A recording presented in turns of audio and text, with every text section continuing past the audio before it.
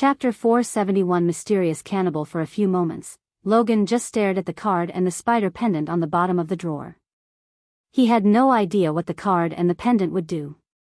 He was left with this card and the spider pendant when he woke up in a dark alley of Krylta City. His instincts told him to take these items with him. He could feel in his guts that he needed these. Yet the memoirs they stirred in his mind prevented Logan from touching the card and the pendant. "I hope not to see you again, David," Logan mumbled, "or whatever your name is." Logan closed the drawer and left the room. As he walked out of the room, he saw the villagers with various makeshift weapons in their hands. Man, woman, child, every single one had some kind of weapon. The old man with a long white beard approached Logan, scratching the back of his head. "Sorry, Logan, they are all pretty adamant about following you. They all want to find what's going on here." Seeing the villagers with weapons reminded him of Ross' team. Although Logan worked with many mercenaries and saw many of them die in front of his eyes, what happened on the undead island stalks him to this day. He felt so insignificant and powerless in front of David, an entity who could use magic inside the void line. Ross and the team were the best of the bests, yet they were no match for David. He killed them in a matter of seconds. If he had wanted, he could have killed Loga. For some reason, David left him alive, with the card and the pendant. "I can't take all of you with me," Logan sighed. "We are ending this, Logan." "Yes. I am sick of this. Let's go," the villagers violently shouted. After being worried and scared, the villagers now became pissed. They decided to deal with whoever was killing and kidnapping their neighbors and friends. "It's risky and dangerous." Updated _ at Elworld. Siom no. All the villagers shouted in unison to interject Logan. He was a good leader and the villagers respected him. That was why they were following him. However, they couldn't stand behind, not anymore. Every single one wanted to go out and find the person who was responsible for the kidnappings. Looking at the resolution in their eyes, Logan realized there was no use arguing with them. "Jerry, stay here and look after Tess," Logan whispered to the old man standing behind him. The old man knew how much Logan loved his wife Tessa. It was a pity that Tessa fell sick and became paralyzed. The village healers told Logan that it was one in a million illnesses that can't be cured by anything. Many advised Logan to marry another one and have children, only to get outright rejected by him. Regardless of her state, Logan loved her as he always did. "Of course, everyone, wait outside. I'll be with you in a minute." After the villagers left the hall, Logan looked at the old man with a worried look on his face. The fearless leader wall he erupted in front of him crumbled down, revealing the vulnerable side of Logan. "Follow me." The old man followed Logan into his bedroom and saw Tessa sleeping peacefully, or at least, the old man thought she was sleeping peacefully. The old man saw Logan open up the wardrobe and soon, he took out a black card and a pendant. "If I don't come back, bring this to a man named H in Krylta and ask for David." Logan himself did not clearly understand the reasoning behind his order. "I have this sick feeling in my guts about this, Jerry. It's like something evil is hovering over us." Logan lowered his voice and said to the old man. Surprisingly, the old man nodded. "Me too, Logan, do as I said. Sometimes we need one evil to defeat another." The old man didn't comprehend the meaning behind his words. Logan turned his gaze towards his wife once again. "Take care of her." Logan's voice stuttered as the old man patted him on the shoulder. "Visit to Elworld. Discover _new novels. You should go, the villagers are waiting." Logan nodded back, leaving the hall. He only carried his warhammer on his back. He didn't even wear armor because armor would restrict his movements, thus, reducing the power of his attacks. The heavy rain was pouring down from heaven as everyone was soaked wet. Nevertheless, the villages gave no crap about the rain. They were too tired of this. At this moment, they only wanted to find the criminal and stop living in fear. Leave the children at home. Logan couldn't bring himself to lead a bunch of children into a place that might be a death trap. Most of the children among the villagers were between 12 to 15 years old. They wanted to fight, but Logan had no intention to bring them with him. The villagers took a few minutes to think about it and decided to leave the children behind. Of course, the hot-blooded kids refused and tried their best to accompany them to the forest, but no avail. Everything said and done, the villagers led by Logan made their way towards the forest. The village's hunter, Mort, followed the blood trail left by Dewey. Because of the heavy rain, the tracks were nowhere to be seen except for Mort, who was an expert tracker. With his help, they were able to follow the trail. The downpour was so heavy that to be caught unawares meant being drenched to the skin. Each drop was as large as a cartoon tear, and they felt like gravity had been turned up a notch. The flashes of lightning were their only light source that lit the path before him and enabled Mort to locate the blood trail. Following the trail with great difficulty, they entered the forest far away from their village. Usually, the hunters would go into the forest to hunt for meat and pick up herbs for healers. The forest was huge, dense, and diverse. Its canopy was demanded by juniper, birch, and cottonwood, which provided just enough openings for light to pass down for a variety of ferns to flourish in the fertile soils below. Coiling branches held onto the occasional tree, and a variety of flowers, which grew dispersed and sparingly, stood out against the otherwise uniform backdrop. At the moment, on top of the twigs breaking sound, a mixture of animal sounds, belonging mostly to prowling animals, reverberated through the air, and were in harmony with the barrage of noise coming from the rain. For Logan, this reminded him of the undead island so much. Cornering all the thoughts about the undead island in his mind, he followed behind Mort.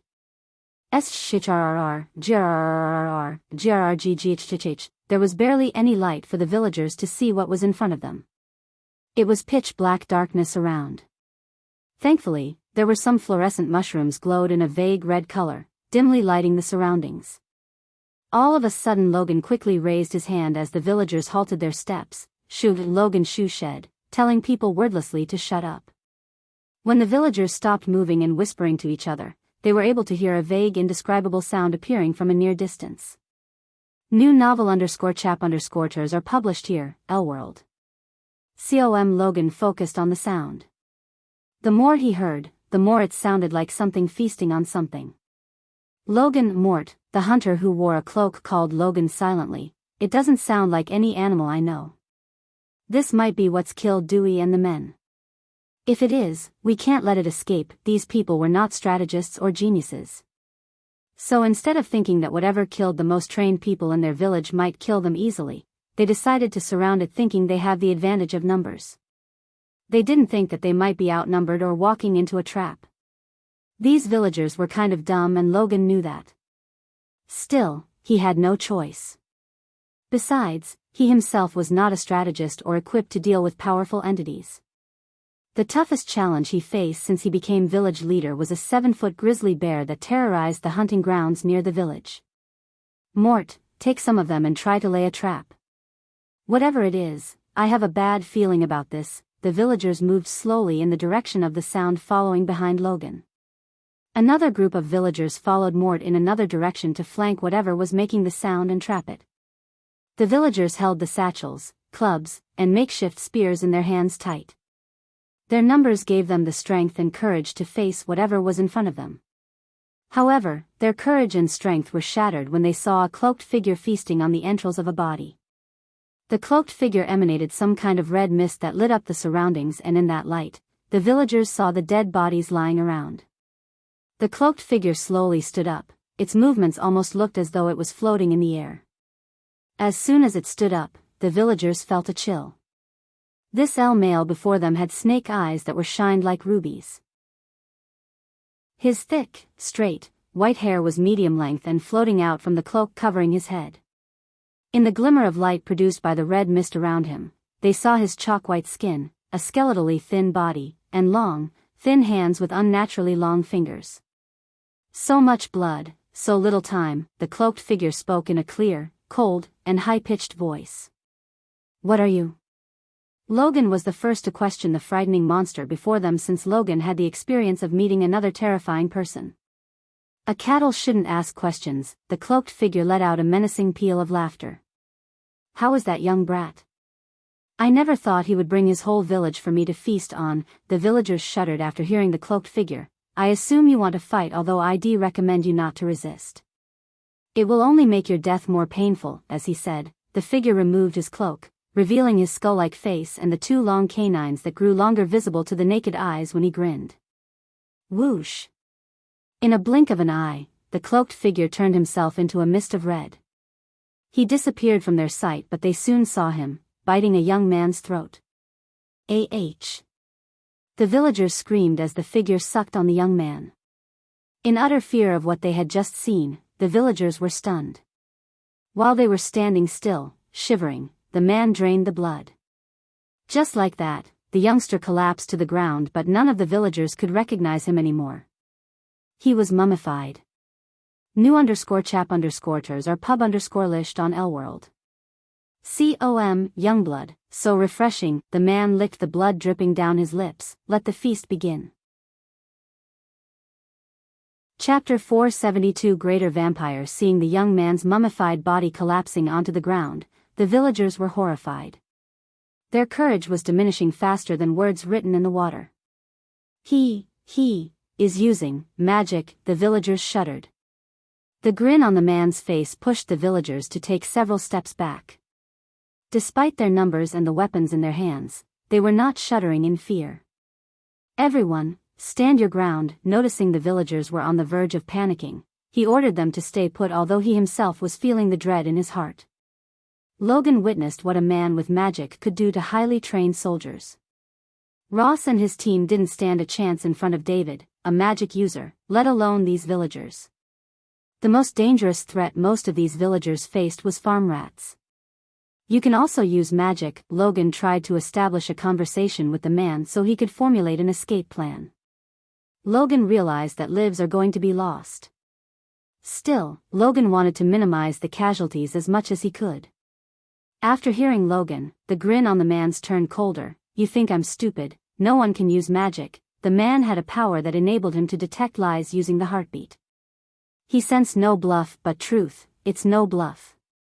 Just like you, he also used magic. Logan planned to draw all his attention toward him. This might let most of the villagers escape the area while he fights the man. He still had no idea how powerful the man was. In the best case scenario, he would be able to fight the man for a few minutes. In the worst case scenario, the man instantly kills him and slaughters all the villagers. Why didn't he consume you? The man was curious. As far as he knew, only his kind would be able to use arch energy inside the void line. However, his kind would leave no witnesses alive. That's how they stayed hidden for centuries. If what Logan said was true, which seemed to be the case according to his heartbeat, the magic user let him live. That didn't seem like a man of his kind would do. Logan felt sick just by the fact this man ate those men. He cannibalized them and it was horrifying. Logan thought David was terrifying, but compared to this man-eater, he seemed normal and pleasant. By consume, if you meant eating them, he didn't. The man was shocked yet again. His kind would always consume their victims. Consuming blood and flesh was their lifeline. Without that, they would cease to exist. Instead, he offered us a chance to serve him. Logan could see the dark lines on the man's forehead getting darker and darker.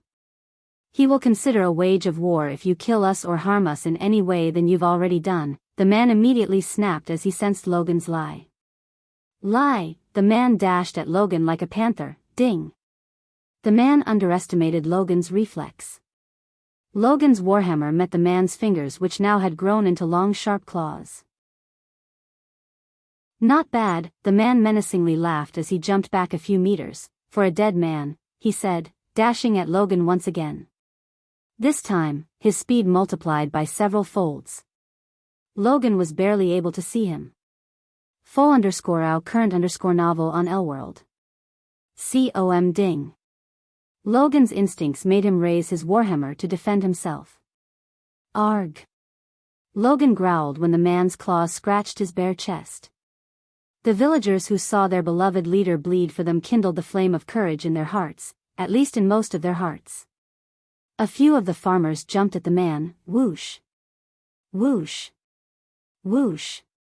The villagers who tried to attack the man suddenly halted their movement. No one could notice the red lines appearing around their necks. Soon, their heads separated themselves from their neck and hit the ground with a sickening thud sound. Before the other villagers could react by screaming, the man dashed at the 3 headless bodies and sunk his teeth into one of the bodies of a male villager. In a couple of seconds, the body withered, completely drained of blood. Just like the youngster the man killed a few minutes before. He didn't stop with that as he grabbed the other body, sunk his teeth into the neck, and drank all the blood. He was about to consume the 3rd villager. Logan dashed at the man with his warhammer rose up. Boom! The warhammer missed the target as the man evaded it. The ground shook a bit due to the force behind the swing. It created a tiny crater in the ground. The man was surprised by Logan's raw strength. The shock wave created by the warhammer knocked down a few of the villagers. Logan quickly balanced himself to face the man before he could kill any more of them. Run! Logan shouted as he dashed at the man. Logan swung the warhammer so effortlessly as though it was weightless. For a human, Logan was strong and fast. He kept swinging the warhammer to stop the man from killing any more villagers. Silly little cow, the man snickered. The man saw Logan keep swinging the warhammer chaotically. Logan's movements were getting slower and slower. The man's grin grew wider and wider. He put one hand behind and deflected Logan's attack with the other. The man seemed pretty relaxed and toyed with Logan. Boom! Arg! You can find the rest of this content on the L-World .com platform. This time, the man shouted while flung into the trees several meters behind him. Logan pretended to get tired and lose his touch. Luckily, the man fell for that trick. When he dropped his defense and acted cocky, Logan utilized that moment to send his warhammer straight into the man's rib cage. Logan felt a couple of ribs being crushed by his warhammer. Run away! Logan once again shouted at the villagers. Blood wave! As soon as Logan heard these words, a wave of hot blood blasted him and the villagers away. The blood disappeared from existence as soon as it appeared. Whoosh! Whoosh! Whoosh! Logan felt a wave brush past his face. His instinct automatically turned his head towards the villagers. Bastard! Logan burned in rage when he saw the man cleaving several heads off. He sucked their blood so fast that he mummified 10 villagers within a minute. The more blood he sucked, the bigger he grew, the less he looked humane. The chalk-white skin gradually lost its whiteness and turned muddy brown. Then the red mist shrouding him faded into nothingness. They were all pretty obvious changes, but not as the extra 3 arms grew out of his back. Using his 5 arms together, he ripped off the cloak he was wearing to reveal the skinless bloody body hiding beneath the cloth. Logan felt nauseated just by looking at this horrifying monstrosity. I'm gonna feast on all of you, the man spoke in a chilling demonic voice. Inch by inch, he stepped closer to the villagers. Fight! Run! One group of villagers swallowed their fear and tried to fight while the other tried to escape into the woods. Logan picked himself up to fight the monstrosity even though he knew that the chances of them surviving this had grown slimmer. Pulch! Grgggh! The man halted his move as blood began to seep out of his mouth.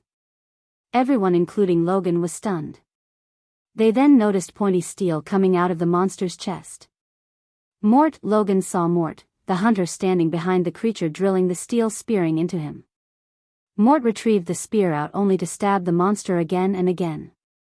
After being stabbed through the chest several times, the monster finally drew his last breath. It collapsed onto the group. Visit to L-World. Discover_new novels. It's dead? Oh God, is it really dead? Mort. The villagers were stupefied, looking at the dead monster in front of them. Some of the daredevil villagers approached the body, kicking it to see if it was alive or dead. Seeing the body did not respond, they thought it was dead and dropped their guard. Mort! Logan picked himself up with the support of his warhammer. The fluorescent mushrooms around them illuminated the fear on Mort's face, but more than fear, there was pride. This is gonna stir up so much shit. Mort moved away from the body and walked towards Logan. And just as the crowd was surrounding the body and Mort was several steps away from Logan, Mort's head exploded into red mist. You should have gone for the head, the demonic voice sounded. Soon, the monster they all thought was dead stood up. Blood mist, all the villagers were shrouded by the red mist that appeared out from the monster. Arg! Grgh ag hi! Countless screams emerged from the red mist. Somehow, Logan was able to vaguely see the monster's rampage. Thus, he leaped at the monster to stop its monstrosity. This time, Logan really swung his warhammer chaotically in the hope of hitting him one more time. "You are last," Logan heard the man's voice sound in his mind. It was more of a feeling than hearing. Logan tried to prevent the monster from killing all the villagers, yet his muscles refused to move. After savoring them, "I will travel to the village and consume your beloved wife." Logan's heart almost jumped out of his chest when he heard these words in his mind. "No," Logan screamed in his mind as the images of his wife and the loving memories he shared with her flashed across his mind. He felt desperate, trying to move his body using all the strength in him. Still, his body wouldn't budge. The red mist soon died down, revealing the mummified bodies of the villagers. The monster had now grown to almost 12 feet tall. The air turned putrid, reeking of rotten eggs and blood. His human features were nowhere to be found, and now, he was a pure monster, pure horrific monster. Tears rolled out of Logan's eyes. He wanted to scream, curse and yell at the monster. He would have, but no matter how tired he was, he couldn't. His mouth was shut closed and refused to move. How stupid you're imbeciles to think you can defeat a greater vampire. Visit LWorld.com for a better user experience. Chapter 473. Not a subordinate material. The greater vampire hovered towards Logan with a clear intent to murder Logan. The only thing that prevented the greater vampire from doing so was the information Logan possessed about another magic user. If he was to bring Logan to his coven, he might leverage it to get back his cover. "Tell me who he is," the greater vampire threatened Logan. He lifted Logan by his neck so effortlessly. A tentacle-like tongue reached out to lick Logan's face. Logan felt disgusted and sick. More than anything, Logan was worried about his wife. Half of his village was gone, and he hoped those who chose to run would escape and tell the Senate what happened. "You think this world doesn't need saving? Open your eyes, one day you'll realize that the good guys aren't enough to save the world." Logan's mind played the words spoken by David when they were inside the pyramid. He couldn't help regretting his decision not to join him. If he had, the villagers might have been alive. "I shall ask your beloved wife then," the greater vampire grinned devilishly. His words fanned the flames of Logan's anger. He grabbed the greater vampire's arm and neck. "Argh," Logan growled as every bit of muscle in his body bulged out. The veins were popping out and trying to remove the greater vampire's arm from his neck. The greater vampire was far stronger than Logan, yet, the vampire was surprised by Logan's power. Logan almost moved the vampire's arm. Just as Logan was struggling, the vampire's pointy ear twitched. Logan couldn't hear a grumbling sound amidst the heavy rain and thunderstorms. Boom! Out of nowhere, a bright beam shot out from the sky. The greater vampire screamed out loud as he let go of Logan. "Arg, cough, cough." Logan coughed and looked up at the vampire to see him literally smoking. The vampire cried in agony, standing in the center of the light beam. Logan followed the beam's direction, only to see a giant airship hovering over them. No! The vampire's body shrunk to its previous size. The longer he stood in the light, the more smoke he radiated. Logan tried to grab his warhammer so he could kill the vampire while it was vulnerable. However, the vampire noticed his hands moving towards the hammer. New novel _chap_tours are published here, LWorld. The vampire roared. This time, it wasn't the cry of agony, but rather the cry of mustering all the strength in its body. Then, with all his strength, he jumped out of the spotlight into the darkness. "This isn't over." These were the last words Logan heard from the monster before it disappeared into the darkness. "Take the ropes," a voice sounded from the airship, followed by the appearance of ropes. Instead of grabbing the ropes, Logan crawled to the dead bodies of his fellow villagers. Tears automatically rolled out of his eyes. The pain he felt in his heart looking at the headless mummified bodies made his heart bleed. He wished things had gone differently. In truth, he never thought he would face another magic user. He thought it was a group of bandits or some criminals who were kidnapping and killing people. He thought he could take on them with the help of his villagers. Not in a million years, he expected to meet a monstrosity called a greater vampire. "Buddy, take the ropes before that thing comes back to finish what it started," another less serious voice talked to him. Finally, after letting out a heavy sigh, Logan grabbed the rope hanging in front of him. He grabbed it as the ropes lifted him towards the airship. The bottom of the airship slowly opened, letting Logan into the airship. Logan, when he entered the airship before he could even look around, he heard a familiar voice. The old man Gary came running to him. "Gary," Logan was relieved to see the old man. "What happened, Logan?" the old man asked, even though he looked like he guessed what happened. "Where is Tess?" "She is here," Logan sighed. "Where are we?" Several seconds later, Logan asked the old man, looking around him. He was standing in an empty room with no windows. There was a door a couple of meters in front of him where the old man came through. He walked towards the door. As they reached the door, the old man opened it to reveal a grandiloquent spacious hall. If Logan didn't know he was in an airship, he would have thought this was a home of a wealthy noble. New_chap_ters or pub_list on Elworld. Calm, however, Logan was not in the mood to immerse himself in the richness around him. Rather, he focused his gaze on the man and woman sitting on the sofa. They were none other than Tiberius and Maxine. "You must be Logan, please take a seat." Logan noticed the dark-haired woman gesturing at him to sit in front of her. He had so many questions in his mind, but looking at the dark robes she was wearing reminded him of a familiar person. Logan wanted answers and he saw no other choice than talking to them. The old man and Logan approached the two of them cautiously. The old man seemed relaxed around them because he knew who they were, unlike Logan. He heard about Tiberius but hadn't seen him in person. "We are terribly sorry about what happened to your village," Maxine consoled Logan as they were taking their seats before them. "I am Maxine and this is Tiberius." The moment he heard the name Tiberius, Logan was taken aback by surprise. He was the king of the newly found city called Freedom City. Until the crowning ceremony, they were calling it a city instead of a kingdom. "We can't revive all those you lost, but we can find and kill that thing that did it," said Tiberius. As a warrior, Tiberius connected with Logan and understood what he was going through. It was a real pity that he couldn't save the villagers sooner. "Where is Tess?" Before anything, Logan wanted to make sure his wife was fine. Clap. Maxine simply clapped as a maid entered the hall pushing a wheelchair with Tessa on it. Logan immediately ran to his wife. "Tess, baby," he knelt before her, gently cupping her face. He couldn't hold back the tears gushing out of his eyes. "Don't cry." Logan's muscles went rigid when he heard his wife's sweet melodious voice after 6 months. A shaky smile built up on his face as the surprise sunk in. "Tess, courtesy of Lord Lucifer," Logan heard Maxine. He quickly turned back, feeling a hope of healing his wife in his heart.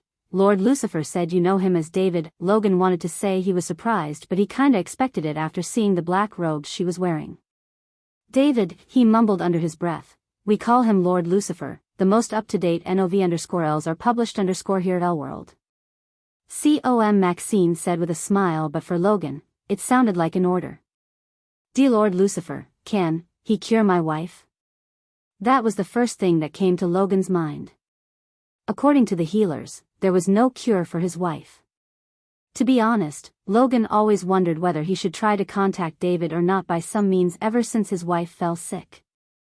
In his mind, David was evil. He mercilessly killed Ross and his team even though he could have let them live. Compared to the greater vampire, David was a saint. "Why don't you ask him yourself?" Maxine flicked her wrist as a giant mirror appeared before them.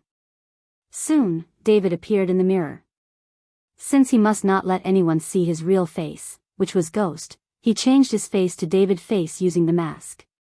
He had never let anyone in the southern continent see his real face, including Maxine. Except for Azazel, no one knew Ghost and Lucifer were the same person. "Do you think I am evil now, Logan?" Michael asked, void of any expression on his face. that's a greater vampire you saw, Logan. What happened to your village was a pity. But soon, that would happen to every village in the southern continent. To this moment, Michael was in a kind of surprised state because of the vampires. I'd recommend you to send the survivors to Freedom City. However, that decision is up to you now. I wish all the best in your journey, Logan. Everyone in the room was surprised. Logan expected David to ask him to serve him or something. Lord Lucifer, Logan immediately went to his knees. Please accept my loyalty. Michael smiled as he shook his head. You've not the man I met, Logan. You've gone soft. I don't blame you, you have a wife, and you love your peaceful life. The fire I want in my subordinates is no longer within you. Logan tried to interject but was stopped by the wave of Michael's hand. Even now, you want to serve me because you expect me to heal your wife, Michael said and turned his gaze to Maxine. Give her the special healing potion. Yes, my lord, Maxine nodded before flicking her wrist. A glistening navy blue potion materialized in her hand. It was not the 90% pure healing potion Michael gave to all his trusted subordinates. Mix 2 drops in water and give it to her. In 6 months, she will be completely cured. Take this as my gift to you, Logan. After seeing the decisions Logan made and the way he loved his wife, Michael decided not to take Logan as his subordinate. Michael expected his subordinates to perform some ruthless tasks for him. Logan, however, no longer had that ruthlessness in him. Michael was able to see that. Full_our current_novel on Elworld. He was too attached to his wife. In the future, if Guardians or the Sky Hall used Tessa as a hostage, Logan would spill the beans in a second. Logan wasn't worth the trouble of making him and his wife Tessa a cultivator. At least Logan served him one last time, luring the vampire and proving to Michael the existence of vampires. Because of the soft part in his heart, he decided to heal Tessa and send Logan off with the final gift. It was a pity that Logan has gone soft. In case he hadn't found Tiberius, Michael might have made Logan his subordinate. Since it wasn't the case, Logan had no place in his army as Tiberius was better than Logan in every aspect. Importantly, Tiberius was ruthless and had no love interest. Chapter 474. The Deathless Clan. Somewhere in the southern continent, a spooky castle was located hidden from civilization. 7 skinny, square towers surrounded the castle in almost a perfect circle around this incredible castle and were connected by fortified, thick walls made of dark gray stone. Wide windows were scattered generously around the walls in seemingly perfect symmetry, along with symmetric crenellations for archers and artillery. A giant gate with tall stone doors, a regular bridge, and strong defenses guarded the entrance to the castle ground. It was the only easy way in, any other side would be futile. Giant bones of various beasts littered the fields outside the castle, half overgrown, but still a painful reminder of the past. Unknown to the world, this castle had stood the test of time. It stood it well, but cracks began to show here and there. The castle was located on the edge of the southern continent. This land was uncharted. To speak frankly, no one survived trying to chart this part of the land by one group, the Deathless. The next day after the events of the Rackdale Village massacre, inside a dark gloomy hall, several figures dressed in Gothic style sat around a round table. Each of them looked like they were going trick or treat for Halloween. The 3 men at the table wore long black suits with antique buttons and red vests, while the 2 ladies were in fancy black skirts, red tops with bell sleeves, and a black hat. Underneath their dress and makeup, they all had chalk-white skin, blood-red lips, and 2 long fangs. We should have killed him, Hakan said. Hakan was a conniving vampire who looked like a man in his mid-30s, but he recently turned 600 years old. He had dark brown eyes, a fair complexion due to the makeup he wore, and dark brown hair neatly braided. He was the shortest and plumpy among the vampires sitting at the table. Relax, Hakan, let's hear what he has to say first. Then we can pass judgment, a youthful voice responded to Hakan. This young outgoing vampire was named Saber. Despite his youthful look, his real age was 485 years ago. He had blue eyes, a medium brown complexion, and light brown hair in an updo. He was neither too handsome nor too unattractive. He had a face and body that let him perfectly blend in with the crowd unnoticed. The oldest of them listened to the two uttering no words. He recently turned 1,050 years but looked like he was still in his mid-30s. He had silvery blue eyes, a pale complexion, and red hair in a long braid. He was tall and fairly muscular beneath his dark suit and red vest. The other vampires knew him by the name Ingram. Among the two female vampires who wore identical clothes, one looked a bit plump while the other had a perfect hourglass structure. The plump one had red hair while the other had striking black hair. The red-haired vampire went by the name Lenora and the brunette was called Trista. In the hierarchy of vampires, these 5 belonged to the category of elder vampires. Of course, there were other elder vampires, but these 5 were the ones present in the room. Each of these elder vampires served an alpha, and these alphas served the most powerful vampire of them all, the Maker. The Maker was said to be the first vampire. According to the ancient texts possessed by the Deathless clan, the Maker disappeared 6,000 years ago. They believed that the Maker had entered into an eternal slumber, and it was their task to locate him and wake him from his slumber. The Deathless clan was working in the shadows for thousands of years with a single purpose: find the Maker. Visit Elworld. com for a better user experience. He has waited long enough. Let's call him Lenora, the red-haired vampire said in a carefree, playful tone. Yeah, let's get this over with. Trista waved her hand.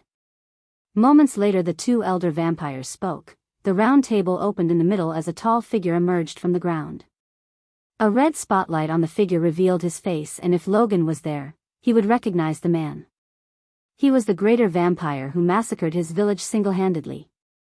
Elders, the greater vampire bowed at each elder vampire. Do you admit the consequences of your bloodlust, Vlad? Saber asked. You have endangered our secrecy, Vlad.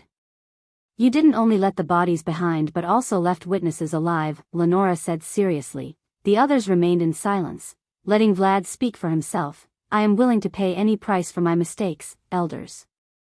I only wish to share the knowledge I acquired during my last venture. Vlad paused for a moment to look at everyone before continuing. There is another one in southern continent who can use arch energy, and I don't think he's one of us. You jest, Hakan growled at Vlad. He couldn't remain silent after hearing Vlad's outlandish claims. He was about to slam the stone table when Saber raised his hand. Where did you learn this information? All the vampires possessed the ability to detect lies, and they saw no signs of Vlad. Nonetheless, only Saber seemed to trust Vlad for some reason, from a human in Rackdale village on the outskirts of Giselle. He told me that the man offered to join him. The human lied that he joined. The magic user has left the human alive, and when I was about to kill him, I was ambushed by an airship fitted with a light beam spotlight. I believe the magic user sent the airship to aid the human, so it's true. Saber's words shocked everyone more than Vlad did. Saber, what the hell are you talking about? He was deceived. No one other than us can use arch energy inside the void line. Han couldn't believe what Vlad just said. You can't deny the possibility that he might be a rogue vampire exiled by us, Lenora said as Saber shook his head. I've been hearing things from my men. Recently, the pirates started to talk about a captain who casts spells and uses magic. We can all agree that pirates are not a very reliable source of information. Try the Elworld. com platform _ for the most advanced _ reading experience. No shit, Hakan sneered. 2 bottles of rum and they sing songs about Kraken. Forget about us. If there is someone who could use arch energy inside Void Line, all the great clans would have hunted him down. Saber smiled hearing Hakan. You answered your own question, Hakan. No one believes the pirates. Pirates lie, but he didn't. Saber pointed at Vlad. I also happen to have on good authority the Guardians suspect the one Vlad told us about and the one who calls himself Lucifer might be the same person. Saber's lips curved upwards, revealing a slight grin that seemed like the devil of a grin. He may have looked normal, calm and harmless among the 6, but in truth, he was the cruelest and most dangerous of them all. He, Lenora giggled. Does this authority happen to be a certain guardian? Why do I have a feeling you tasted my food? Saber asked with a smile at Lenora. Because I did. Lenora licked her lips. I have to say, Saber. When you turned a cultivator into us, I had my doubts. But after tasting her, it's worth all the trouble. I'm thinking about getting cultivator minion myself. Seeing the conversation straying away from the right track, Trista clapped her hands. What should we do with him? Trista asked, pointing at Vlad. What else? The smile on Saber's face faded away. Kill him, Saber said, snapping his finger as Vlad exploded into a bloody mist. What the fuck, Saber? Hakan growled. You ruined my clothes, how about I treat you to a special meal? Leaving the bloody mess of Vlad behind, Saber took Hakan to his special lair underground where he kept a special blood meal. For more _novel, visit Elworld. Meanwhile, in the Aquilan realm, Michael was standing in the middle of the Black Forest with Gaia and Elidor. They had a boar in a steel cage in front of them on the ground. Can you at least give us a clue? Gaia leaned on Michael, trying to seduce him to spill the beans. With a proud smile on his face, Michael took out a muddy brown potion in his hand. The potion was glistening brightly inside the vial. The boar was in a paralyzed state, so it didn't even budge when Michael bent down to pour the potion into its mouth. Little by little, the poutine went into its mouth. Gaia stared at the boar, expecting something, although she had no idea what to expect. Even Elidor was curious about the potion because Lucifer was working on the potion for almost 6 months non-stop. After finishing pouring the potion into its mouth, Michael kicked the steel several meters away from him. When the steel cage hit the ground, the steel cage opened. At that same time, the paralyzing poison Michael injected into the boar wore off. Thus, the boar leaped out of the cage. As though it remembers who caged it, the boar locked its gaze with Gaia. The boar then went to dig the ground a bit with its legs as a sign of aggression. Gaia even saw puffs of smoke rushing out of its nostrils. So your motherfucking potion makes the boar angrier? Gaia rolled her eyes. She then took out the heavy sword hanging on her back. But Michael, wait for it, Michael lowered her hands. The boar began to run towards them. It was royally pissed because of what Gaia did. The boar was having the time of his life with a female boar when she plucked him up and put him into a cage. Wait for it, the boar was getting closer and closer, yet Michael did not allow her to attack it. Just when the boar was a couple of meters away from them, Michael snapped his finger. As soon as he did that, the boar exploded from within into a bloody mist. What the? Gaia was stunned. She saw no spellcasting or use of arch-energy from him. Yet, the boar exploded. Michael took out another muddy brown potion from his system storage. Imagine mixing this in the food of our enemies. I can kill them anytime, any moment, with just a snap of my fingers. Michael felt the urge to let out a burst of evil laughter, but he controlled himself. This potion was one of the greatest achievements of his life. He created an entirely new potion that even the system had no knowledge of. No matter how many 6-star alchemists tried to replicate this potion, they wouldn't succeed, because the potion contained something this world didn't have, nanites. Updated _at Elworld. Only one thing left, naming this potion. Why don't you guys suggest me a cool name for this potion? Chapter 475. Leaving Mazeroth. Another 3 weeks flew by in a flash in Aquilan realm. Everyone in Mazeroth was as busy as bees due to the upcoming talent exhibitions. Every single student was under so much pressure except Michael. He was chilling by the lake with Nightmare. He even bought a black aviator from the system store and wore it while sunbathing. On top of it, he also bought one for Nightmare.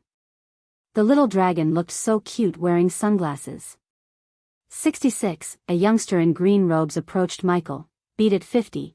I'm not gonna do anything today. Michael chased away the youngster who was about to ask some doubt related to alchemy. They continued to bask in the warmth of the morning sun and enjoyed the lake view. Since they had no classes to attend, Michael and Nightmare decided not to do anything academics related. While relishing their free time, Michael took a sip of freshly brewed coffee through the straw. He was receiving badass points just by chilling. So have you decided what to show in the talent exhibition? Nightmare asked, looking at the crystal clear sky. Yeah, what is it? You're gonna blow everyone out of the water, aren't you? No, Michael's answer surprised Nightmare. The dragon turned his head to look at the relaxed face of Michael. You always show off, frowned Nightmare. Not this time. I'm gonna put together a potion that would make people float. Cool. Nightmare lowered the sunglasses for a moment before raising them up. Nightmare realized the reason for his lack of commitment to creating a new potion for the talent exhibition. 99% of the students were working their assess off to impress Sky Hall representatives and getting assigned to any of the Sky Hall organizations. That leftover 1% was students who had no desire to join Sky Hall, such as Michael, Victoria, and Edith. Speaking of Victoria, she was looking at Michael and Nightmare from a distance. What's he doing? And where did he find those black glasses? Edith asked. She couldn't help giggling at Nightmare. He was too cute.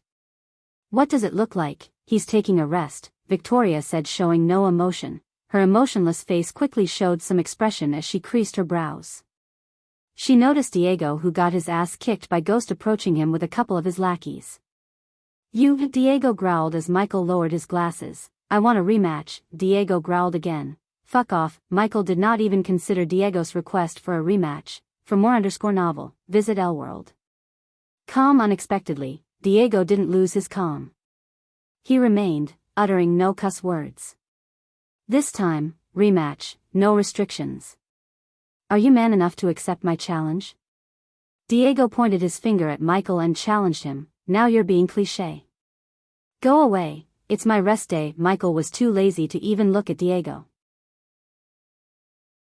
He will accept it. All of a sudden, Michael heard the cold waspish voice sound in his ears. Professor Lane. Diego and his lackeys quickly straightened their bodies. As Professor Lane landed on the grass field beside Nightmare, Michael and the little dragon removed their glasses and stood up. Since you have so much free time, I will allow this duel to happen. Professor Lane gave both Michael and Nightmare a death stare. However, that gaze was way better than what he gave to Diego and his lackeys. Monkeys have bigger brains and fashion sense than you buffoons. Before Diego or his lackeys could respond to Lane's comment, he flicked his wrist as a bright light enveloped all of them. The next moment, Michael noticed he was standing in the middle of the arena. The students need a distraction, Professor Lane exclaimed. Michael was really pissed off by Lane. He was a soul-refining stage level 2 cultivator, whereas Diego was only at the core strengthening stage level 1. He wasn't against kicking Diego's ass, but he was worried about revealing his own cultivation stage to others. It was obvious Professor Lane was upset with Michael because he didn't create a mind-blowing new potion or a pill. A potion that would enable someone to fly was borderline pointless. Still, Michael went with that because he was not stupid enough to give a super powerful potion to Sky Hall which could be later used against him.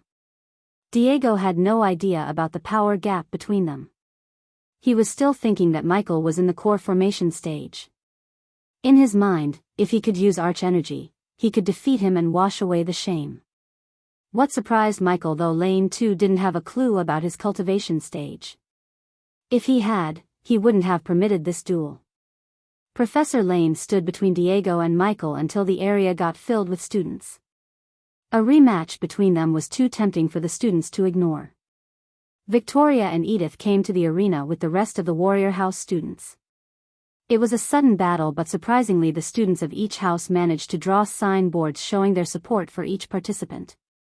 Unlike the first duel they had, this time, Michael had way too many supporters from the alchemist's house. 66, 66, 66, 66, the most up-to-date NOV_Ls are published here at Elworld. They were cheering for Michael loudly as the scene reminded Michael of the tournament. Let's get this over with, Michael sighed. Unknown to him, a special person came to witness the battle disguised as House Runemaster's students. It was none other than Rowena Winston, the Holy Maiden of Sky Hall. Just like Michael, she got bored and decided to chill. When she saw the commotion, she decided to come to the arena. You can go chill out, Michael patted Nightmare on the head.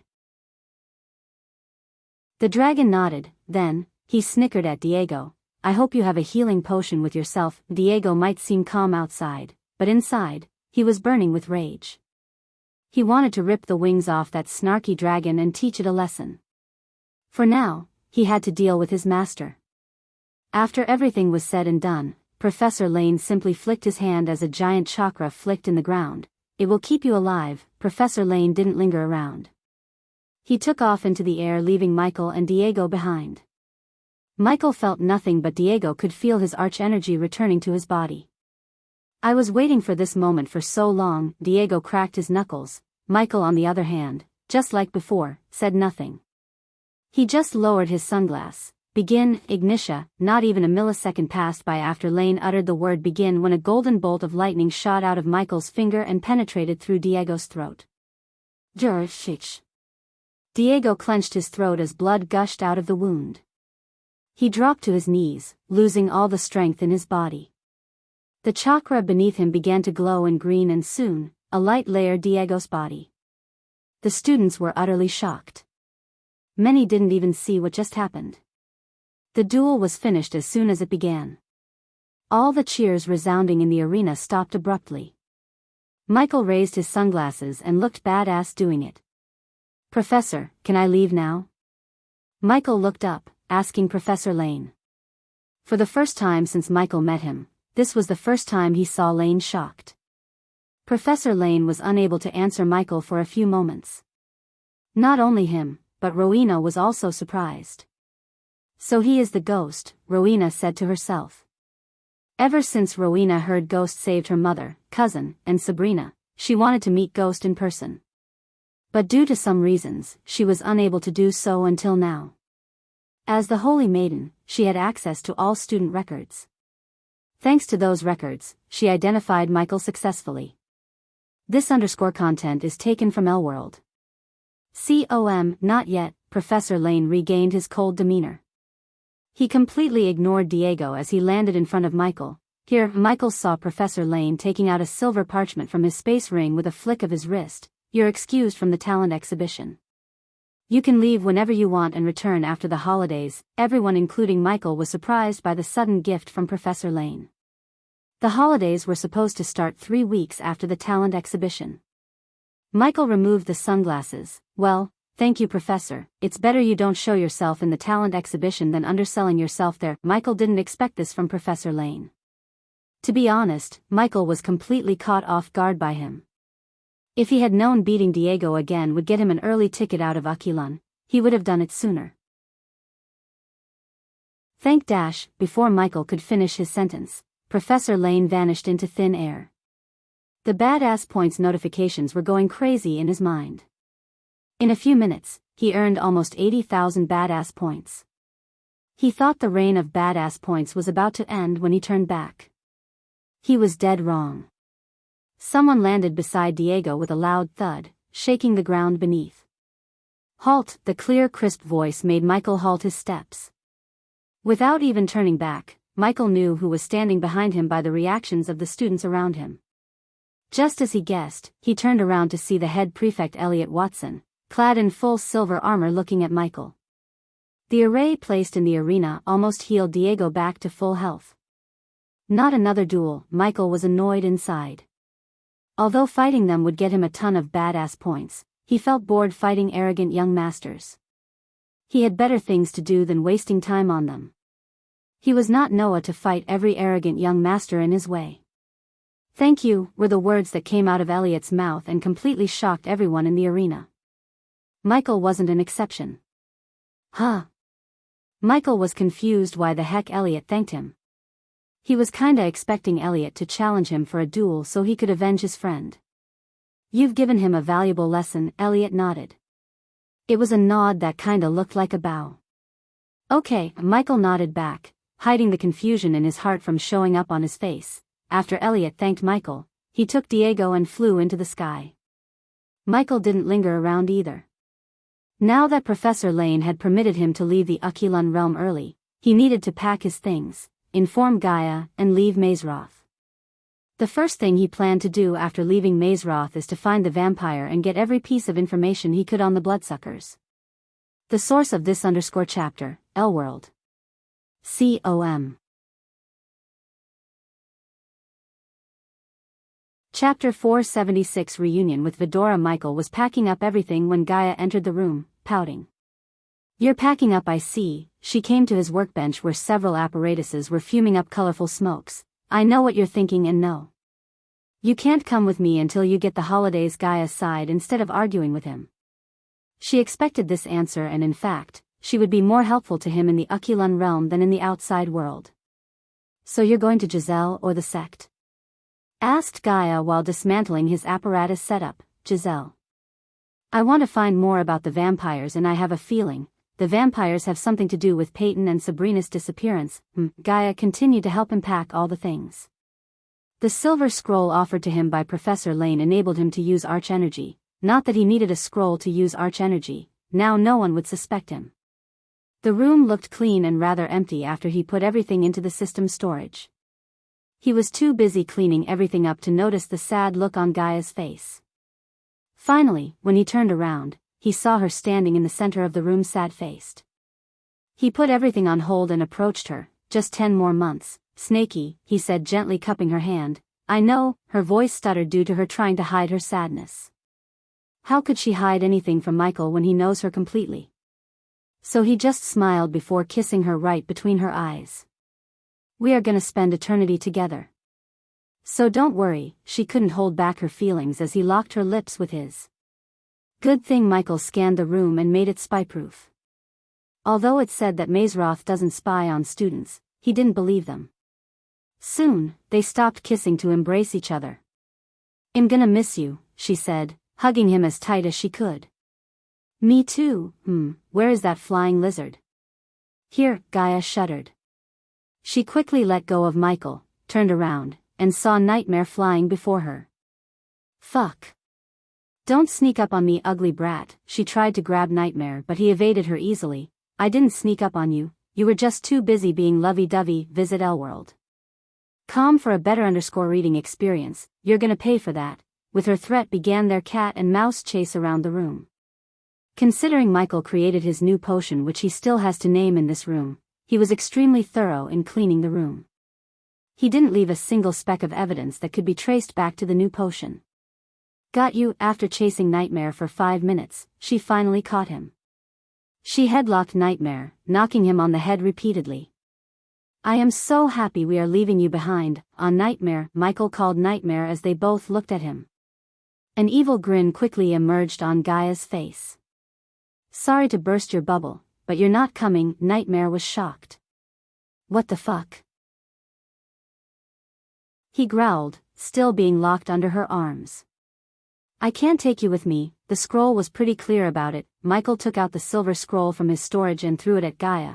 Both the snake and the dragon curiously read the contents written on the sylvan parchment. Familiars are not allowed to leave Aculon realm. Gaia read the line out aloud before closing the scroll. Now that I think about it, Gilrine was talking about some pocket dimension. What pocket dimension? Nightmare growled. He was not at all happy about staying in Mazroth without Michael. He would have been less pissed about this if he was able to stay with Gaia. Unfortunately, no one was allowed inside staff quarters. Thus, Nightmare had to stay in the room alone or with Ellider, who spent most of his time cultivating, meditating, and reading books in the library. I think they are planning to bring all the familiars into a pocket dimension for training or something. It will be a good experience for you, Nightmare. Michael rubbed Nightmare's head playfully after coming to him. I think Ellider is in the library. Seeing Eldir hadn't returned to the room, Michael realized he might still be in the library. Here, take these. Gaia saw 2 black rings appear on his palm. Space ring? Gaia tilted her head. Modified interlinked space rings. We can use this across realms, said Michael. These 2 rings cost him 10,000 badass points each in the system store. He wouldn't have bought them if they weren't vital to his plans. Using these rings, even after leaving the Aculon realm, Michael could provide Gaia and Ellider with necessary items from his side and vice versa. Visit Elworld. COM for a better reading experience. The downside of these rings was he wouldn't be able to store anything weighing more than 50 kilograms in space rings. Because of this restriction, it was borderline impossible to work on devices that required Ellider's runes, for instance, the mortar. Fortunately, by the start of next month, everyone would get holidays and be allowed to leave the Aculon realm. That time, the 2 of them could finally finish building the mortar and hopefully more powerful devices for Bertha. Give the other to Ellider when you see him. After everything was said and done, Michael was ready to leave the Aculon realm for Giselle. Aren't you going to meet Lane? Gaia asked. You've seen him. He is not very good at connecting with people. Besides, he's pissed at me for not making a breakthrough in alchemy by creating an entirely a new potion or a pill, less he knows you already created one. Nightmare joined the conversation, and it will stay that way. Michael's voice became serious. I haven't perfected this potion. But even in this imperfect state, this potion is a game changer. They both nodded in agreement. I will see you two later. Since there were no obligations left in the Aquilan realm, Michael activated the silver scroll by sending the scroll a silver of arch energy. The next moment, a bright light enveloped him and disappeared in a few seconds along with Michael. Okay, Lizard, I have classes. I'll see you later. Stay out of trouble. Gay rubbed Nightmare on the head with a smile. You too. You're the one who should be careful. She gave a nod before leaving the room through the window. Little did Nightmare know at this time that in the pocket dimension, he would meet two other dragons who were going to change his life. Life without Gaia and Ghost was so boring to Vidora, especially to Iag and Sarba. It had been approximately 3 months since Ghost and Gaia left for Mazeroth. The only entertainment they had after coming out of cultivation was the surveillance mirror. The three of them watched all the footage live and recorded it to find out more about the vampires. There were barely any drones or spycams on the southern continent excluding the homes of Senators and Stormville Mountain. Otherwise, they would have tracked the vampire who apparently massacred a village on the outskirts of Giselle. If Azazel let Dalar take us to the crime scene, I can try to track the vampire, Sarba meekly said, and I can test my new scorching breath on that bloodsucker, Iag said without bothering to hide her arrogance. Nothing much changed in their behavior or physical bodies in these 3 months except their powers. Iag now could breathe fire in addition to her ability to shoot sonic waves, and Sarba developed powerful senses. His senses let Sarba locate a living being using the heartbeat from a mile away. That was one of the senses he had. Taste, smell, vision, hearing, every sense known to man was heightened for Sarba. I don't believe our core formation level 5 will be enough to go head to head with the vampire. We know nothing about their kind, Kane calmly said, only to get a headbutt from Iag, full_our current_novel on Elworld. Don't worry Black, I'm sure you will get a power of your own soon. It's obvious you're a late bloomer, he. Kane ignored Iag's mockery and concentrated on the footage before him. Master Kane, Master Sarba, Miss Iag, it's bedtime. The three of them saw Azazel's ethereal form materialize before them. We don't need sleep, demon, move away, you're blocking our view, Iag growled at Azazel, but he handled her with a gentle smile on his face. Your bodies need rest, Miss Iag. Besides, you can miss something so obvious when your mind is exhausted. He is right, Sarba was the good boy among the three. So he agreed with Azazel, which earned him a headbutt from the rebel child Iag. Let's go, Sarba. Kane moved his head towards the door to leave the room. Since 2 out of 3 agreed upon sleeping, Iag had no choice but to go with them despite how she felt. However, just as they were about to flap their tiny wings, Azazel's eyes opened wide. Soon an elated smile emerged on his face. The three of them were completely taken aback by his surprise.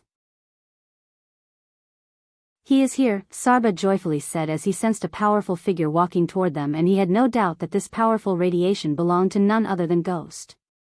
Just as he said, the door opened to reveal Michael in his usual black attire. Ghost. Even the normally silent Kane grinned and leaped at Ghost excitedly. They were so surprised and happy to see him again. They wrapped their heads around his neck, showering him with kisses as though they were puppies. My lord, Azazel quickly went to his knees as his eyes were brimming with the joy of seeing his lord return. Nightmare and Gaia, where are they? Iag and Sarba asked in unison. My lord, congratulations on reaching the soul-refining stage. When talking to Michael through the spiders and mirror before, Azazel couldn't see the level of Michael's cultivation stage. Right at the moment, the demon butler could feel the immense power he was radiating and sense his cultivation stage. And I have to congratulate you for reaching core strengthening level 8. For some reason, Michael wasn't surprised by the demon reaching core strengthening stage level 8 from level 5 in a few months, virtually doing nothing. The demon butler was bound to Michael, so the stronger Michael was, the stronger the demon butler would be. Am unworthy of such words, my lord, Azazel bowed as Michael turned his gaze towards the three heads staring at him for an answer about Gaia and Nightmare. They will soon. The moment he placed them on the table, they began to nag him about what happened in Mazeroth. It took him almost an hour to finish narrating everything that happened in Mazeroth and answer their questions. Azazel, Tell Maxine and Tiberius to meet me in Caius' home. Yes, my lord. Full_out new _episode on the L world. COM platform. Azazel nodded. Now let's go meet Arya and her brothers. Chapter 477 The Dark Suit 2 Michael stopped by his room to change his clothes before meeting Arya and her brothers. Entering his room, he snapped his fingers as the light orbs fixed on the walls dimly lit the room in crimson red. Vidora jumped to the neatly made bed from his shoulder. The armor stand was located in the corner of his room beside the alchemy table void of any armor. Before equipping the armor through the system, he willed the system to put the armor on the armor stand. The next moment, the Lucifer armor was put on the armor by the system for display. Vidora noticed several changes in the armor, such as the armor being darker than before. The armor linings were painted in crimson red, the material of the armor seemed sturdy and the long blades sticking out of the wrists. These were all visible changes. In addition to them, Michael equipped the armor with the upgraded APD and Mark III grappling hook, while Elidor placed invisible runes that increased the armor's resilience to withstand an immense amount of both physical and magical attacks. Thanks to the runes, now his armor was resistant to fire except primordial flames. The upgraded version of APD enabled him to not only inject himself with potions and pills but also inject others using a retractable needle and spray potions through a sprayer attached to the center of his gloves. You made some changes, Iag commented at the armor. I call this Dark Suit 2. Michael planned to forge a new more powerful armor in the future, but for now, he had to make do with this armor. He made all the changes he did to his suit to Gaia's suit too. Except for the chest area in her armor designed to fit her bosom, both armors looked identical. For a few moments, he just stared at the armor, feeling the armor. Instead of willing the system to equip the armor in an instant, he manually wore the armor piece by piece. Sling. Sling. After fitting the gauntlets around his wrist, Michael clenched his fist as the hidden blades came out, producing a sharp sling sound. He then raised his hand. A green mist sprayed out of his wrists. What the heck is that? Iag frowned. Fear toxin, Michael said, checking the APD by injecting himself with a healing potion. Several tests later, Michael put on the mask and finished putting on the armor. The latest _AP_SODIES are on _the L world. COM website. He walked towards the mirror to check himself out. To be honest, he looked frightening in the armor. So he decided to shroud himself with the cloud of darkness and light his eyes with eyes of darkness. Unlike before, his eyes were now flaming in dark flames. Since he was standing in his room, near the bed, he avoided conjuring the dark flames around him. Nonetheless, the little bit of dark flames coming out of his eyes was enough for Vidora to sense its overwhelming power. Sarba, who now possessed the god-level senses, noticed the violent surge of energy within him. Just looking at the dark energy within him gave him a headache. He quickly retracted his senses. So that's the dark flames? One of the primordial flames, Sarba asked as Michael nodded. Cool, isn't it? Or should I say hot? Michael chuckled before putting off the dark flames. Soon, the shroud around him and the fire in his eyes vanished. Let's go, Michael put on the hood. It was time for him to meet Arya and her two brothers, Titus and Optimus. Vidora jumped back on his shoulder with a swift leap. He made his way to the throne room where he planned to meet the trio. In the dark forest, two men with jacked-up bodies were treating a giant tree as their personal punching bag, while a girl with short hair sat on the branch above them and plucked the dark leaves one by one. Are you becoming slow, Titus? Still faster than you, the two men breathed heavily as they were training in the dark forest for almost 10 hours. They were identical twins, and except for their hair color, nothing different about them. Even Arya would have a hard time if it wasn't for Titus having blonde hair and Optimus having brown hair. They had scars that many used to differentiate between the brothers. However, the healing potions and the rebuilding process healed all their scars. As a result, their skin was now smooth and scarless as a baby's bottom. Life in the dark forest was difficult for the brothers. Mainly it was boring, and they were prohibited to go on a murderous spree on those who enslaved them and killed their family. They still couldn't believe someone resurrected them and healed their bodies completely. The more they heard about this Lucifer from Arya, the more they were astonished by him. The tales Arya told them were simply mind-blowing. Updated _ at Elworld. Com deep down in their hearts, they were glad Arya found a godlike figure to protect her. She had grown so much, they could tell that. She was not a meek scared little girl anymore as she defeated both of them in a fair fight. Titus and Optimus couldn't wait to see Arius Lord and Tiberius, who trained alongside them in the Litus under Doctorus. My lords, my lady, Titus and Optimus stopped their training when they heard Azazel's voice. The first time they saw Azazel, they freaked out. Now they got used to the sudden appearances of Azazel. Lord Lucifer is here and he wants to meet the three of you in the throne hall. Arya immediately jumped down from the branch and landed on the ground nimbly. Titus and Optimus looked at each other. They seemed a bit tense. Still, they followed Arya and Azazel behind to the underground mansion. The hallways were as usual dimly lit with crimson-red orbs fixed onto the walls. The eerie silence would freak anyone out, and the two gladiators weren't an exception. As the narrow hallway opened up to the hall, they saw a figure gracefully sitting on the throne clad in dark armor. With one leg over another and head resting on his fist, he looked relaxed yet dominant. They noticed the three-headed creature atop the throne handle, looking down on them. My lord, Arya immediately dropped to one knee and bowed. She gave a stare to both of her brothers, wordlessly ordering them to do the same. Titus and Optimus, how are you two feeling? Titus and Optimus heard Lucifer talk in a demonic voice that perfectly suited him. Feeling well, thanks to you, my lord. Titus bowed his head. Considering Titus and Optimus were soldiers, they showed no lack of respect to their lords. Good. Michael used the X-ray eyes to see their cultivation level. It was no surprise to Michael that they were still at Arch Sensing Stage Level 1. They barely had any Arch energy circulating in their veins. Fortunately, they looked extremely fit and healthy. Are you two willing to be my subordinates and put an end to the slavery once and for all? Michael asked them directly without beating around the bush. Since Arya had already talked them down to accepting Lucifer as their lord, the two brothers didn't ask any questions. Yes, my lord. For more _novel, visit Elworld. Com, the two brothers said, bowing in unison. Does the host wish to accept Titus Atronius as a subordinate?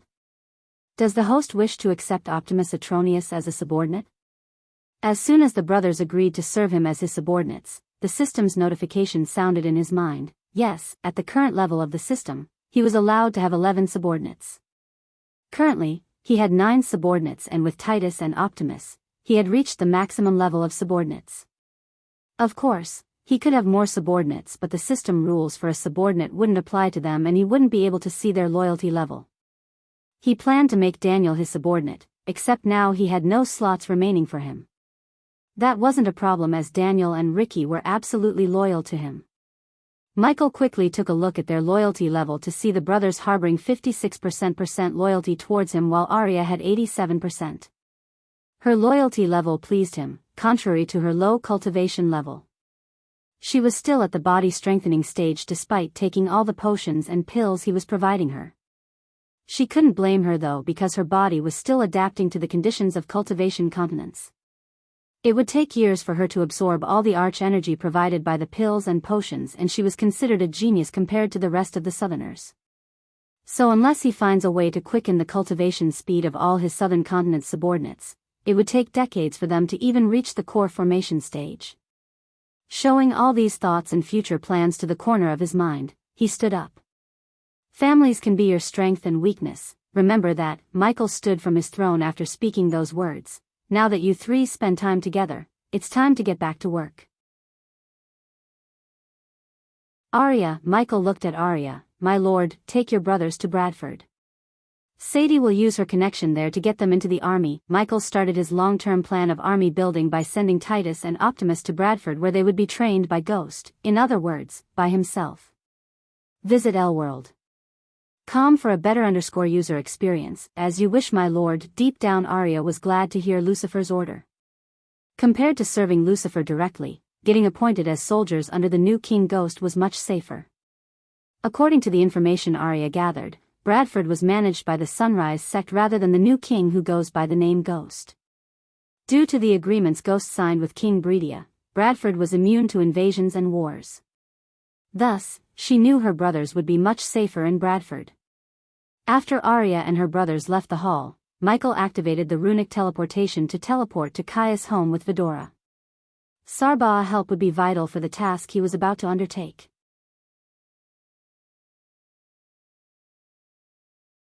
Chapter 478 The Castle of Vampires. Maxine and Tiberius were waiting in Caius' room with Caius for the Dark Lord. Since everything was going according to plan without any hiccups, they were pretty relaxed.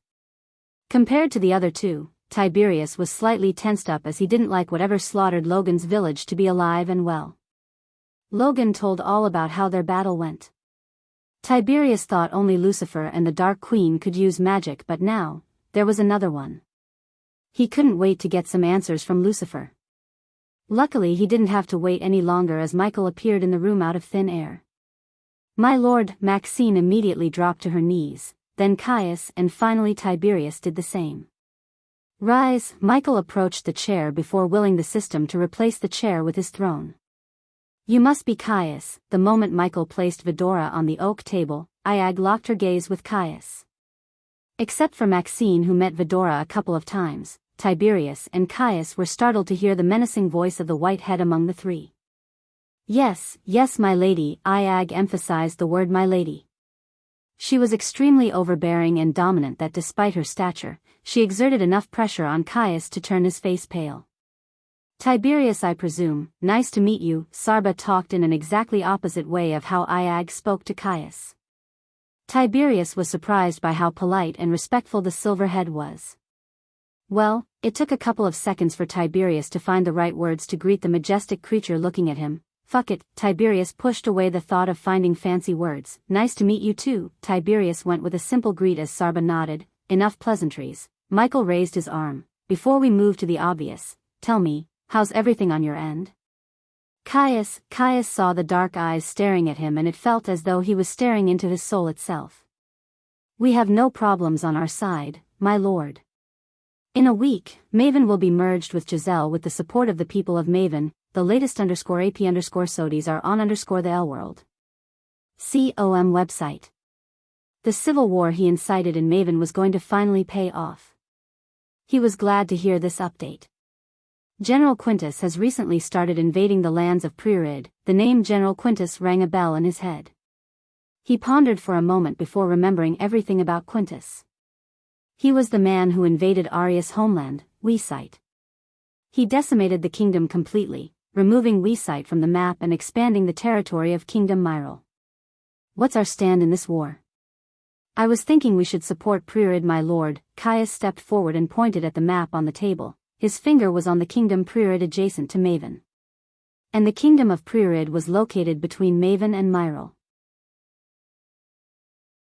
General Quintus has been expanding his territory for decades and typically every 3 or 4 years. We have to change the map because of him.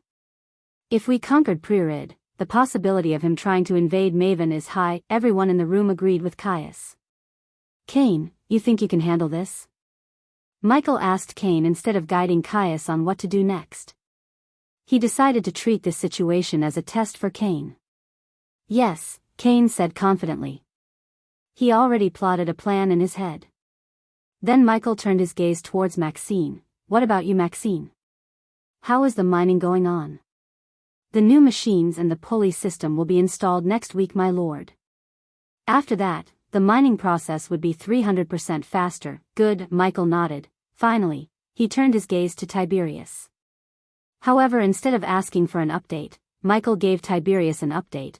We are going to capture that vampire, dead or alive. Tiberius has to say, he was indeed relieved to hear Lucifer. How's Logan doing? After what happened to Logan's village, Tiberius offered Logan to settle in Freedom City, which Logan wholeheartedly agreed, not that Logan had any choice. The big man needed a safe place for the surviving villagers and his wife. He's adjusting, said Tiberius. New novel _chap_ters are published here, L-World. COM, Caius, prepare the airship. Yes, my lord. Caius bowed before leaving the room. My lord, what is that thing? It called itself a greater vampire? Tiberius doubtfully asked. That's what we are gonna find out. One thing for sure though, these creatures are extremely dangerous. Michael was fascinated by the vampires. However, he was also cautious since they could sue Arch energy. His highest priority was to know more about the vampires, mainly, what are their strengths and weaknesses? How strong are they? Their hierarchy, how many of them are there, and finally, what's their purpose? Michael needed answers to all these questions. I am sure Sarba here could help you locate that soon-to-be dead piece of shit, Iag menacingly said as Sarba bobbed his head up and down. Tiberius sensed the temperature suddenly dropping a bit. He then saw the intense murdering intent in the Whitehead's eyes. Somehow, it reminded him of the Dark Queen, which made him wonder where the Dark Queen was. Kane remained silent without participating in Iag's conversation. He was ironing out the tiny details in his plan until Michael said something related to the upcoming war between Pririd and Myril. The slavery will soon come to an end after this war, Michael said, looking at Tiberius. He truly felt grateful to Lucifer in this regard. Just like he promised, Lucifer helped him build a new kingdom for all those who've been enslaved by the rich. Whether Myril and Pririd would be merged with Giselle and become a single large kingdom or not, Tiberius knew the slavery is coming to an end soon.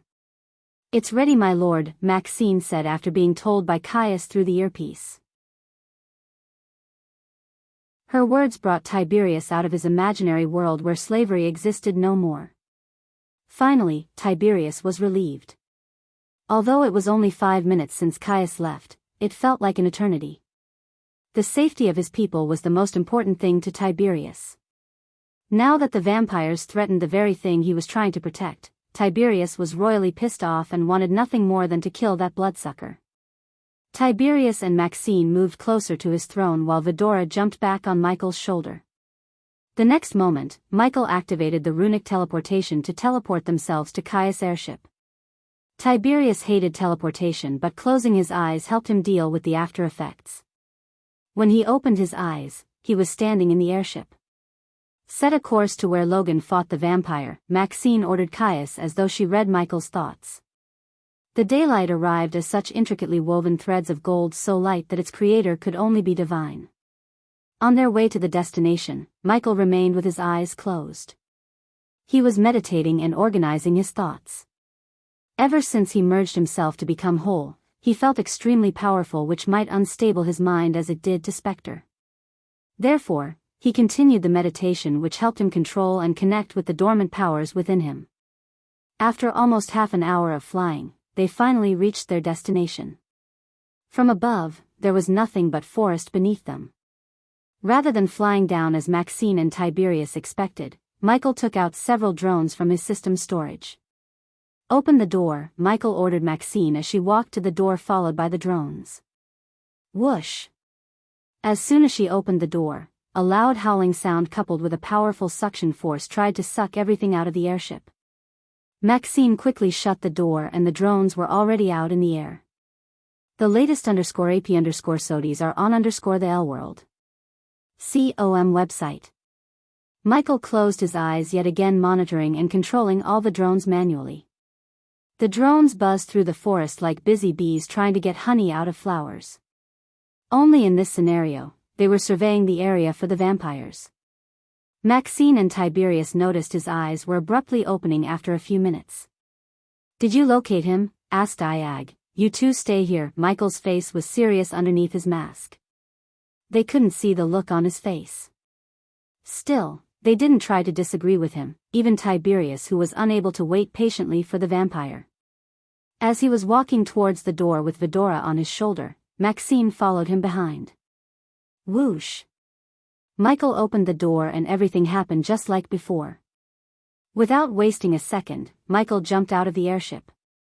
He soared through the air like a meteor. Breaking through the canopy and countless branches, Michael and Vidora landed on the ground. Michael noticed the broken trees and the clearing, which were clear signs of the battle between the vampire and Logan. Although the rain that day wiped away the prints and the blood, Michael had a way to bring back the traces he needed. What's the plan? asked Iag, looking around the forest, sensing strange vibrations coming from that direction. Sarba looked at their right side as Michael expected. Still, Michael needed one more test before pursuing the vibrations Sarba been sensing. Michael waved his hand around him, spraying a translucent liquid in the air. When the tiny particles of the potion melded with the ground beneath, several glowing footprints began to appear in their sight. This potion was the better version of the potion he used at Jack's murder site. The potion would reveal the blood stains even after days or even months. Almost 99% of footprints were chaotic and human, except for the remaining 1%. It looked like a human footprint, however, only that pair of footprints were leading to the place where Michael noticed an anomaly. If that's the footprints of the vampire, I have to say, it awfully similar to a human's system. Teleport Vidora back to the airship if things go south, although I doubt it will. Michael ordered the system. Yes, since Vidora was familiar, he didn't have to pay extra as he already paid up front before making Vidora his familiar. Michael followed the footprints while closely monitoring the environmental scanning map. In addition, the drones were also hovering around them to make sure no one ambushed them. There was nothing out of the order in the forest they noticed while following the tracks. The forest was dark and gloomy. The trees danced to an unheard beat, whispering their songs to the wind. Here, sheltered by the mighty trees, was every kind of life, from the humble beetle to poisonous snake. Their journey came to an end when they noticed the glowing footprints were no longer to be found. That's where Michael's X-ray vision came into the picture. What seemed like countless trees and muddy ground intervened with veins and roots. What seemed to be the perfect picture of rainforest wasn't a forest at all. It was an illusion, and Michael could see through this illusion thanks to his X-ray vision. Ignitia, Michael pointed his finger at a tree branch directly above them. The moment the lightning bolt hit the branch, Vidora saw the scenery before them flickering. Soon, the forest they saw just a moment ago completely vanished from existence. Visit Elworld. COM, for the best no_vel_read_ng experience. A gloomy grayish area welcomed them, and in the distance, they saw an ancient castle under a blood-red sky.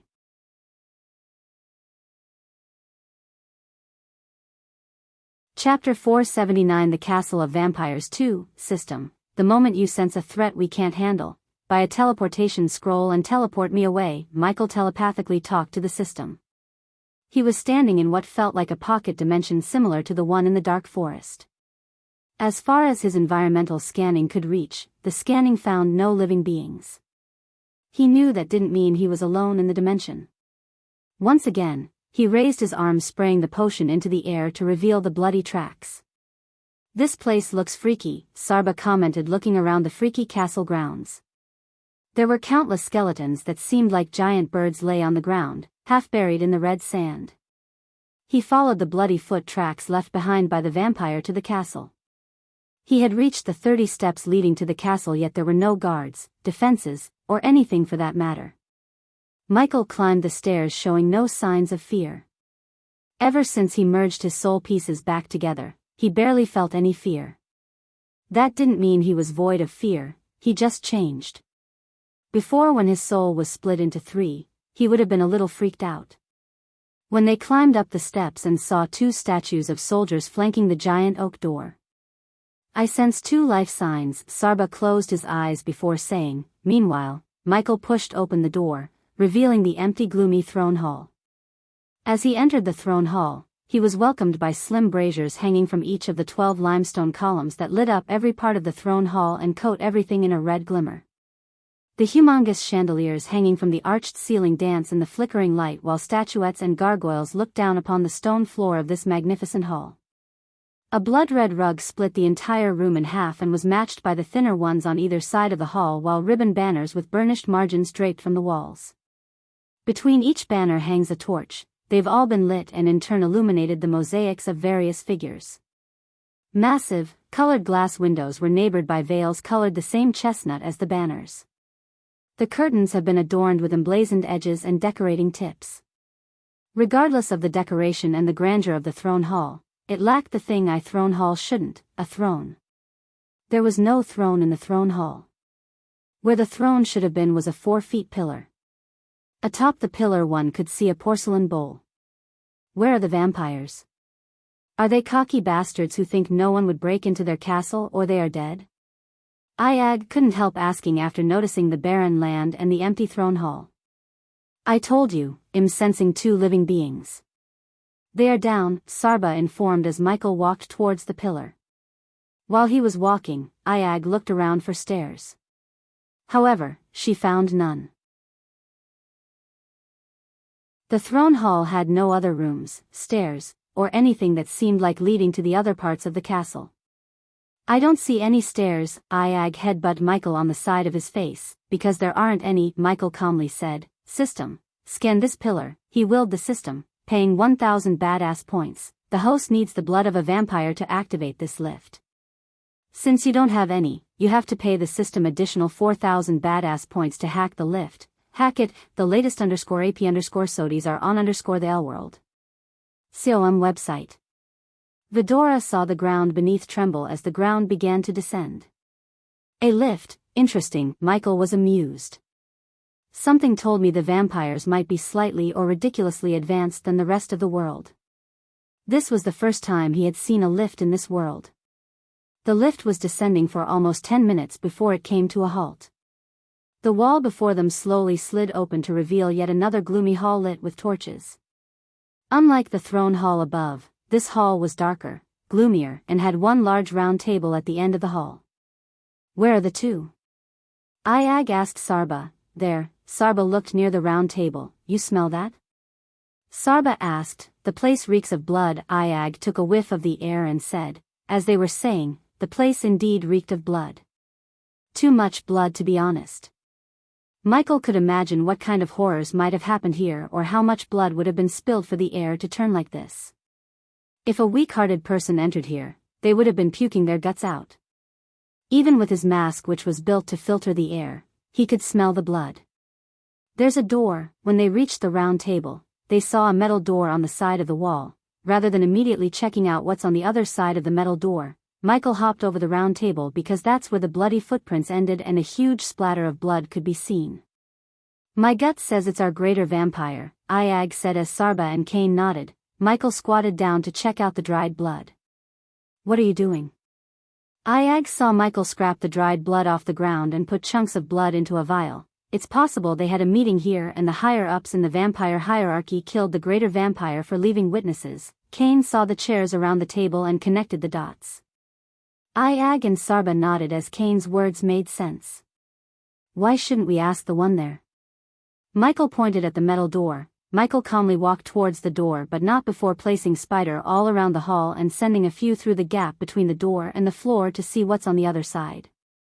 His drones were still flying around the castle grounds to see if anyone was coming, but until now, the drones found no one. The castle grounds were empty. Michael's calm face turned cold as he kicked open the metal door. Visit L-World. COM for a better user experience. Boom. The metal door flew into the hall on the other side like a bullet, revealing a cloaked figure at the end of the hall. Vidora could see another figure tied to a pole in front of the cloaked figure.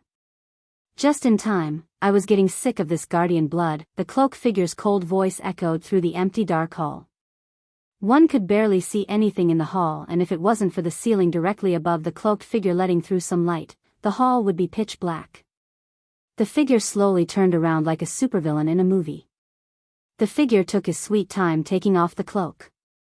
As soon as he did, Michael was surprised because he had seen him, way before. Victor, it was Victor, the same Victor he saw on the Phoenix Island where he had a conflict with Lord Julius. At that time, Victor was a core-strengthening stage warrior. On the other hand, Victor had no idea that the man before him was Ghost. Even if he did, Michael didn't think Victor would give a damn. Three-headed Hydra, exotic. Victor licked his lips, and when he did, Michael saw the vampire fangs sticking out of his mouth. They were longer and more menacing than the ones shown in the movies. Not more exotic than a vampire, Michael snickered as the grin on Victor's face turned evil. Darkness gives thy blessing. Victor roared. The very next moment, Victor turned onto a cloud of red smoke. The smoke vanished as Vidora looked around. Since Victor disappeared, they were able to see the girl tied to the pole. The girl's head was hidden beneath the sack on her head, and that was the only part of her body that had some cover as she stood naked. Her body was covered in her own blood. Vidora looked closer, finding that the girl was not tied to the pole but nailed to the pole through her arms, legs, and stomach. She looked like Jesus, except she was bloodier, naked, and had several bite marks. It was obvious the vampires had been munching on her like she was some kind of living blood bag. Seeing this, Michael was pissed off. "Behind us!" Sarba shouted, sensing Victor's presence behind them. Victor wrapped his arms around Michael, and just when he was about to sink his teeth into Michael's neck, the dark flames shot out of his body. "Ah!" Victor immediately leaped away from Michael, screaming in agony. Just a sliver of dark flames was enough to burn Victor's armor to nothingness. "I thought vampires would be stronger." Michael raised his hand as the shadow surrounding Victor moved as though they came to life and grew limbs. They instantly grabbed Victor. "You get powers from the darkness." "But I am..." Michael flicked and pulled his arm as Victor flew right into his arm, the darkness sling. The source of this _chapter, Elworld. Michael lifted Victor by his neck in one hand, and the hidden blade came out of its sheath in the other hand. Michael swung the hidden blade, cutting Victor's right hand clean off from his shoulder. Victor screamed in agony. However, the right arm grew back in a couple of seconds. Regeneration. Michael's curiosity was just piqued. Victor tried to fight back using his newly grown hand. He cut Victor's hand once again, but this time, he used dark flames to burn the shoulder. "Ah! I want..." Michael heard a weak voice as Victor was screaming in agony.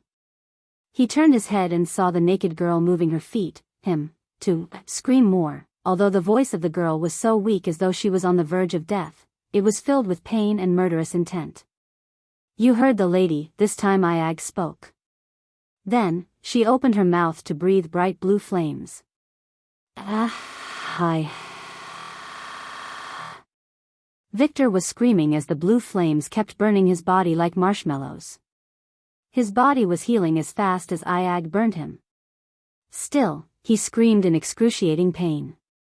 "If you expecting backup, don't." Michael raised his hand as Iag stopped burning him. "I dispelled all the surveillance arrays and runes in the castle." Michael's calm words startled Victor and destroyed his hope. He agreed to be the bait, thinking the elder vampires would come to his rescue when or if things go south. The only way they could know what was happening in the castle was through the surveillance runes and arrays placed all around the castle. Even Vidora had no idea when he did that and was completely taken aback by surprise. "Did you think I will walk into a trap willingly?" Michael's evil laughter reverberated in the castle. Pulch. This time, a large needle reached out of Michael's wrist, injecting a powerful knockout potion into Victor's bloodstream. Finally, his screams and body twitching came to an end. He dragged Victor to the girl by his neck. He then grabbed the sack on her, pulling it away to see her face. Try the Elworld. .com platform _ for the most advanced _ reading experience. Peyton.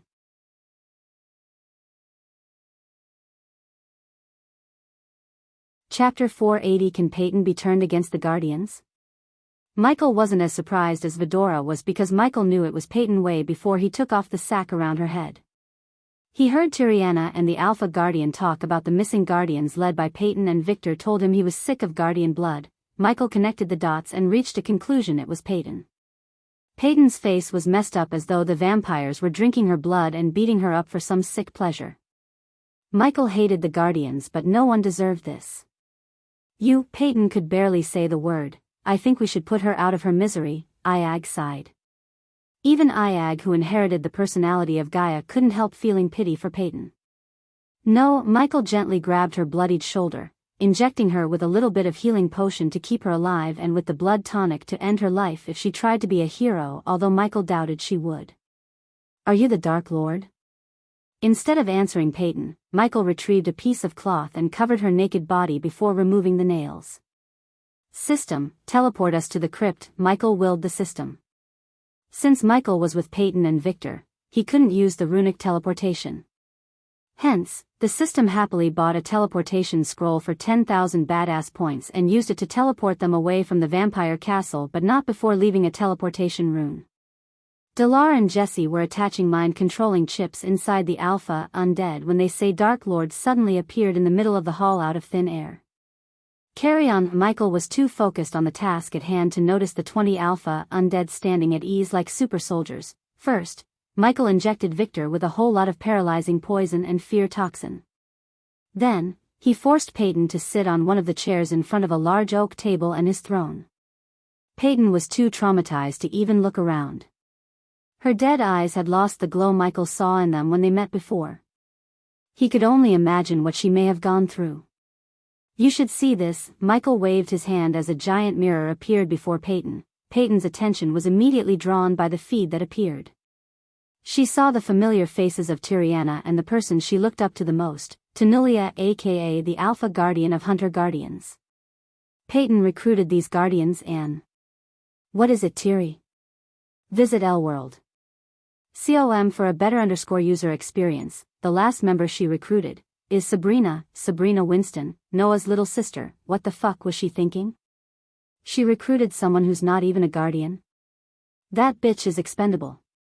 But not her. If we are to lose Sabrina and Noah found out that his little sister died because of us, everything will be ruined. The feed stopped as Vidora expected some anger outburst from Peyton. However, Peyton didn't react as they expected. Only tears were rolling out of her eyes. No one knew what she was thinking in her mind. Michael began to play the mind games with her by putting the feed on a loop. That bitch is expendable. But not her. Peyton was feeling so many emotions at once. We have to find her no matter what. Immediately contact every single guardian in the southern continent. I'm authorizing Code Red. Use all and any resources. I need Sabrina found ASAP. I will contact the other alphas. After Tanulia spoke these words in the feed, Michael tapped the table. Your devotion is misplaced, Peyton. You heard her. For them, you who dedicated your whole life to the guild is simply... Michael paused for a moment. Expendable. Michael willed the system to play the feed again, fanning the flames of anger within Peyton's heart. Peyton couldn't move her eyes away from the mirror. She felt so betrayed because she was betrayed. She lost the count of days being tortured and getting her blood sucked out by vampires in that torture room. All that time, she had hope in Alpha Guardians and the Hunter Guardians that they would come to her rescue. The vampires tortured her every single minute without a break. Every single day, they sexually abused her. They sucked her blood from every bit of her body, cut her flesh for fun, and healed her up so they could start all over again. Nothing was able to break her spirit as she endured everything they did to her. However, Tanulia's words hurt and caused her more pain than the vampires ever could. This is the real face of the so-called guardians. Peyton. It took several minutes before Peyton opened her mouth. Why did you save me? She looked directly in his eyes, completely avoiding eye contact with Vidora. Full_our current_novel on L-World. COM, because you don't deserve what you went through and I only punish those who deserve to be punished. You're free to go. I bet they will welcome you with a parade, Iag said sarcastically. Even if they don't throw you in the prison or whatever the Guardians have, your career ends here, Kane informed Peyton. After hearing his siblings talk, Sarba also decided to give her a piece of his mind. You should really think about what you're gonna do next, Peyton.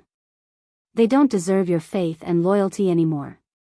If it wasn't for him, who you people branded evil, you would have been still in that hell.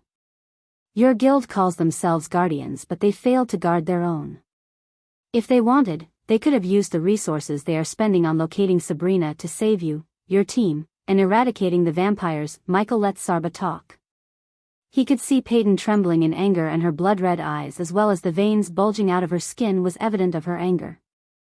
They're probably not even aware of the vampires because they are too busy searching for one person. The moment you return to your guild, they will treat you more like a traitor than a survivor. Do yourself a favor, don't believe the Guardians and the great clans blindly. They are not what you think. While Peyton was staring at Vidora, Michael moved a spider into her hair, then into her skin through the cut on the back of her neck. Take a long look in the mirror and think about where your loyalty should be.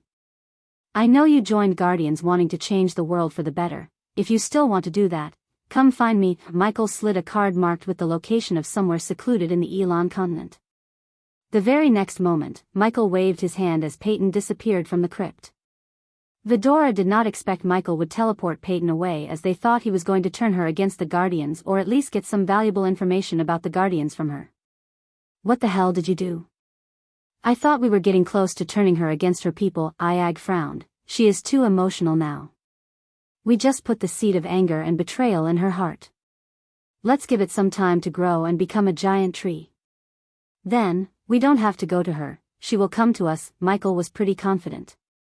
There was no turning back for Peyton after hearing Tanulia and Tiriana. She was betrayed by the people she trusted, which would do some serious damage to her and shake Peyton's beliefs. I hope she doesn't blabber about us and everything, said Iag. She won't. Michael shook his head slightly. If she tried, Michael would know, and he would activate the nanites in her body to kill her instantly. The sun was slowly rising on the horizon from its slumber, painting the green hills of the sunrise sect with its golden rays. The early morning arrived as a promise kept for the disciples to spend yet another day in their wonderful sect. A group of students was flocking toward a gigantic dome made of glass with bright faces. Today they were going to harvest the ripened fruits and herbs from the largest herbal garden in all the sects on the Elon continent. Unlike 2 years ago, the Sunrise sect was filled with disciples. The place looked lively as never before. There were many new buildings, teachers, fountains, and carriages going in and out.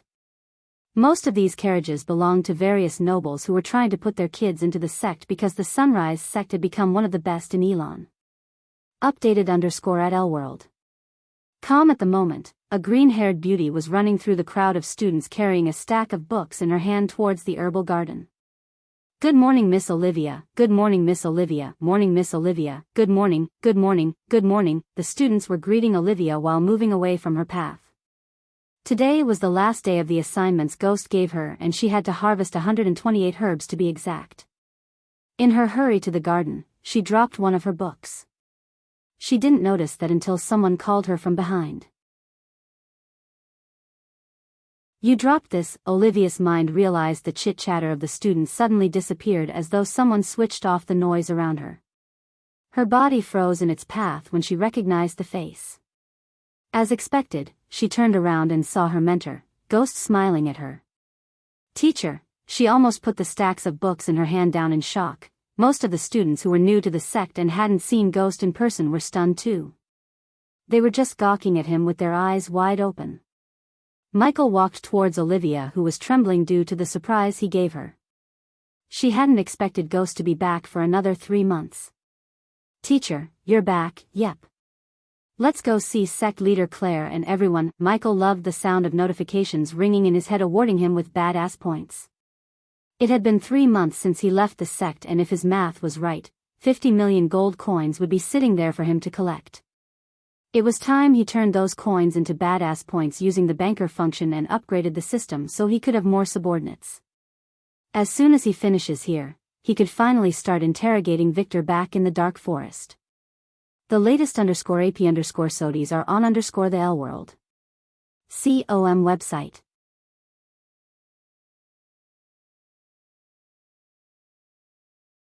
Chapter 481 Cold War between Bradford and Breedia. Cold War between Bradford and Breedia. Teacher, Olivia was brimming with joy, but soon, Michael noticed slight distress in her eyes.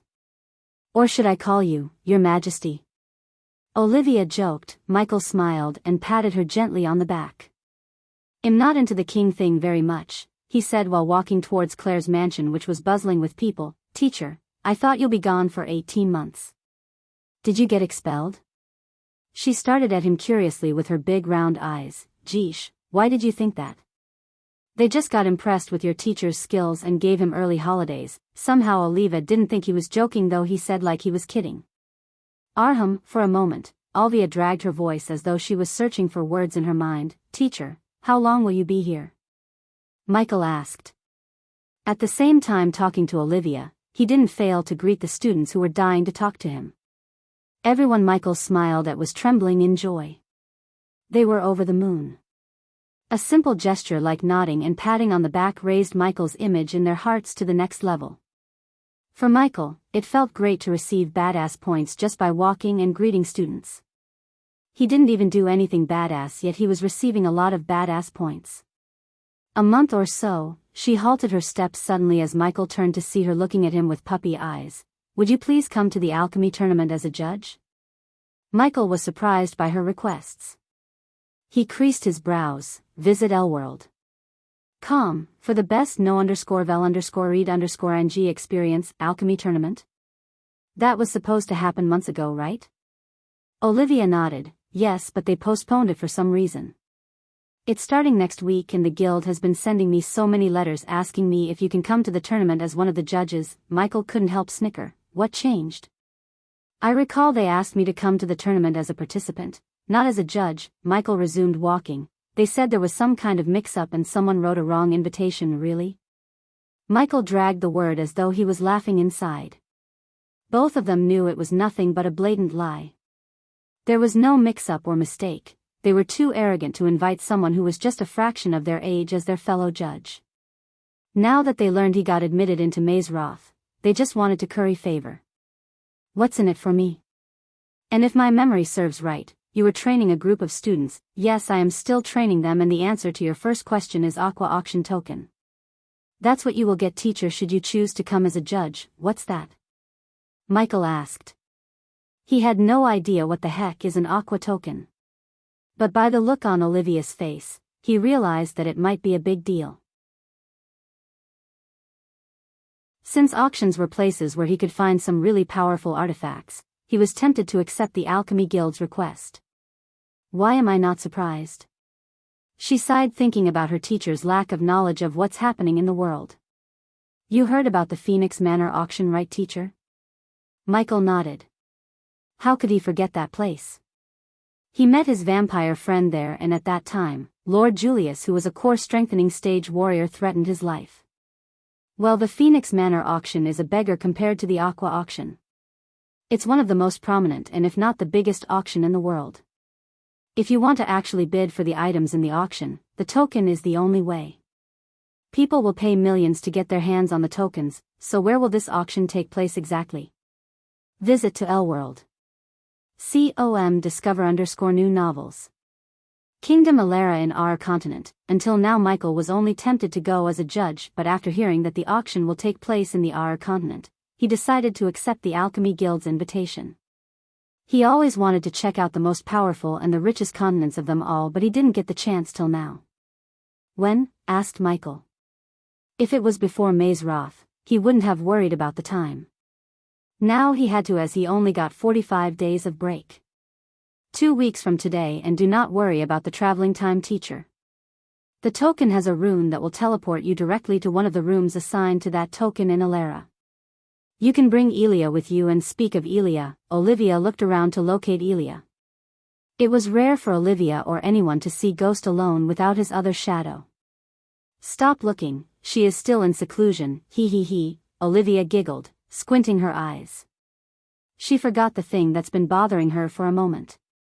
Both of them discussed alchemy on their way to Claire's mansion, and when they entered the mansion, they saw Claire sitting on a throne-like sofa and talking to several men and women in their middle ages. She had one leg over another and looked intimidating like a queen.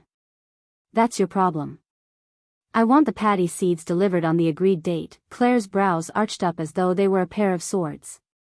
Her voice and demeanor were extremely dominating, which made Michael appreciate her. If I heard one more bandit attack or out-of-stock excuse from any of you, I will personally bring down the wrath of the entire Sunrise sect on every single of you. Michael could see the people shivering from where he was standing. In her furious state, Claire failed to notice Ghost standing in the hallway. What about you, Lord Cyril? Claire turned her gaze to the one sitting right to her. What made you hand over the working contracts to Kethan instead of Bradford? As I recall, you always hired the people of Bradford, not Kethan. Your decision has cost hundreds of people losing their jobs. Olivia began to shudder. Everyone in the sect was trying to fix the situation of Bradford before Ghost came back from Maze Roth. They all feared how Ghost would react if he knew what's going on in Bradford. Claire and the elders didn't try to hide the situation, but they wanted to deal with the situation themselves instead of involving him or Elia. Sect leader Claire, can we address the elephant in the room? We are here because of the Cold War between Bradford and Breedia.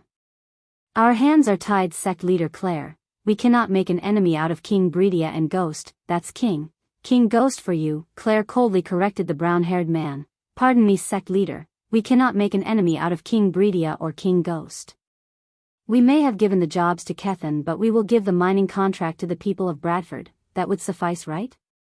The man tried his best to sound as polite and courteous as possible. The most up-to-date NOV_Ls are published here at Elworld. People of Bradford are not miners, Lord Cyril. They are farmers and fishermen. Besides, the mines at the border between Breedia and Bradford. I don't have to remind you how many men and women Bredian soldiers arrested for some phony crimes they never committed in the first place. Michael was listening to her words calmly. His calmness freaked Olive, as she knew that there will always be calmness before a freaking storm. That's why we recommend you hold a peace talk with King Breedia and sort this out, sect leader Claire. We feel like we're stuck in a tug of war between Breedia and Bradford, the dark-haired woman sitting next to Cyril pleaded to Claire as they all bobbed their heads. In 3 days, King Breedia will hold a gala celebrating the engagement between Princess Catherine and Andrew Winston. If you would. Lord Cyril didn't finish his sentence as his words trailed away. They were merchants who had several contacts in both kingdoms. Through those contacts, they learned that King Breedia hasn't invited anyone from Bradford, not even for a courtesy. Thus, they were practically asking Claire to go uninvited and hold a peace talk with him, which had the highest possibility of her being humiliated or disrespected by King Breedia and his men regardless of her status. It's more appropriate for me to attend. Before Claire could respond to Cyril, another voice reverberated in the hall. They all turned their heads in the direction where the voice came from and saw Ghost walking towards them. They felt chill running through their spines as they immediately stood up as though their seats were on fire. Ghost, Claire lost her domineering demeanor when she saw him. A wide grin from ear to ear emerged on her cold face.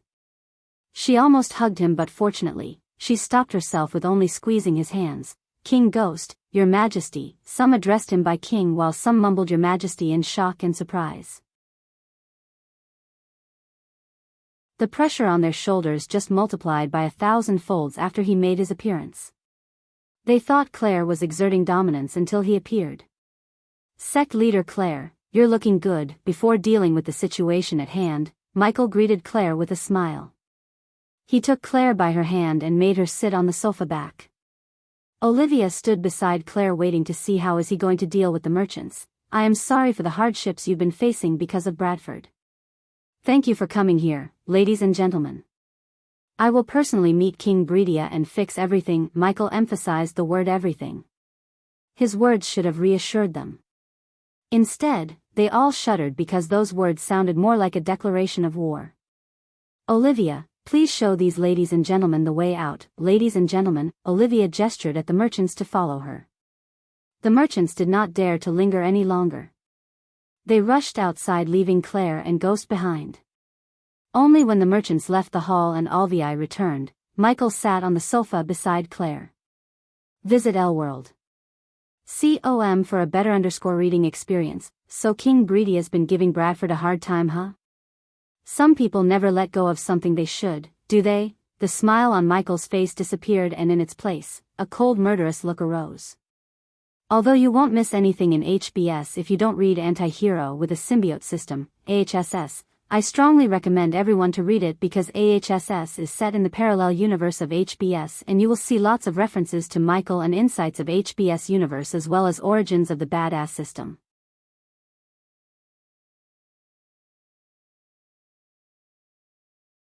Chapter 482 Engagement Gala. Olivia sat on the sofa facing Michael. He leaned back, resting his head on his fist. You have nothing to worry about, everything is under control, Claire softly said. Things could have been better if I had tied some loose ends. Michael's face was void of any expression. What's truly going on, sect leader Claire? Tell me everything. His gaze turned colder as Claire found no strength to hide what was going on in Bradford. Besides, he trusted them with the kingdom, so Claire knew that he deserved to know the truth. Letting out a deep sigh of breath, Claire and Olivia began to narrate the events unveiled over the last 3 months.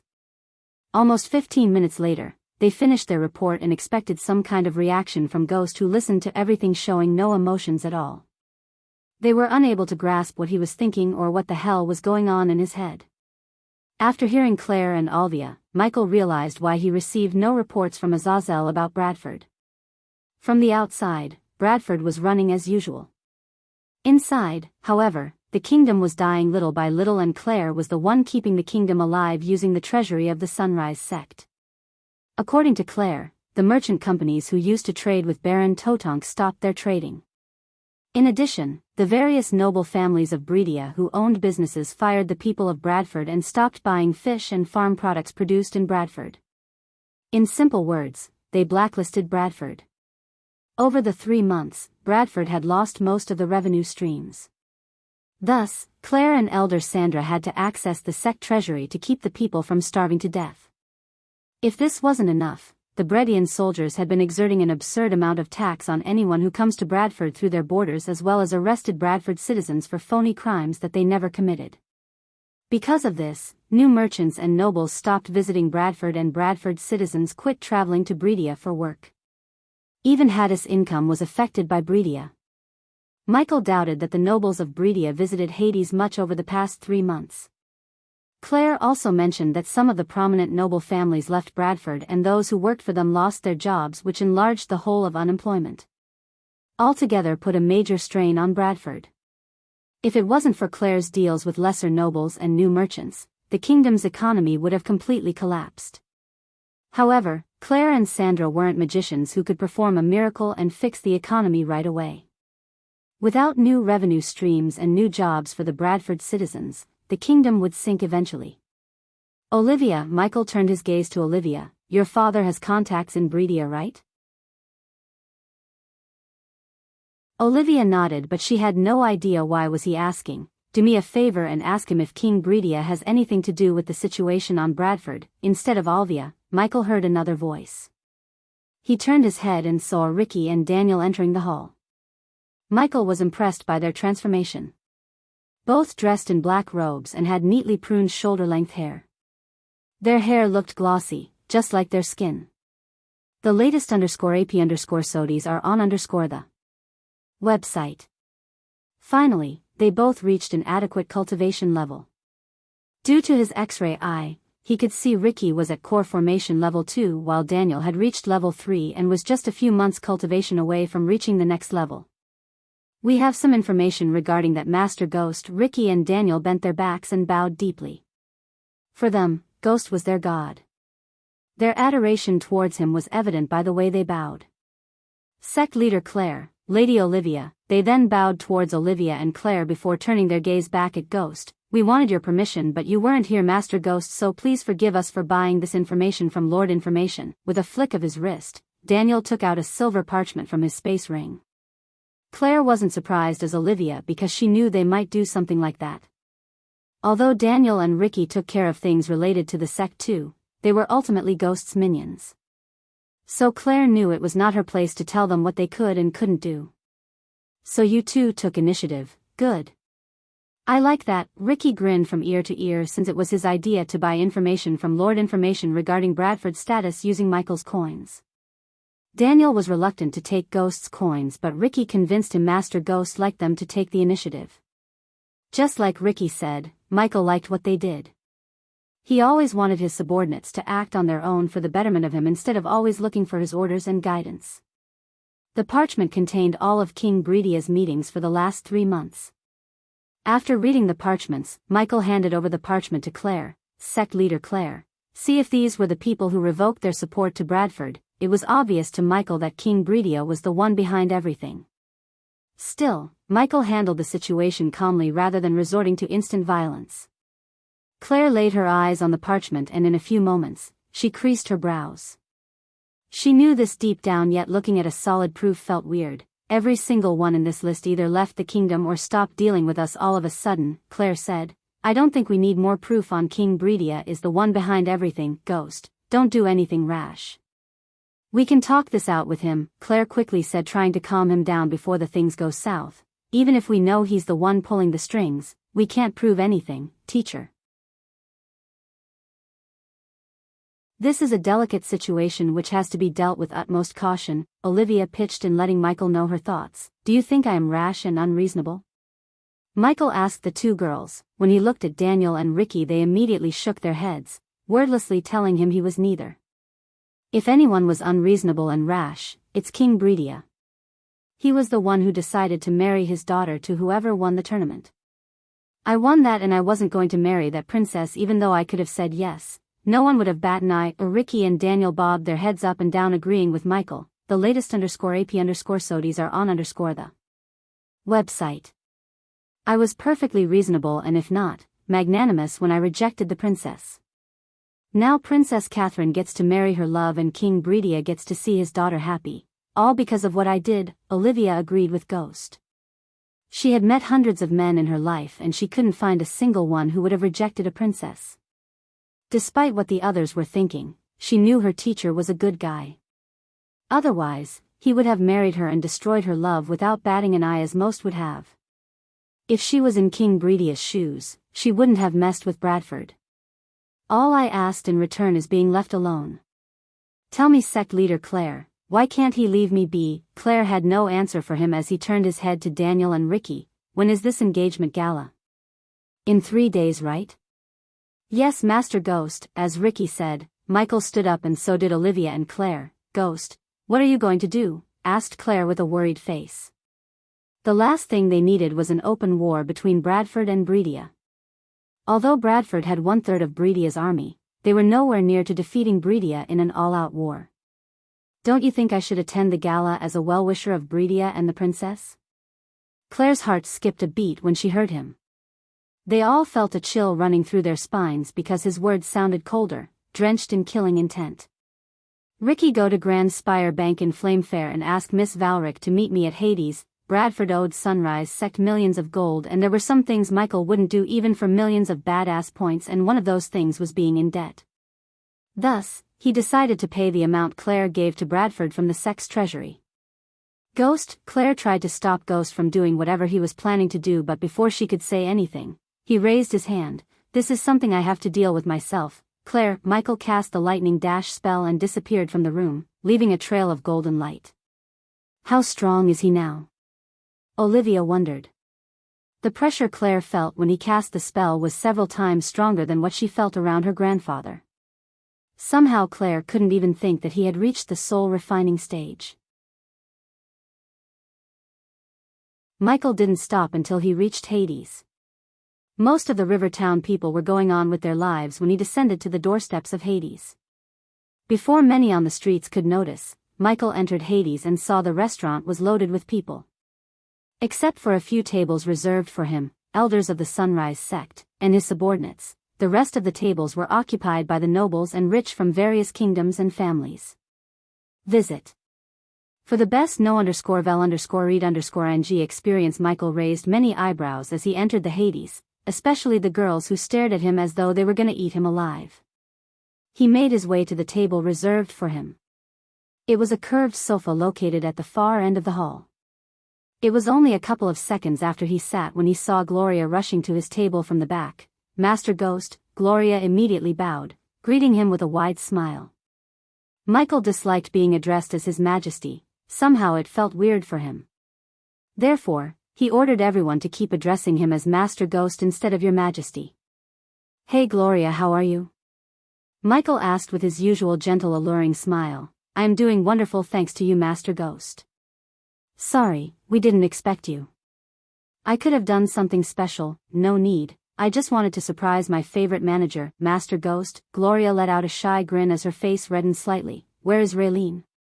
In the kitchen?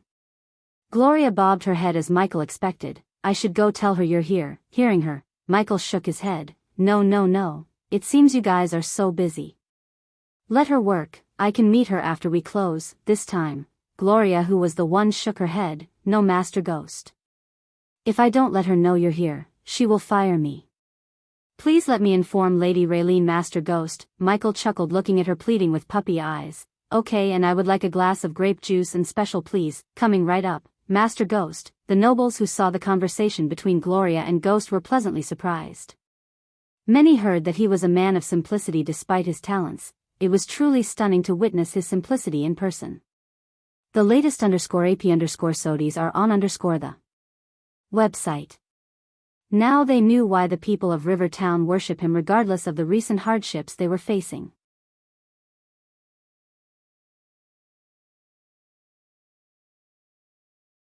Chapter 483 The War Between the Pentown and Flamefair. As soon as Gloria went into the kitchen, Raylene rushed out. Her sweaty face had a wide bright smile. Master Ghost, she tried to kneel down but Michael stopped her by grabbing her shoulder. Sit down. Michael had to apply some pressure to make her sit down beside him. Her rosy face was completely drenched in sweat.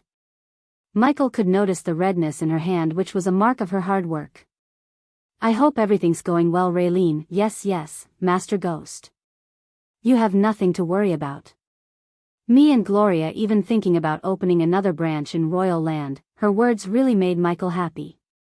It felt great for him to see his subordinates finally making up good decisions themselves without his guidance.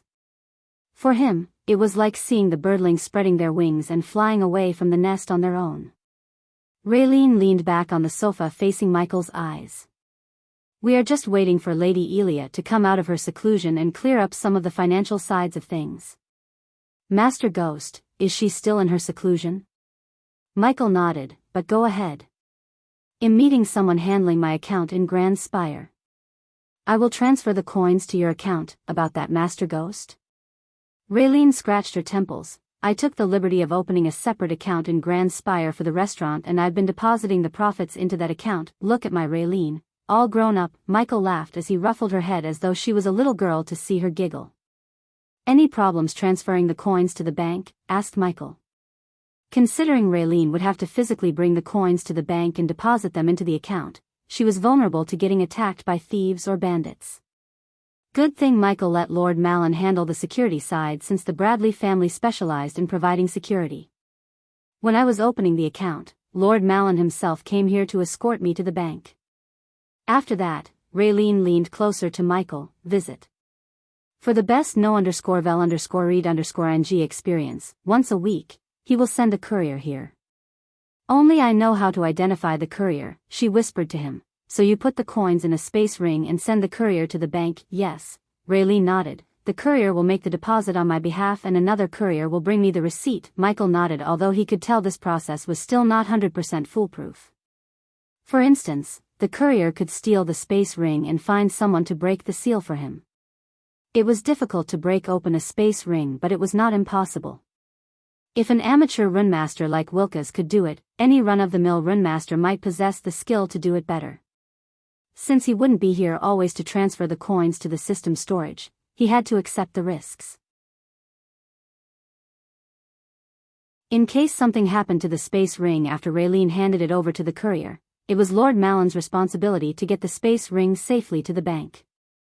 Hence, Michael didn't need to worry about it much. Besides, having a separate account that Raylene could access anytime enabled her to function independently without having to wait for him or Gaia. Everything is coming into a shape nicely, Michael said to himself, seeing his business empire starting to roll on its own. Every component in the chain had been working without depending on him much, and he wanted to be like that.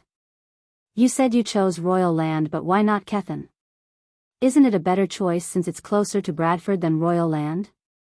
Michael asked curiously. For him, Kethen seemed like a better choice. As he said, it was closer to Bradford, so traveling wouldn't take as much toll on Raylene as it would if she was to travel between Bradford and Royal Land. The ongoing war will affect the business, Master Ghost. What war? Michael creased his brows. Only then Raylene realized that Ghost was in Mazeroth when the war began. She had a look of realization as she answered, a week after you left, Flamefair waged war on Pentown, and since the latter is an ally to Icefair, they extended their support to Pentown. So the three dukedoms are at their throat for the last 3 months. Michael knew Flamefair Duke had been conducting human experiments in secrecy. Now that he heard he waged a sudden war on not only one but 2 dukedoms, Michael Duke Avon of Flamefair is planning something big. Michael felt like there was a lot on his plate all of a sudden. And what about the Rosegate Dukedom? Who are they supporting in this war? The last time I heard, they remained neutral, said Raylene. She then smacked herself on the forehead. the latest _AP stories are on the website. Look at me, keeping your table empty. Just wait a minute, Master Ghost, I'll go bring your food. We will talk later. Now focus on your work, I won't keep you here, you're busy. Raylene couldn't disagree with him after seeing the crowd. Hence, she bowed and ran into the kitchen. Shit, I forgot to ask her about Cindy. After a couple of minutes, Gloria brought a large glass of sparkling purple juice and grilled lobster tails with lemon and herb butter. Just the fragrance alone made Michael's mouth salivate. He didn't realize how much he missed Raylene's cooking until he experienced the sensation again. This was an impressively plated dish that showed Raylene's mastery of cooking. She could not only make delicious meals but could also plate the dish in a way that feasted the eyes. Michael immediately started to dig in. The tasty meals put a smile on his face as he continued to eat. Gloria didn't stick around to watch him eat as it would be weird. So Michael ate alone while missing Gaia. He was halfway done when Ricky entered Hades with the elven girl Michael met in Grand Spire Bank, Vanya Valric. Master Ghost, Ricky bowed. Miss Valric, please take a seat. The elf nodded before comfortably sitting on the sofa facing Michael. You can go, Ricky. As much as Ricky wanted to fill his belly, he had so many things to take care of. So he bowed and left Hades. Thank you for meeting me, Miss Valric. Of course, Master Ghost. You are one of our VIP customers after all. You deserve the best. What can I do for you, Master Ghost? Before answering Valric, Michael looked at one of the waitresses as she came running to his table. First, you have to order something for yourself, Miss Valric. On the house, I insist. Vanya was different from the elves he met in Mazeroth. He knew sometimes it might just be an act because of her profession, but something told him that she wasn't like those arrogant elves. I will have what Master Ghost is having. Vanya ordered what Michael did and sent the waitress back into the kitchen. Michael then took out a piece of paper and a quill from the space ring and wrote a few numbers. The latest _AP stories are on the website. Miss Valric, transfer this amount from my account to this one. Michael slid the piece of paper to Valric. Her brows slightly arched up. This much. The transaction he was about to make wasn't 100 or 1,000. It was a whopping 29 million gold coins.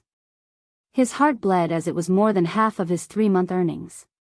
He blamed King Breedia for it and wanted to make that king pay for what he did. Can you do that now?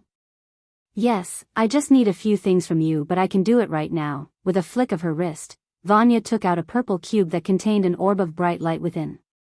The cube was the size of a Rubik's cube.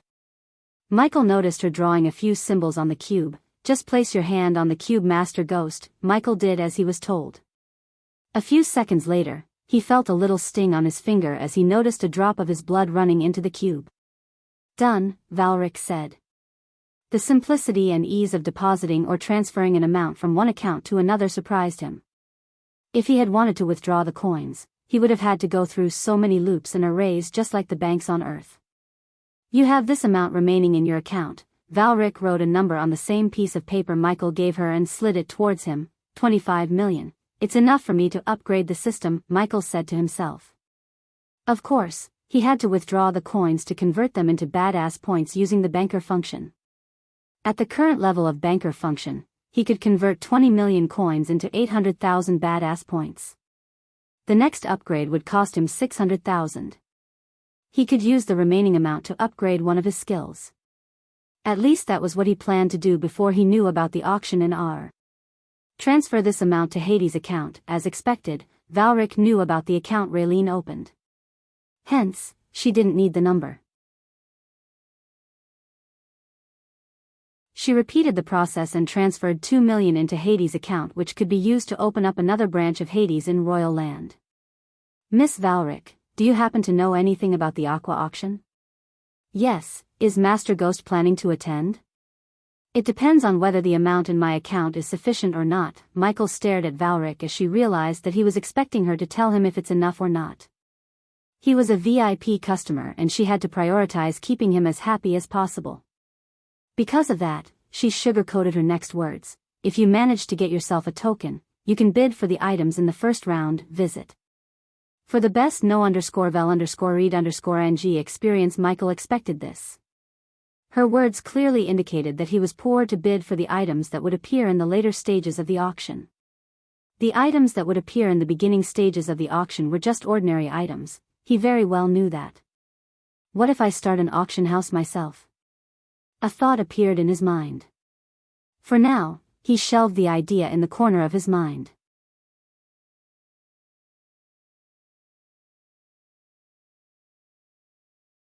Chapter 484 Trial of Peyton. In the capital town of Kingdom Draddle, a grandeur castle stood tall. 14 thick, square towers reaching for the sky were scattered in a seemingly random pattern, but were built for an ideal defense and were connected by high, narrow walls made of emerald green stone. Grand windows were scattered generously around the walls in seemingly perfect symmetry, along with asymmetric crenellations for archers and artillery. A great gate with giant metal doors, a drawbridge, and a moat guarded the only easy way across the river.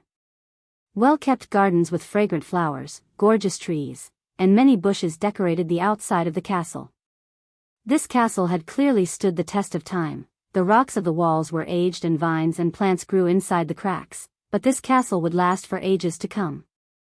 Currently, several carriages were going in and out of the castle, and Peyton was in one of those carriages.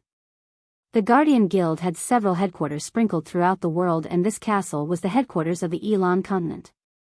This was where they dealt with everything related to the Elon continent. Peyton remained silent throughout her journey from the southern continent to her manor to the castle. The memories of Alpha's guardian abandoning her for Sabrina kept flashing across her mind. She could not stop it. Her blood was boiling in rage.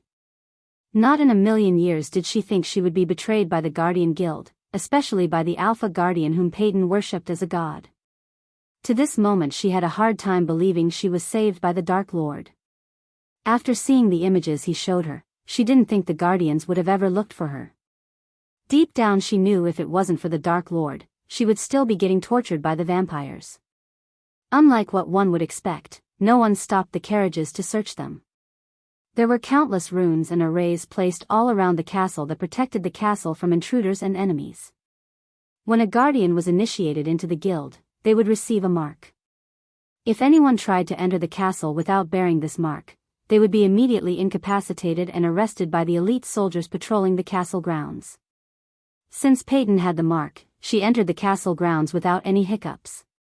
In addition, there was an array designed by a 6-star runemaster that suppressed all the Guardians' cultivation levels to the body-strengthening stage except for a selected few, including Peyton. However, at the moment, she felt her cultivation was being suppressed to body-strengthening stage. Peyton creased her brows.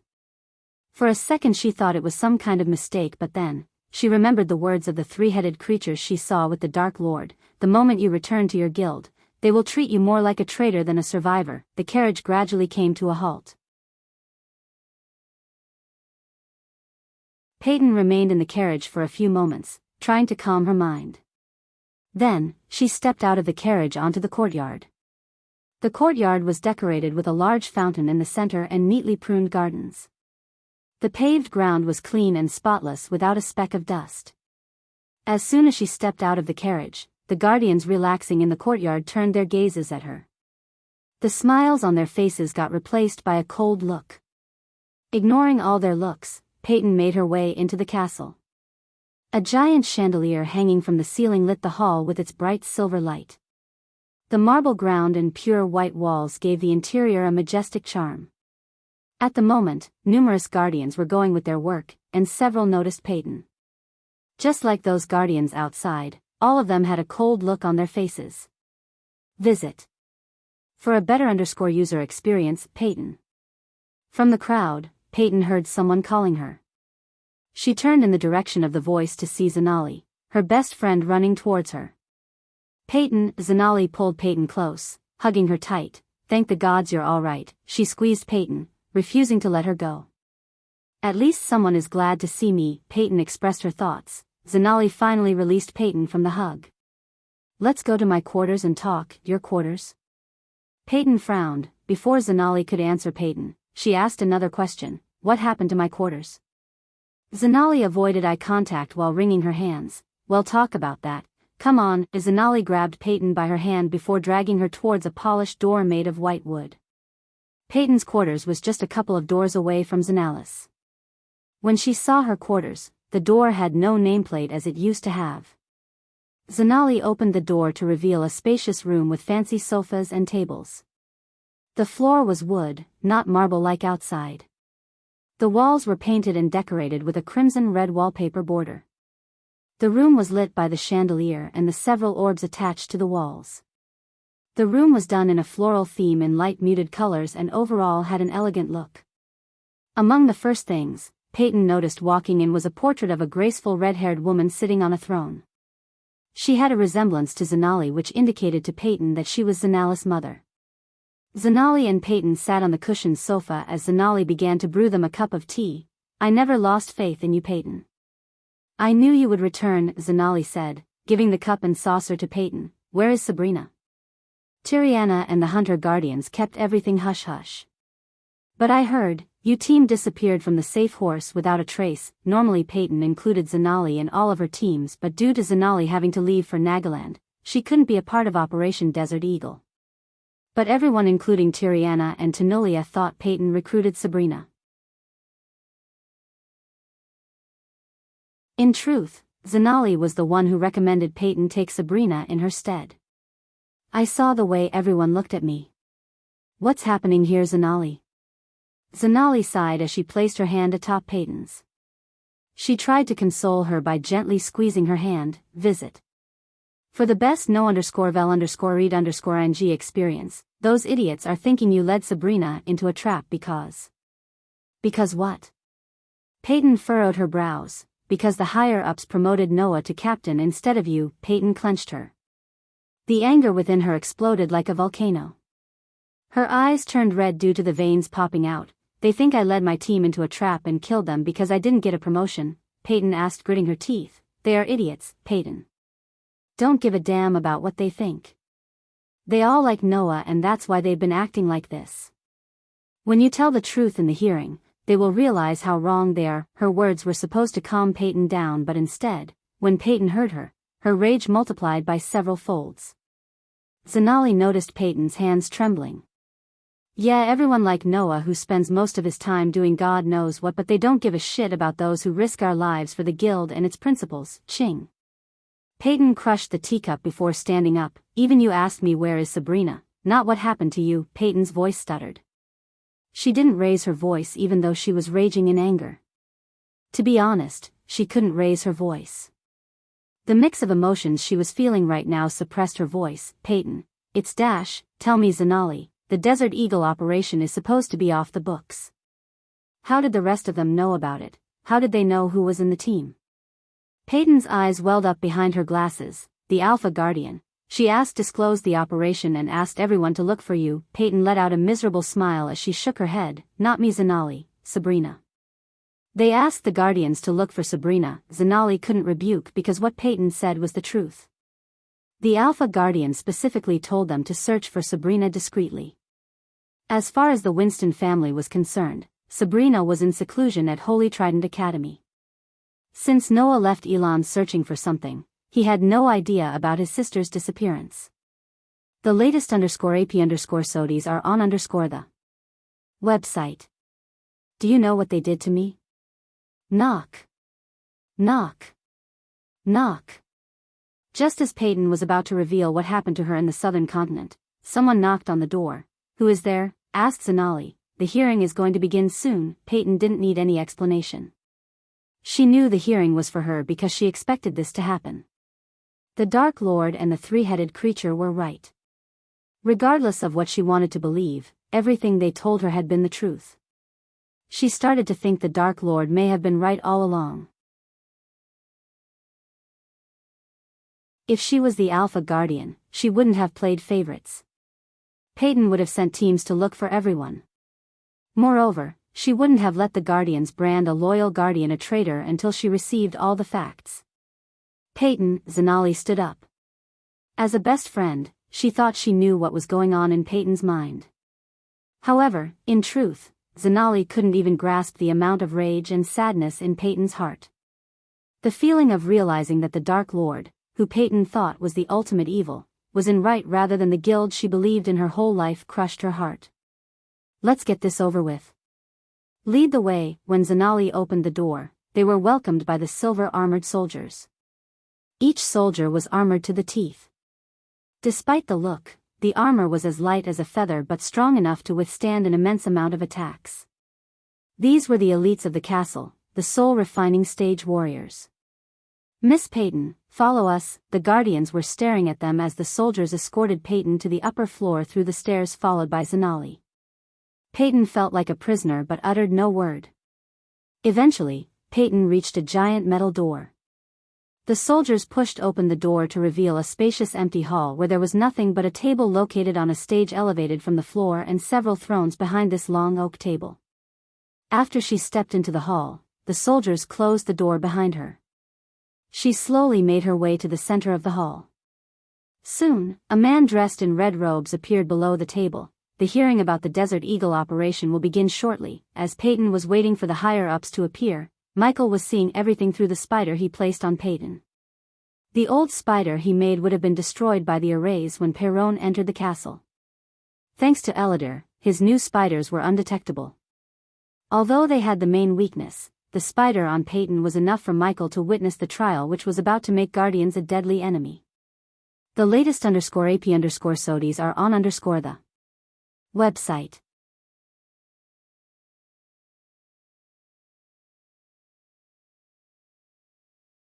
Chapter 485 Upgrading the System. Peyton waited for the higher-ups to take their seats patiently.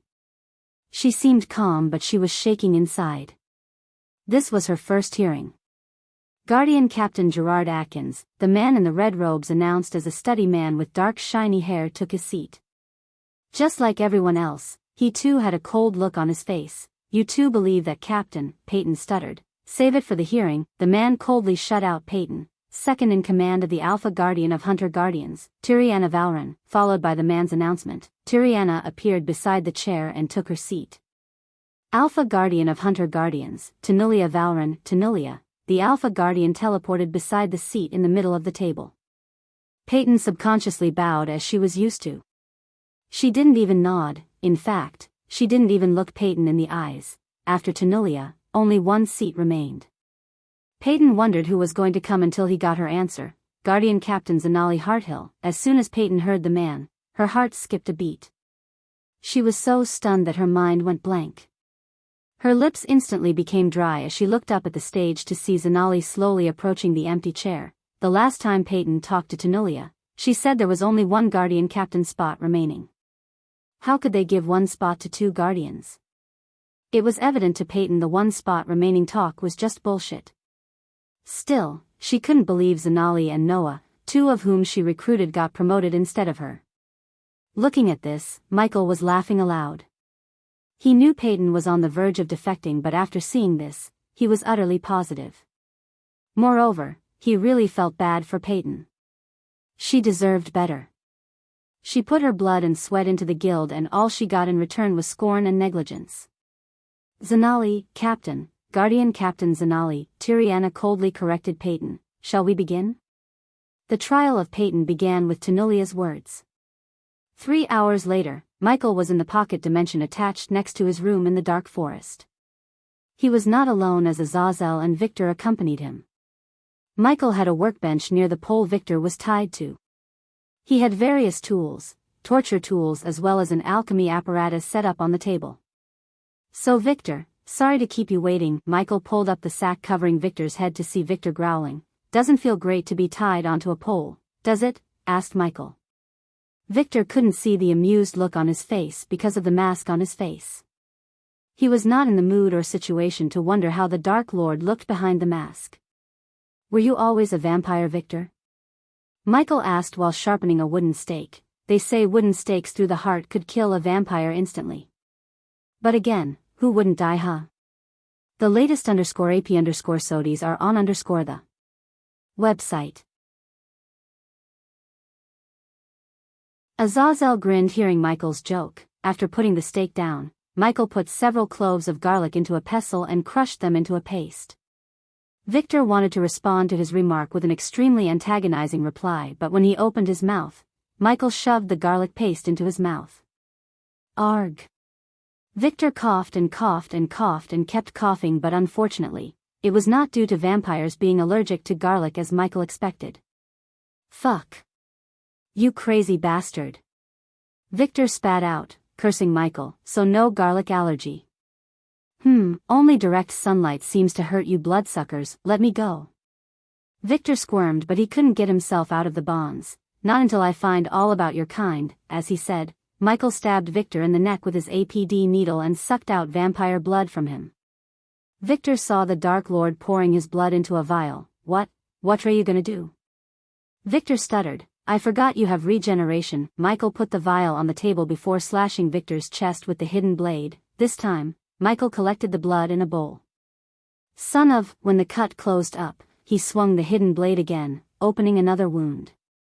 Michael repeated this process until Victor's body turned paler than it was.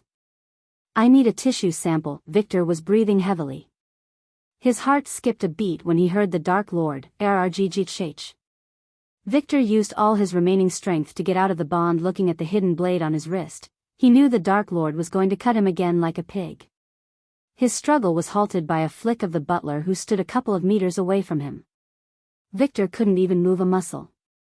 He felt as though he was being clutched by an invisible hand, like cutting slices of meat. Michael cut the flesh out of various parts of Victor's body. Michael bought special boxes from the system to store to keep the flesh fresh for future experiments. After seeing Peyton's trial, Michael had a plan for Victor. Victor regenerated all the flesh Michael cut out. Michael was truly surprised by the speed of the regeneration speed. Only the dark flames seemed to stop the regeneration. So if he wanted to kill a vampire, he either had to cut the head off or stab them with a blade covered in the dark flames. Unfortunately, the latter was not efficient as no blade or metal could withstand the heat of dark flames. After fighting with Victor back on the southern continent, Michael had to replace his hidden blade. He turned to the system for a strong enough metal only to know that the current system level was too low. Visit. For the best no_vel_read_ing experience, my lord, it's ready, Azazel informed Michael. Well, continue this after I return. Finally, Victor heaved a sigh of relief. He could finally regenerate his blood and cuts and also try to escape the place which seemed like a lush canyon. Reaching his room, Michael activated the runic teleportation and disappeared from the room. In a few minutes, he appeared again in the room. 20 million, he willed the system as a pile of gold coins materialized on the floor. System, convert them into badass points. It's time to upgrade your lazy ass. Took you long enough, host. Activating banker function. The current conversation level, 1,000 gold coins, 40 badass points. 20 million gold coins will be converted into 800,000 badass points. Does the host wish to convert the coins into badass points? Yes, the bright beam of light shot out of Michael, enveloping the stack of coins. The coins slowly began to look ghostly, losing their tangibility until the stack completely disappeared from the room. Conversion successful. The host has received 800,000 badass points. Available badass points 874,000. The next system upgrade will cost the host 600,000 badass points. Does the host wish to upgrade the system to 5.0? The experience cap for each level in the soul refining stage will be reduced by 25% after upgrading the system. Yes, the system began to upgrade itself. It took longer than usual. Meanwhile, Michael went to the workbench in his room and took out several empty parchments to design a new device. Ghost, the door on the other side opened as Vidora flew into the room. Now that their wings had grown a little bigger and wide, they could fly, but not like Nightmare though.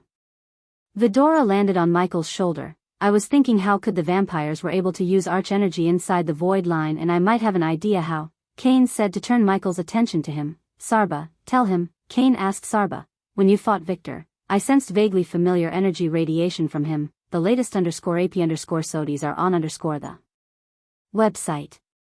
Familiar? Michael stopped drawing on the parchment as he put Vidora on the table to look at them directly. Yes, the energy Victor radiated is similar to the Stormville Mountain Crystal. Hearing Sarba's words, Michael took out a Stormville Mountain Crystal from his system storage. What if the Hydra sleeping in the Stormville Mountain and the vampires have some connection? Kane asked. I too have the same feeling, Ghost. Iag opened her mouth. That Hydra is the reason no one is able to use arch energy in the southern continent, right? Then how can these vampires use spells and shit without an issue? What if these vampires were created by the Hydra? Michael couldn't completely deny the possibility that the vampires have some kind of connection with the Hydra. In fact, he too had this question in mind. The unfortunate thing was he didn't dare to bring Victor to the Stormville mountain. He was already risking himself by mining the crystals where the Hydra was slumbering. If that Hydra chose to come out of its slumber, he didn't think he or anyone in this world could stand in its way. We watched Peyton's trial. Things went just as we guessed, huh? Michael nodded at Iag.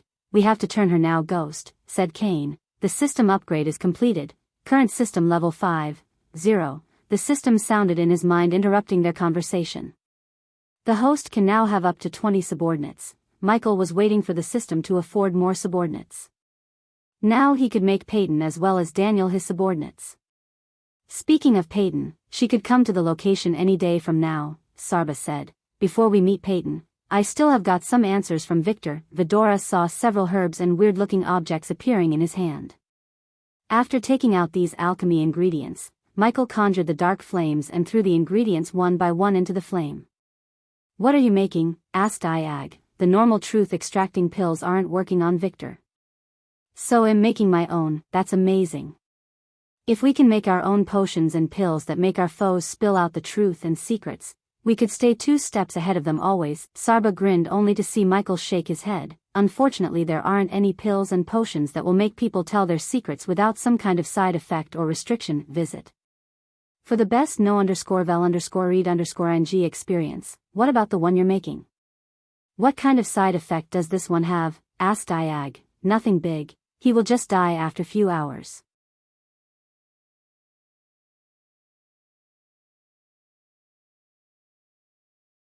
Chapter 486. The price for Peyton's loyalty. Absurd. The vampires are just a myth, Peyton. Guardian Captain Gerard slammed the table. How do you explain the mutilated and blood-drained bodies of the team we sent after Victor? Asked Peyton. She was way past the point of being meek and respectful towards Gerard. Don't tell me they are just a myth. They tortured me for weeks. They sucked on me while the Guardians were busy searching for Sabrina, who is not even a Guardian. Tyriana's face turned red. The audacity of Peyton to dare to blame them for her own fault made her blood boil. A girl you recruited despite knowing she was not a Guardian. Gerard raised his voice. We all know if she wasn't Noah's sister, we wouldn't be having this hearing now. For some reason, Peyton didn't let Zanali tell them it was her idea to recruit Sabrina. You said the vampires sucked on you, right? With a raise of her hand, Tanulia brought order to the hall. The others closed their mouth as she looked Peyton in the eyes. Peyton gave a nod as the answer to the Alpha Guardian's question. Tanulia waved her hand, sending a bright beam of light to Peyton. The bright beam of light shot through her, vaporizing her clothes. Peyton's mind went blank and it took her a second to realize she was naked. The others were stunned. They never expected Tanulia to strip Peyton naked. No bite marks. Tanulia tilted her head while Peyton was hiding her privates and her bosom with her hands. She was so furious to the point her tears began to gush out like a flood breaking out of the dam. Her entire body sweated. She wanted to scream and go berserk. Even when the vampires stripped her naked, she didn't feel like this. She never thought she would be shamed by the Guardians. Stop, Alpha Guardian. Zanali couldn't go through the trail after seeing they shame her best friend. She flicked her wrist as a set of robes appeared in her hand. She threw the robes at Peyton, which she used to cover her body. She took a healing potion. That's why there are no marks on her body. I want the alchemist who brewed the potion here. We will continue the trial after 3 days. Meanwhile, Guardian Captain Zanali will take over Peyton's responsibilities. Great. Now you have to go to their castle. Iag rolled her eyes after they all saw how the trial concluded in the mirrors. The latest _AP_SODIes are on the website. Michael sat on the throne resting his head on his fist. Michael established a connection with his pirate lord subordinate Corey. All the mirrors flickered for a moment before showing Corey's face.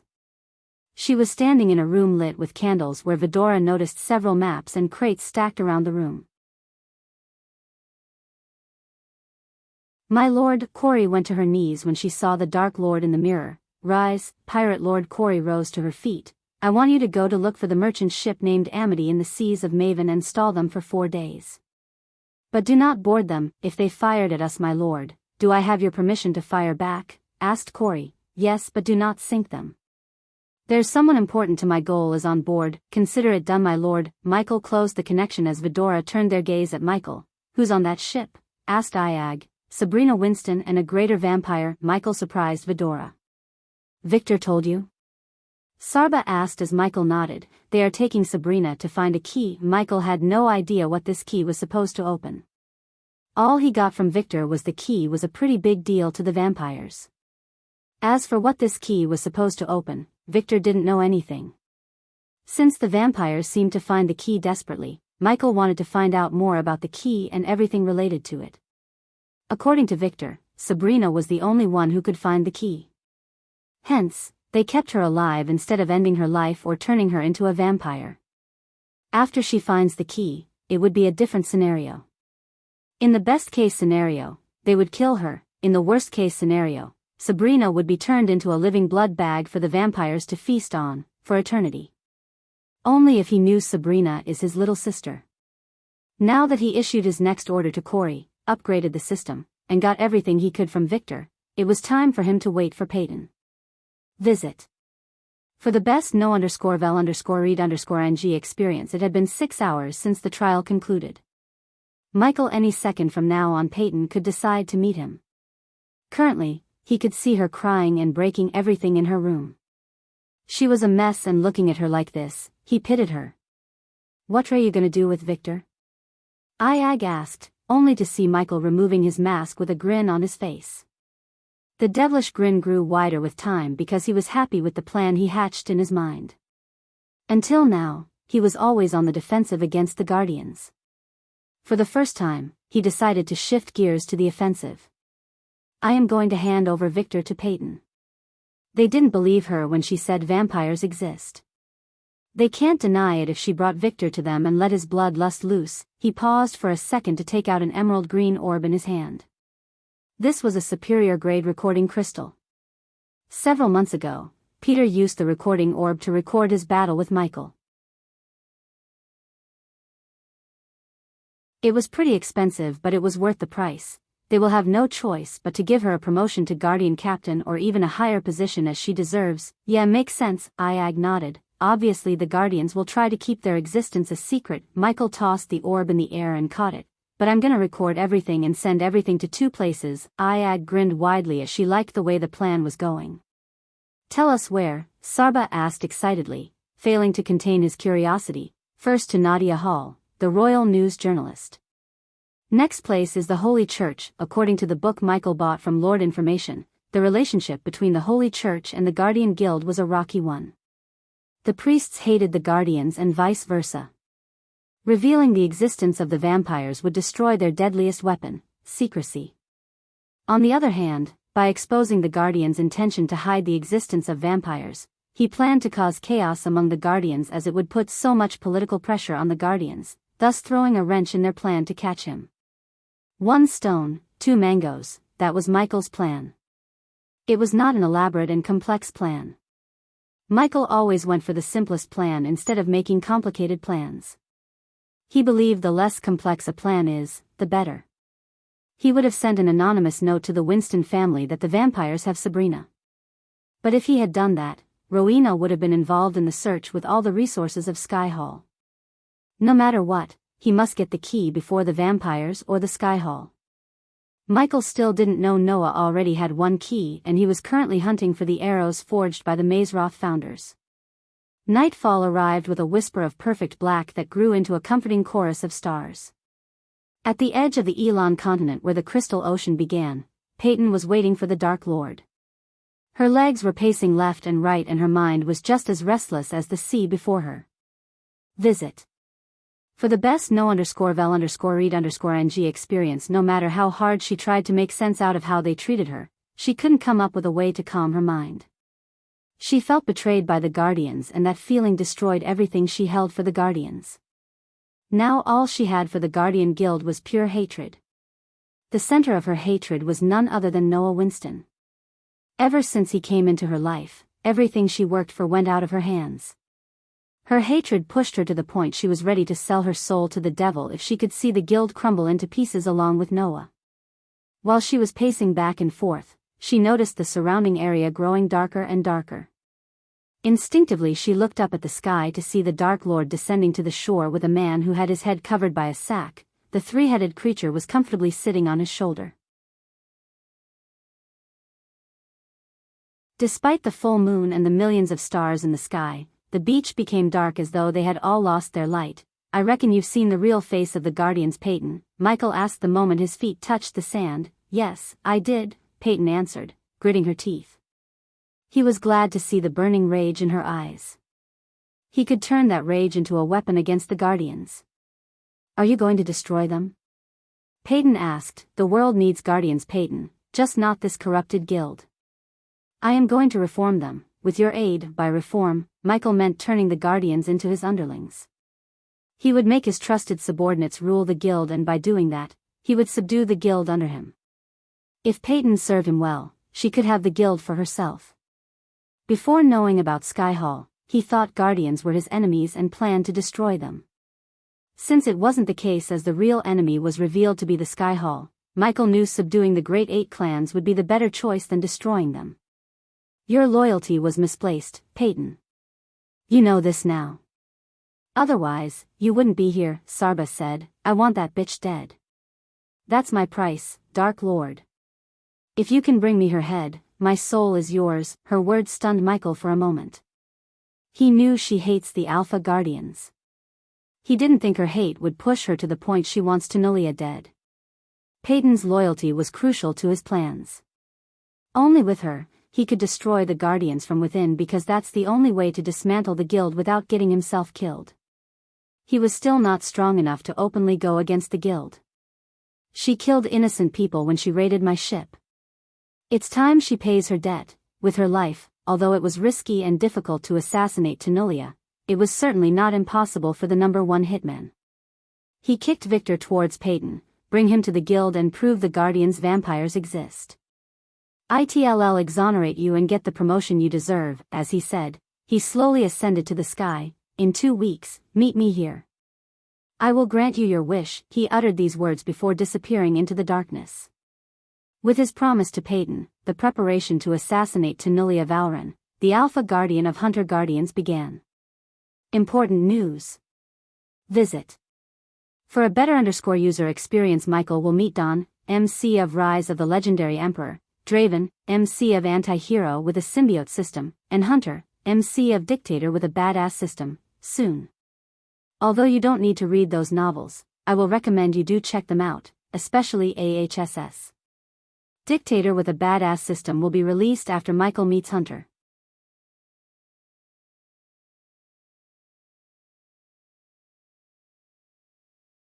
Chapter 487. Yasmin Winston. The next day Michael was meditating atop the tallest mountain peak in the entire Sunrise sect. The sun bloomed on the horizon, golden petals of sunrays stretching ever outwards into the rich blue. Slowly opening his eyes, Michael breathed in the fresh morning air and listened to the birds chirping around him. He willed the system, retrieving the 2 black swords from the system's storage. The swords were reflecting the golden sunrays. Looking at the smooth surface, one could tell they were damn sharp. Still, Michael increased their sharpness by rubbing the blades against the sharpening stone bought from the system store. "My lord, if I may, can I suggest you something?" Azazel appeared next to Michael. "Go ahead, you should finish the coronation ceremony soon. Your people need to see their king." Azazel was right, as he had never visited Bradford since he became the king. Claire and the elders handled everything. Michael wasn't interested in being king. Nonetheless, he could at least visit the kingdom and his castle. Moreover, he needed to meet his army and commander.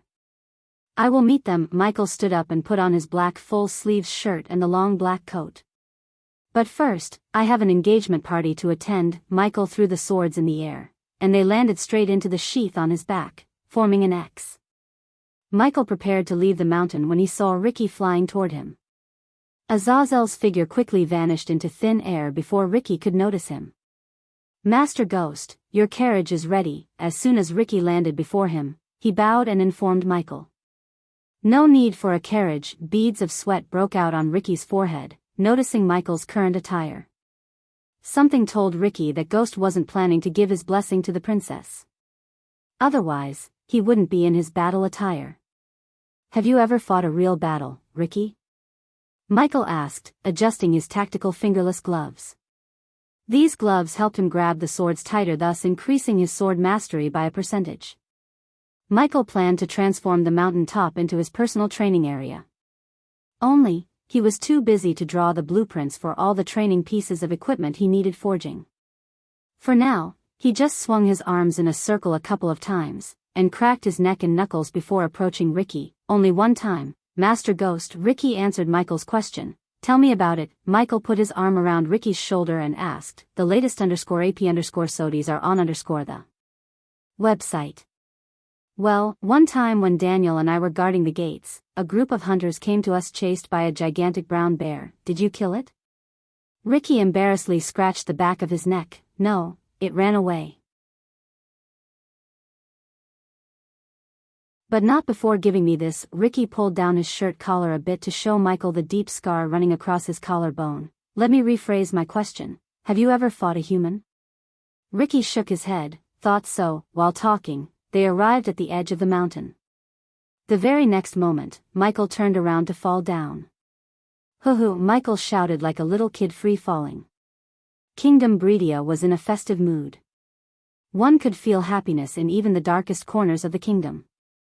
King Breedia announced free food, 20 gold coins for each family, and more importantly, a permanent tax reduction by 2% to celebrate his daughter's engagement to Andrews Winston.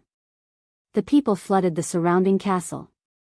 They all eagerly waited for the princess and the prince to appear. The vibrancy of the celebration, the energy of the dancing dragons, and the fireworks that make an artistic canvas of the morning sky, were enjoyed by all. The citizens showed their joy by painting their faces, carrying banners, offering food to fellow citizens, and shouting slogans appreciating the king and the princess. The castle of Breedia had 4 solid, round towers towering above all and linked with small bridges. The castle walls were made of light gray stone. The engineers who built the castle placed refined windows thinly around the walls in seemingly perfect symmetry along with symmetric crenellations for archers and artillery. The real beauty came from the surrounding garden and the crystal blue stream running around the castle. The wooden bridge was raised to prevent the citizens from flooding the castle. Only after the engagement would King Breedia lower the bride so the people could enter the castle grounds to see their princess and prince. Since the streets leading to the castle were flooded with cheerful citizens, the nobles and the guests entered the palace through the roof and landed directly in the throne hall. Humble braziers decorated the throne hall, hanging from one side of each of the 8 limestone columns that lit up most of the throne hall and radiated warmth across this hall along with the majestic chandeliers. The illustrations of a kingdom in the sky on the terraced ceiling danced in the flickering light while carved images and statuettes looked down upon the maple floor of this opulent hall. The nobles were standing on the floor blanketed with a coral rug that ran down from the throne and split to encircle the entire hall while matching banners with emblazoned crowns decorated the walls. Between each banner sat a shrine-like ornament covered in candles. A few of them had been lit and, in turn, illuminated the artistic portrayals of Princess Catherine and Andrews Winston below them. The draperies colored the same coral as the banners hid the windows while burnished corners and fancy tassels adorned the curtains. A glorious throne of oak sat atop a tall elevated platform and 5 somewhat plain-looking seats for the Royal Highness family members accompanied the throne. Visit. For the best no_vel_read_ing experience, His Majesty really outdone himself this time. The place looks gorgeous. Where did His Majesty buy the wine? It's delicious. I heard His Majesty even invited someone close to Empress Era. You kidding me? No, I thought only the kings and queens in Elon continent would attend the ceremony. I don't think King Maxim or King Ports will come, the nobles gossiped while slow dancing to the music played by the orchestra group. Thanks to the soldiers constantly patrolling and monitoring the castle grounds, everything was going smoothly.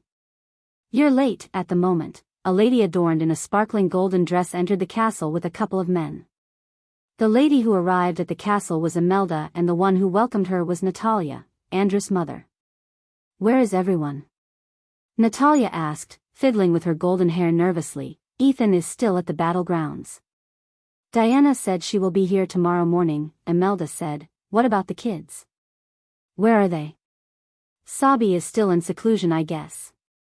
We received a note from Rowena and Noah. They'll be here with Diana." Natalia heaved a sigh of relief, but when she thought about Sabrina, her smile grew shorter. "Can't Sabi just take a break and come here?"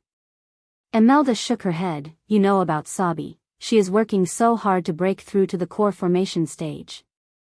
She won't miss the marriage, I guarantee you." Imelda knew how much Natalia loved Sabrina. She was the youngest child in the family, so every single one of them loved her dearly. As a result, Natalia was crushed when she heard Sabrina wouldn't come to the ceremony. Visit. For a better user experience, however, what she heard next cheered her up instantly. "Do you know who's coming today?" "Yasmin." Natalia's face immediately brightened as though someone was directing a torchlight to her. "Really?" Natalia almost bounced in joy. She was so excited. "Yes. In fact, she is on her way here." Imelda brightly grinned. Yasmin Winston was Ethan's nephew. Several years ago, she went to AR to hone her skills. There wasn't a sect that didn't invite her to join them. But she rejected them all because she believed getting real experience was more crucial than learning in a sect. Yasmin was the pride of Ethan's younger brother Caden. After what Jacoby did, Caden couldn't look Ethan in his eyes. He was ashamed of his son's plot to assassinate Sabrina and Diana. If Yasmin was there, she would have personally cleaved her brother's head clean off. "How can I miss this special day, Auntie?" Natalia heard a charming voice as she looked up to see Yasmin gracefully descending from the sky. The girl wore armor set with a rounded helm and a face guard. Attached to the forehead area was a crafted leather ornament piece shaped like a lion's mouth. The shoulders were oval, short, and quite large, decorated with 3 large, curved wooden spikes on each side, lined up from back to front. She removed her helmet to reveal her perfectly sculpted face and her porcelain skin. Every single youngster in the hall turned their gaze to the black-haired girl in battle armor. She wasn't by any means a country-toppling beauty. However, the grace and the aura she radiated rivaled even the most powerful people in Elon. What particularly caught everyone's attention was her armor, which was made of many vertical layers of leather and metal mimicking a dragon's scales. One could not find a single place in her body that wasn't covered by the armor. Yasmin, the 2 ladies dashed at her, and when her feet touched the floor, they hugged her tight. "Aw, I missed you two so much." Yasmin hugged them back. "Too tight." Imelda patted Yasmin's back, barely letting her know her embrace was crushing them. "Sorry." Yasmin quickly let them go. She had to slap herself on the face for forgetting how strong she was and how fragile her aunties were. "Where are my cousins? Don't tell me they aren't planning a homecoming party for me, brat. Couldn't you have taken off your armor? Is this what you learned from the elves?" Imelda playfully twisted Yasmin's ear. "Yeah, they've been teaching me so much noble etiquette," Yasmin sarcastically said. "The latest _AP_SODIes are on _the website. Bring me to see my soon-to-be prince aunties." Yasmin put one hand around Natalia's neck and the other around Imelda's neck. She didn't give a damn about what the others would think, nor did Natalia and Imelda. As they spoke, Ghost was on his way to giving the couple a gift that no one would forget for years to come.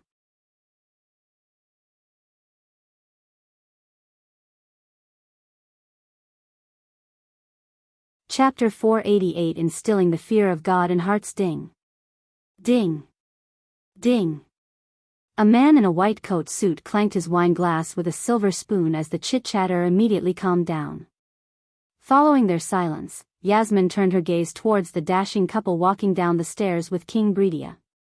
Who could be so dashing other than the Prince and Princess of Breedia? It was Andrew Winston and Catherine Breedia. Andrew was rocking the suit and looked extremely handsome. He wore a clean shirt and buttoned it up fully to support the bow tie. On top of the shirt, he wore a chic vest with 6 buttons. It had a deep V-line, which caused the vest to line up perfectly with the jacket's V-line. The jacket fitted him like a glove, a tailored glove. It had an intricate rope strike pattern, making it look stylish and graceful. The buttons of his double-breasted jacket were all buttoned up, with the exception of one for playful touch to a classy look. He was wearing pants that copied the style of the jacket, both in color and pattern, and made an ideal combination with his brogue Oxford shoes. To top it all off, he wore a refined belt accompanied by a tie clip and cufflinks. Besides Andrews, Catherine looked like a goddess among mortals. The sparkling dress covered her shoulders halfway, flowing into an elegant jewel neckline. It was a close fit, giving the dress a relaxed yet graceful look, whereas her arms were uncovered entirely. This was a good thing, as her silky skin wasn't something that should be covered up. The dress waist was thin, but it was a comfortable fit. A bow had been wrapped around Catherine's and rested gently on her lower back. Below the waist, the dress fitted snug around her and had a straight style. The dress reached just above her ankles and was slightly longer at the sides. She was wearing T-straps, which went hand in hand with the dress. To top it all off, she wore an ornate necklace and large jeweled earrings. The couple drew all the attention while the king stood aside with a bright face. At that moment, he felt like the happiest man in the whole world. His little girl had grown and would be a lady soon. "Your Majesty, Your Royal Highness," the nobles bowed respectfully. Soon after, Andrews noticed Yasmin among the crowd alongside his mother and auntie. For a moment, he couldn't believe his eyes. Seeing the look on Andrews' face, Catherine led him to his family. "Yasmin," Andrews grinned ear to ear, "visit.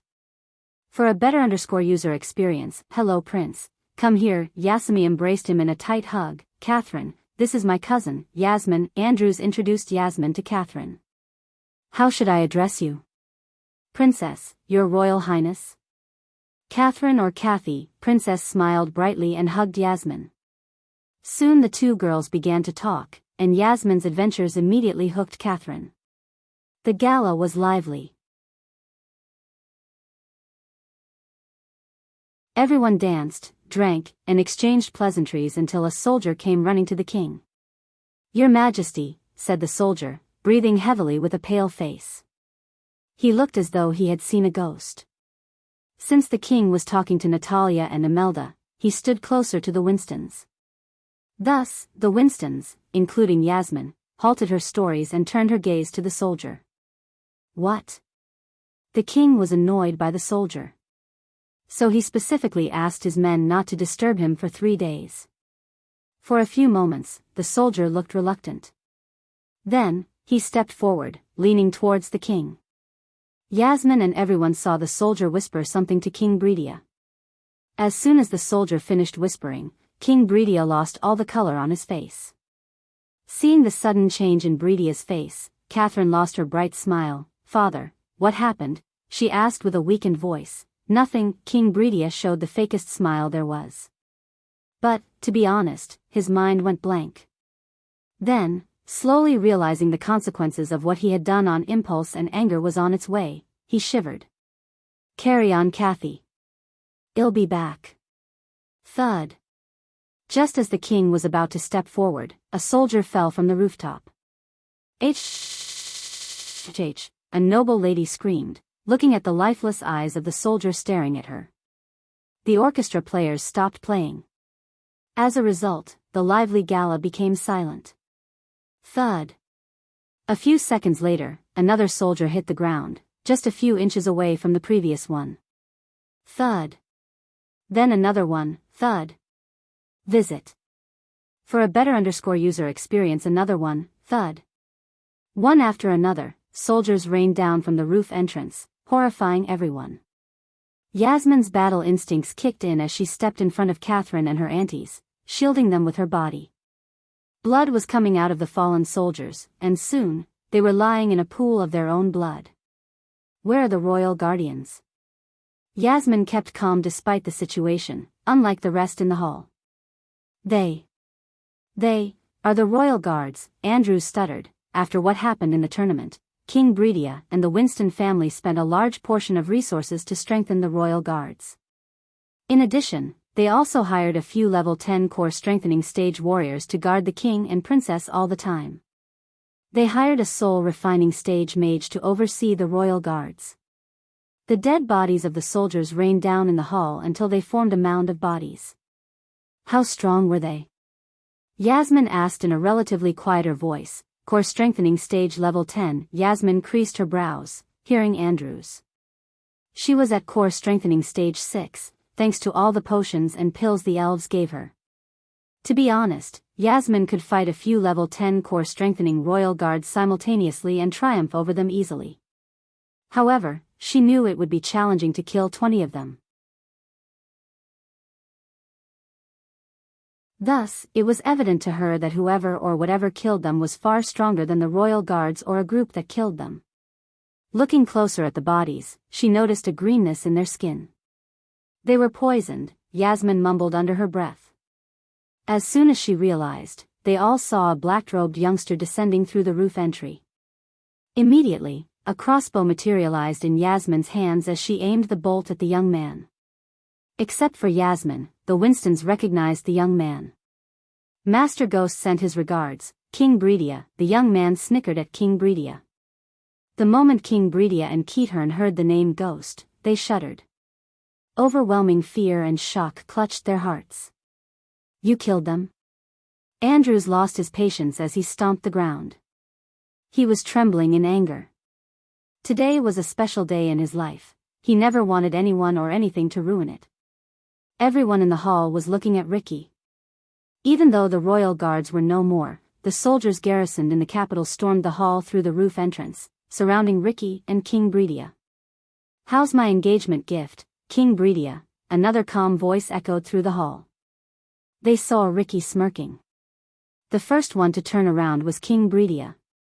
As soon as he turned around, yet again, he was startled. One by one, everyone in the hall turned around to see someone else sitting on King Breedia's throne. Visit.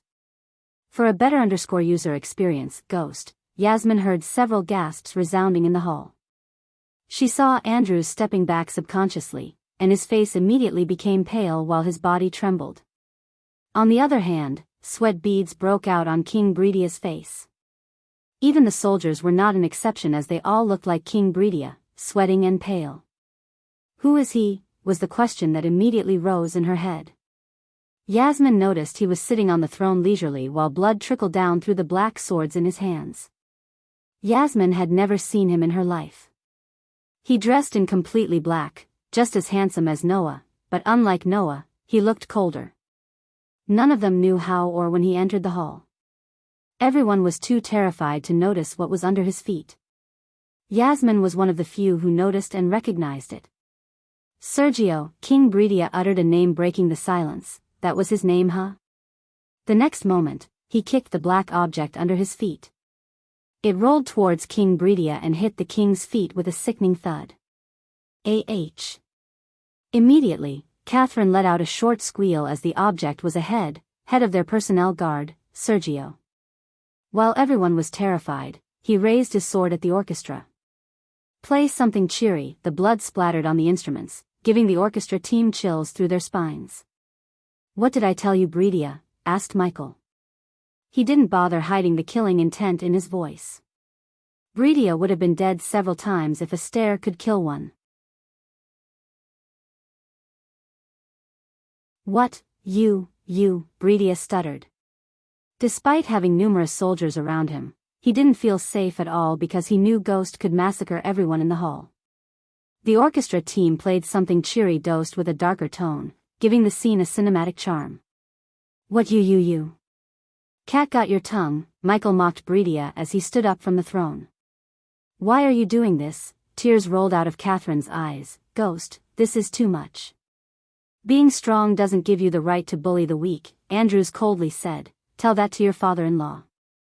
Andrews was stunned by his answer, and when he turned to look at Breedia, he saw the king opening and closing his mouth, struggling to find the right words. They don't know, do they? I don't care what happened between you. You are not ruining this event. Yasmin stepped forward, surprising Michael and the Winstons. Yasmin. Imelda tried to pull Yasmin back, but she simply couldn't. Another girl prodigy of Winston's, typical, Michael thought. Visit. For the best no_vel_read_ng experience, they expected the Guardians to intervene somehow. However, the Guardians were busy trying to save themselves from the PR nightmare Michael threw at them. Yasmin, please. Stay down. I beg you, Imelda begged Yasmin. She knew what Ghost was capable of, what he was really capable of. They had no one to stop him if he decided to kill them. Michael knew this too. That was why he chose today instead of the actual ceremony date, as the prominent guests would arrive only tomorrow.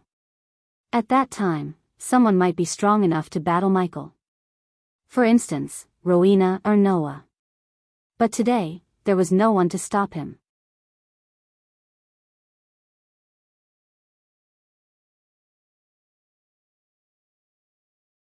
Chapter 489 Final warning to King Breedia. Michael could see Yasmin's cultivation level.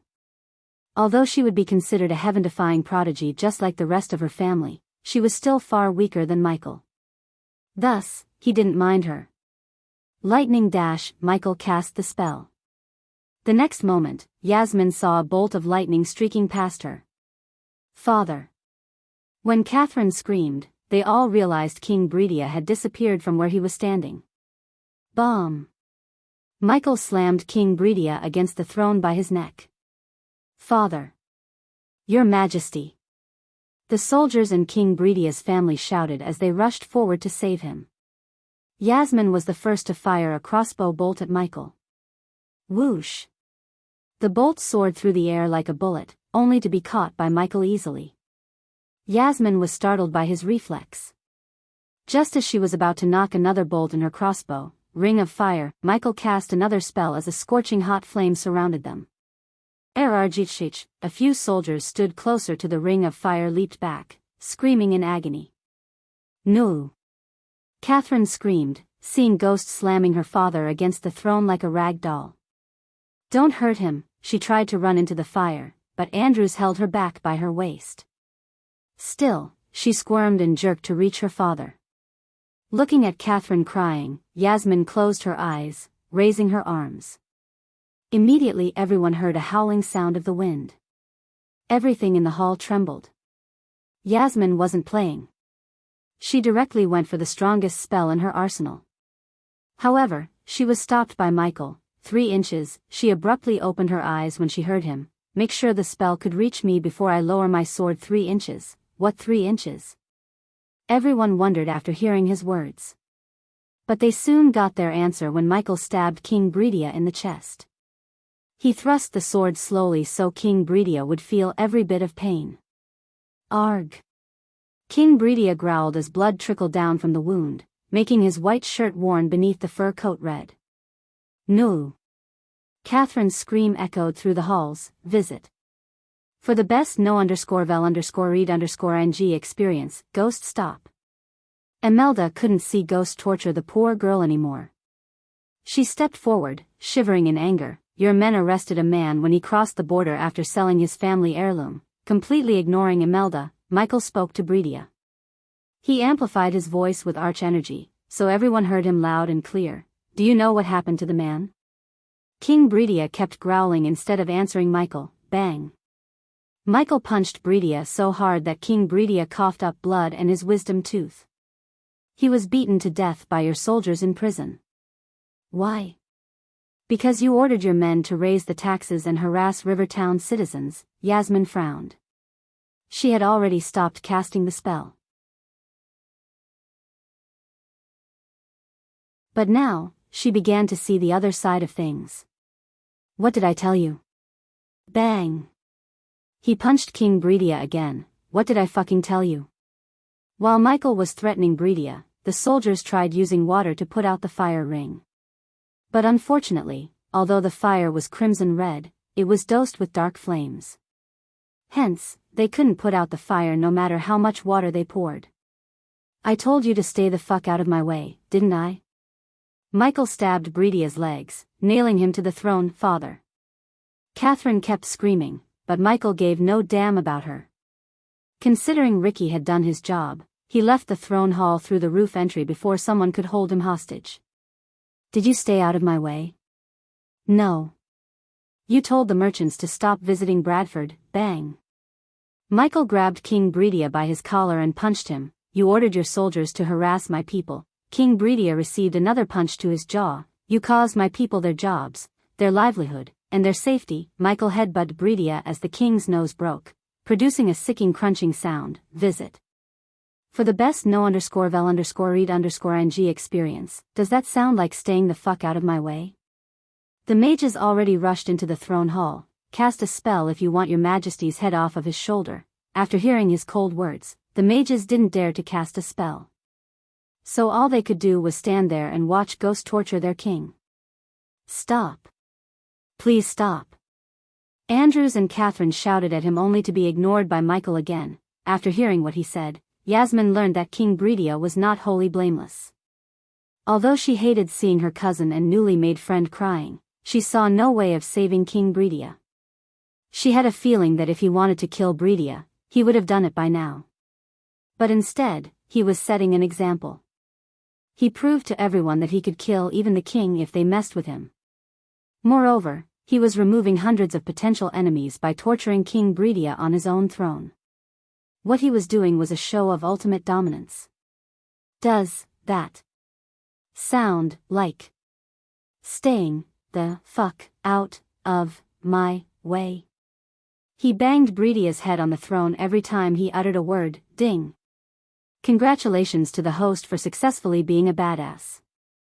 The reward is 2,000 badass points. Ding. Congratulations to the host for successfully being a badass. The reward is 500 badass points. Ding. Congratulations to the host for successfully being a badass. The reward is 1,500 badass points. The badass points rapidly increased with the system ringing in his head.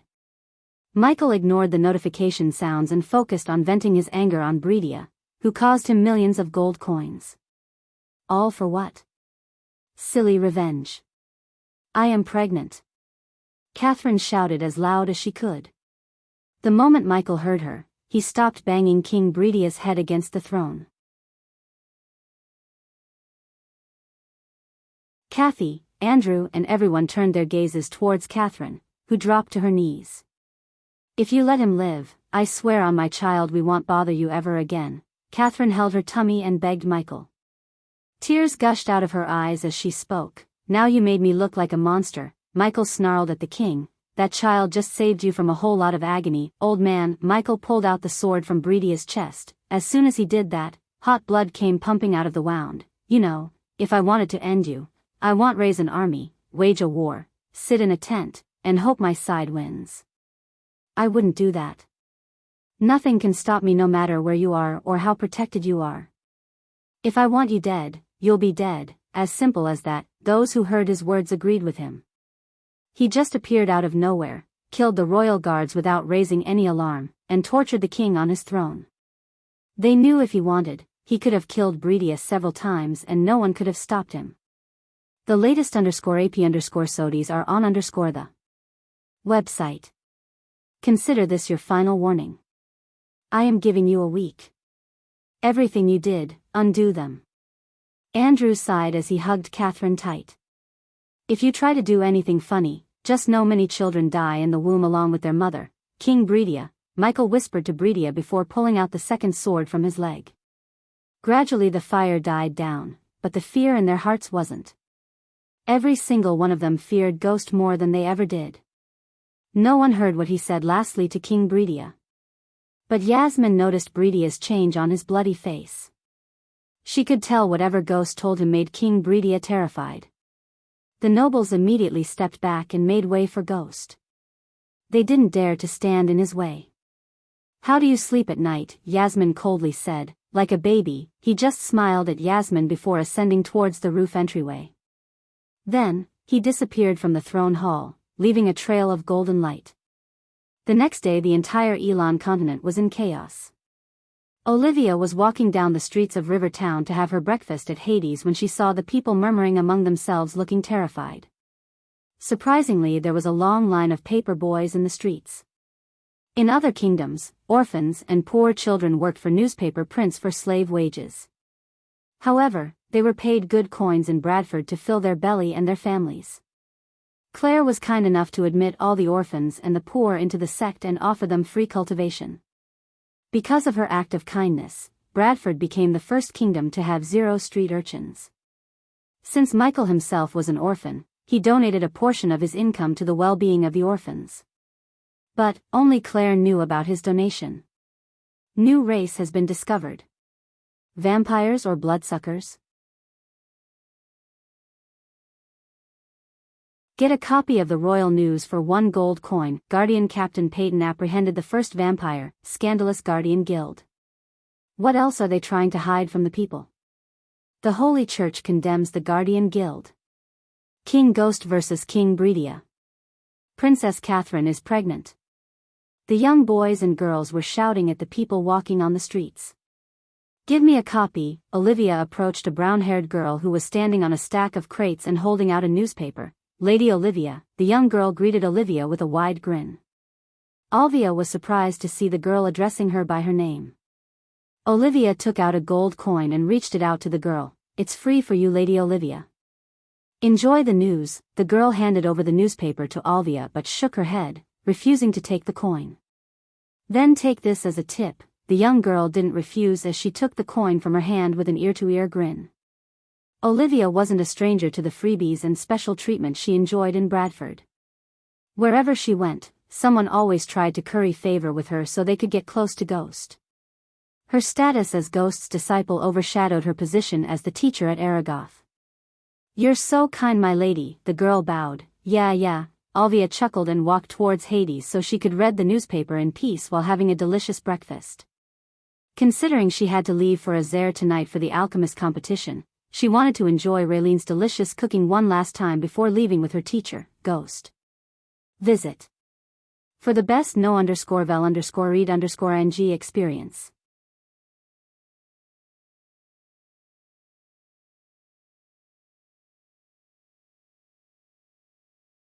Chapter 490. Arriving at the Azare continent in the calm sea, a 2-mast ship was sailing under the light of a starry sky with a full moon.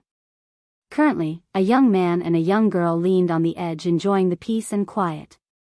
They were none other than Michael and Olivia, who were on their way to the Azare continent. Take these. It'll help you store less stable potions, and the potions you keep inside won't deteriorate. With a flick of his wrist, Michael took a crate containing 50 newt vials from his space ring. Olivia was pleasantly surprised by the sudden gift. Are these the newt vials you told me about? She asked excitedly with wide eyes that sparkled looking at the vials. Yep, thank you so much, teacher.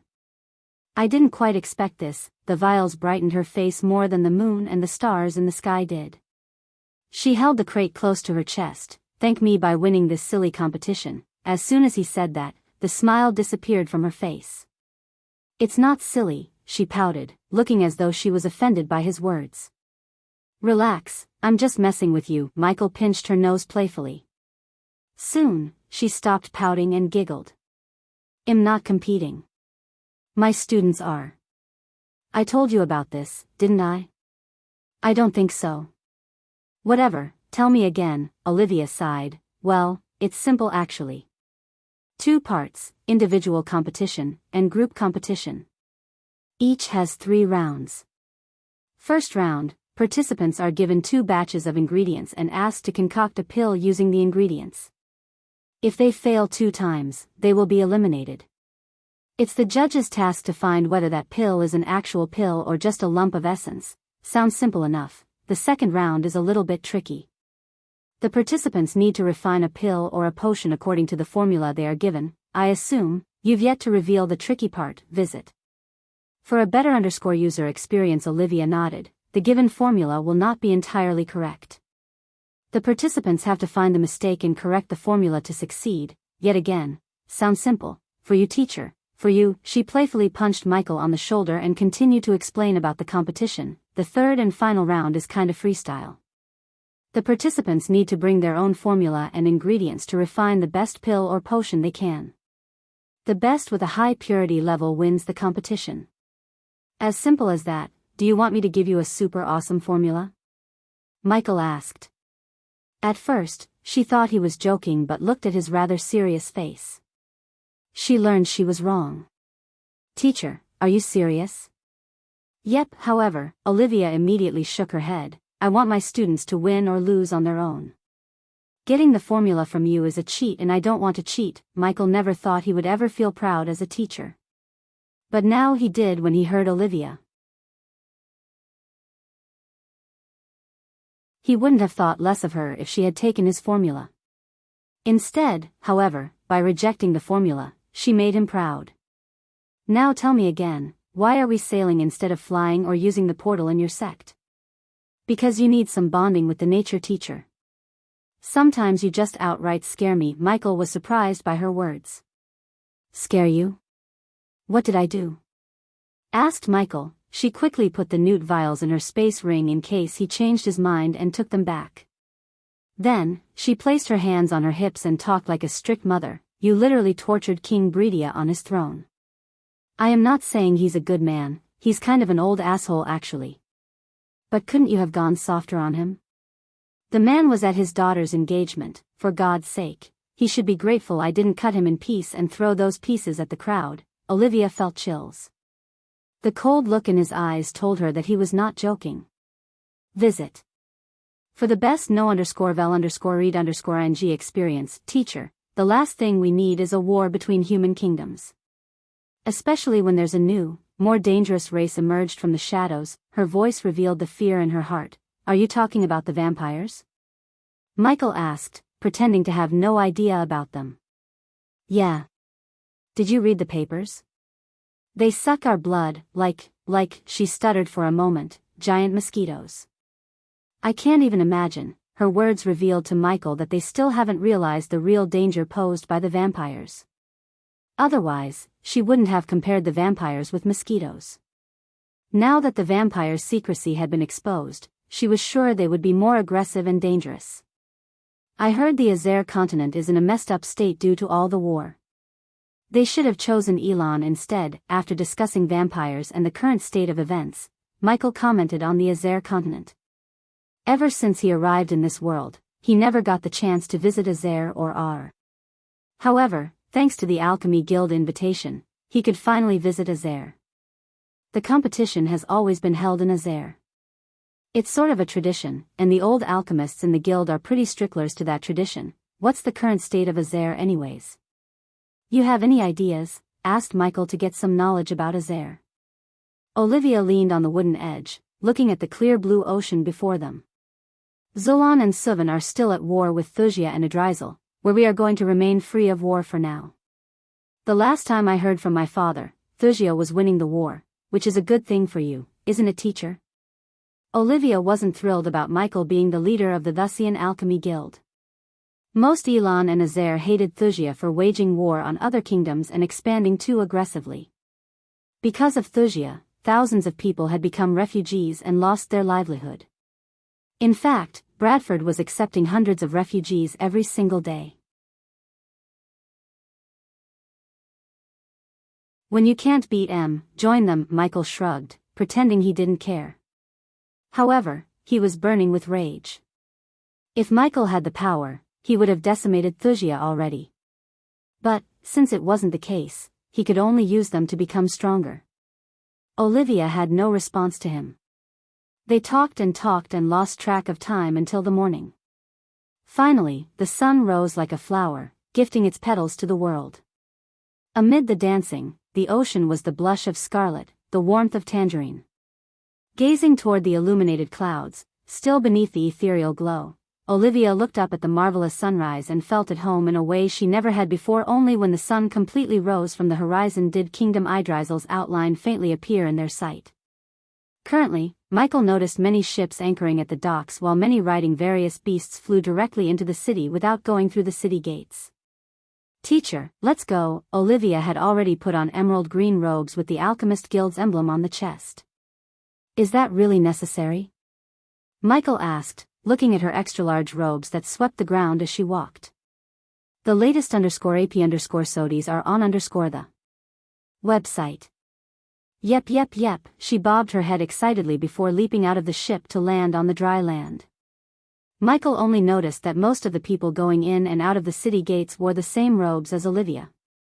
The number of green robes he saw almost gave him a headache. Among these green-dressed people, he looked somewhat strange in his black robes. Still, the soldiers in metal armor guarding the city did not stop them as they entered the city for the first time without giving any coins to the guards. "Welcome to the city of Oxshore," Olivia said, grinning from ear to ear. The city of Oxshore was built on the banks of a large natural harbor and was truly a medieval metropolis. Its elegance was matched by the backdrop of a dormant volcano that helped shape the city into what it is today. Michael could not see far because of the buzzing crowd blocking his view. "We will look around." Olivia had to raise her voice to get Michael's attention due to the crowd. Michael felt as though he had come to a festival. The city of Oxshore vaguely reminded him of Hawaii with the lush green mountains surrounding them. Any citizen of Oxshore knew that these hills' resources were of great importance. They were also influential in architectural designs as the vast majority of buildings have been built in shapes and with elements of the hills around them. The skyline was spreading with luxurious tall buildings, and even from afar, they managed to display their beauty. For the first time, Michael saw dwarves, elves, orcs, and beast men overshadow the number of humans in the streets. The several bars, ethnic restaurants, and coffeehouses he saw on either side of the street were evident of the multicultural ethnicity of Oxshore. "Come on. I need to check out those herbal stores." Olivia dragged Michael by his hand. "What? Didn't you get enough herbs from our garden?" Michael asked, following her behind. In the entire Elon, Michael had the largest herbal garden. Granted that he lacked varieties like some other herbal gardens, it was still the largest with an abundance of herbs. "I still need more." She didn't back off as she dragged him into a store. At the same, a green-robes youngster, a golden-dressed girl, and a raccoon walked out of a 2-story building made of marble. Not the young man and the young girl had silky brown hair. Only the girl's hair was longer in length than the young man's shoulder-length hair. They were neither too striking nor too unattractive. Instead, they looked plain normal except for the talking raccoon sitting atop the young man's shoulder. "Damn it. In the future, let's use a portal." "My butt hurts sitting on your shoulder." After walking out of the crowded building, the raccoon deeply inhaled a few breaths of fresh air as he cursed softly. Seeing the ugly expression on the raccoon's face, the young man smiled and raised his head.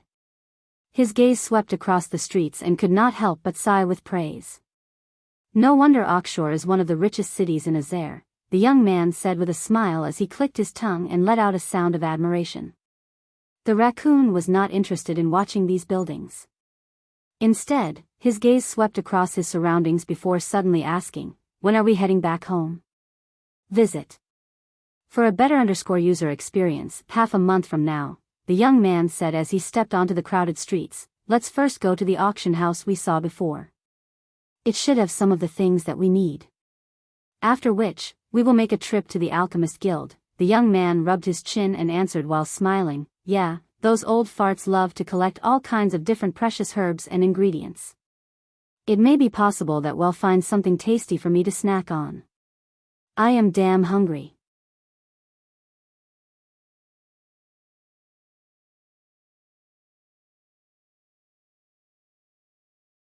Chapter 491. Meeting someone from Mazeroth. The trio was Noah Winston, Alicia, and the raccoon was the Golden Babaru. They were in Azair to attend the alchemy competition and win the Mystic Blood Orchid. He needed the Mystic Blood Orchid to concoct an ancient pill that would start Golden Babaru's metamorphosis. "I heard the Alchemy Guild went all over this time. Any alchemist who has good skills will be a water bottle in the desert. They will recruit them in a flash." Hearing Noah's words, Alicia shook her head slightly. Although getting recruited by the Alchemy Guild is fruitful to some, ultimately it'll limit one's freedom, and if you ask me, it's not really worthwhile. "What the shit? Not worthwhile? You heard of Gabriel, right?" After hearing Alicia's words, Norvin rolled his eyes, curled his lips, and said, "Alchemy King Gabriel. No one in Azair and Elon doesn't know him." Noah shrugged, laughing faintly. Not only did he know of him, but they almost fought against each other. "Tell me about him. What's the big deal?" "Well, He was the largest black horse in the alchemy competition 30 years ago. No one knew him before that. Ever since he revealed his brilliance in the competition, the previous leader of the Alchemy Guild offered him the position of Guild Elder. Back then, when he became the Elder, he was the youngest to hold the position and was a 4-star alchemist, Noah explained to Norvin while navigating through the crowd. After that, with the resources of the guild behind him, he reached 5 stars and became the youngster 5-star alchemist in all of Elon and Azair. He enjoyed unrivaled fame, claiming himself as the Alchemy King Gabriel, but, if it were not because of the guild, he would have at least needed 20 more years before reaching the recognition he has currently achieved. Alicia expressed her thoughts. Rumor has he's eyeing for the guild leader position. Noah heard the rumor through the guardian spies in the Alchemy Guild. In addition, Noah also heard Gabriel was losing his mind over his sudden downgrade to the second best alchemist in the continents. Guild leader position? What's he gonna do about the current leader? Kill him? Norvin chuckled, but his smile froze when he saw Noah's silence. Did you really think we are only here to compete? Noah winked at Norvin.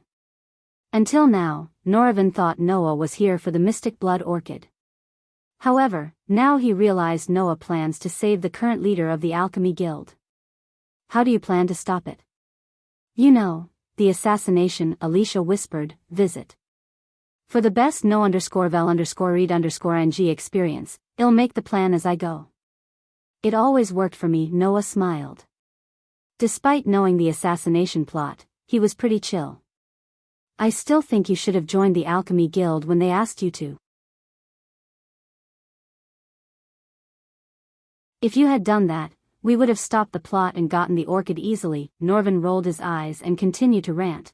They would have provided you with an endless supply of herbs and ingredients, so you could have stayed relaxed and saved the time needed to run all over the place to search for ingredients.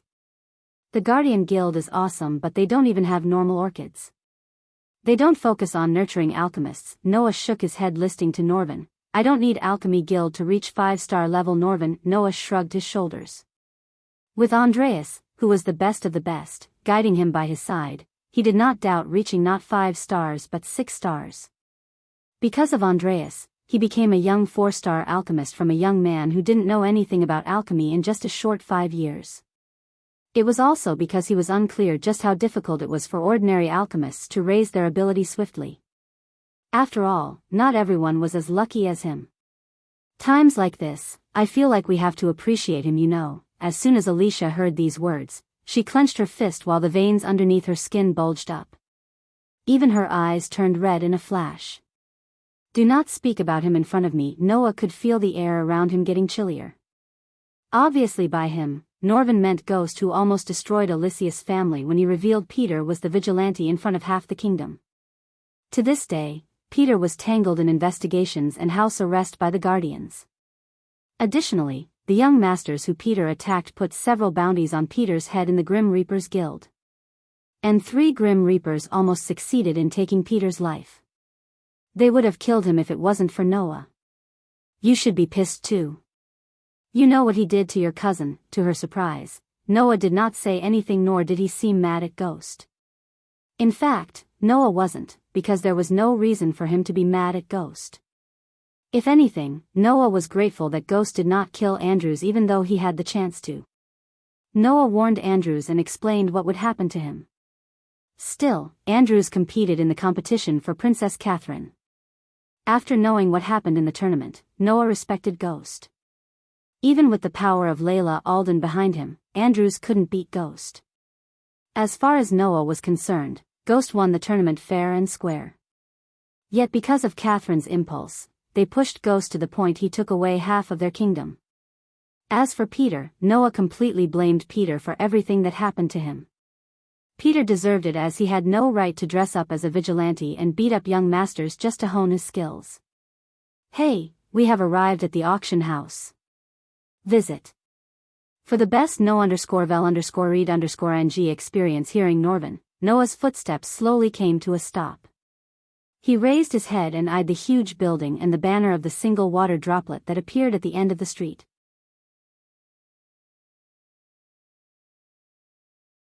Surprise involuntarily surfaced on his face as he shook his head and sighed. Whoa, Just a branch looks bigger than many prestigious auction houses belonging to Elon and Azair. Aqua Auction House truly is a giant in the auction business. Both Alicia and Norvin nodded in agreement with his words. They eyed the huge building that was like a bottomless pit, swallowing up the unceasing flow of people. His hands gently inserted into his sleeves as he turned his head around. Let's go in and take a look at what the #1 auction house has to offer. Hopefully, we will be able to find the things that we need. Once he said those words, Noah led the way as they slowly walked to the end of a spacious street paved with bluestone. As they gradually walked into the grandiose Aqua Auction House, Norvin's raccoon brows rose higher and higher. They had to squeeze through the crowd walking before them to reach the auction house, and the word house may be a bit of an understatement as the building looked like a palace. Noah was expressionless as he passed through the crowd. Once he entered the auction house, a layer of light covered him. The noisiness outside seemed to have become isolated. He could tell the phenomenon was due to the arrays around the palace. Norvin's gaze swept everywhere. Immediately, his mouth widened as he eyed the enormous hall that resembled a crystal city. Inside the auction house, fully armored expressionless guards with Aqua House symbols engraved on their chests patrolled the hall like clockwork. Noah could sense at least 20 sharp gazes sweeping across every part of his body when he entered the hall. It really lives up to its name as the #1 auction house in the world. This manner of extravagance won't come cheap, Noah said, looking around the hall. There were countless crystal counters placed in the large hall. There was an unceasing flow of people staring at the rare items placed on the red cloth inside the counters. The tags under these items stated their prices. However, all the prices of these items were at least 50,000 gold coins. These high prices were sufficient to cause people to gasp in shock. These are the outer sales counters. The things that are sold here are not considered too valuable. The real deal will be upstairs. Norvin licked his lips. Don't forget about the Aqua auction next week, which you need a token. Unless, of course, you're planning to be a spectator, Norvin responded to Alicia's words. Quit worrying. I have someone to get me the token. Visit. For a better user experience, Norvin couldn't help rolling his eyes. Let me guess, a girl. Noah nodded as Norvin knocked him on the head. You are the reason many of us don't get any girls. What shit are you spouting? Alicia silently yelled at Norvin. You're not even a human and no one stopped you from finding yourself a girl monkey. Norvin bore his teeth at Alicia. If it weren't for the patrolling soldiers around them, he would have lunged at her and made a mess out of her neatly braided hair. Come. Noah walked towards the marble stairs leading to the upper floors. He was about to climb the stairs when he saw the hall become entirely silent. Seeing this sudden commotion, it appeared that there was a big shot who had quite a high status walking out from there. He could notice the sudden change in the youngsters' faces. They remained still with slightly opened mouths. While looking around the hall, Norvin lost his balance and fell down. Then, he saw a somewhat blue-colored and blurry lovely tender figure. Lowering his gaze, Norvin saw a pair of shining blue long boots. The heel of the long boots was slightly sharp as it released waves of clear and sweet-sounding click-clack sounds on the clear and shiny marble ground, like a beautiful musical note. His gaze drifted a little higher to see a pair of long, white, tender feet. Not bad. Norvin whistles, not bothering to hide his pervy look. Still, he was better than some men in the hall whose faces were filled with longing and eyes were sparkling. Gradually lifting his head slightly, his gaze finally seeped through the gap and saw a gorgeous and moving face. Immediately, shock slowly climbed onto his face as he softly muttered, Edith? At the same time, a black-dressed young man who was standing in the corner away from the prying eyes was pleasantly surprised by the girl. Teacher, you know her? Olivia asked. Unfortunately, yeah, Michael replied, and seeing Edith was walking towards Noah, he sighed. Visit. For the best no_vel_read_ing experience, this guy's harem is getting bigger by the day.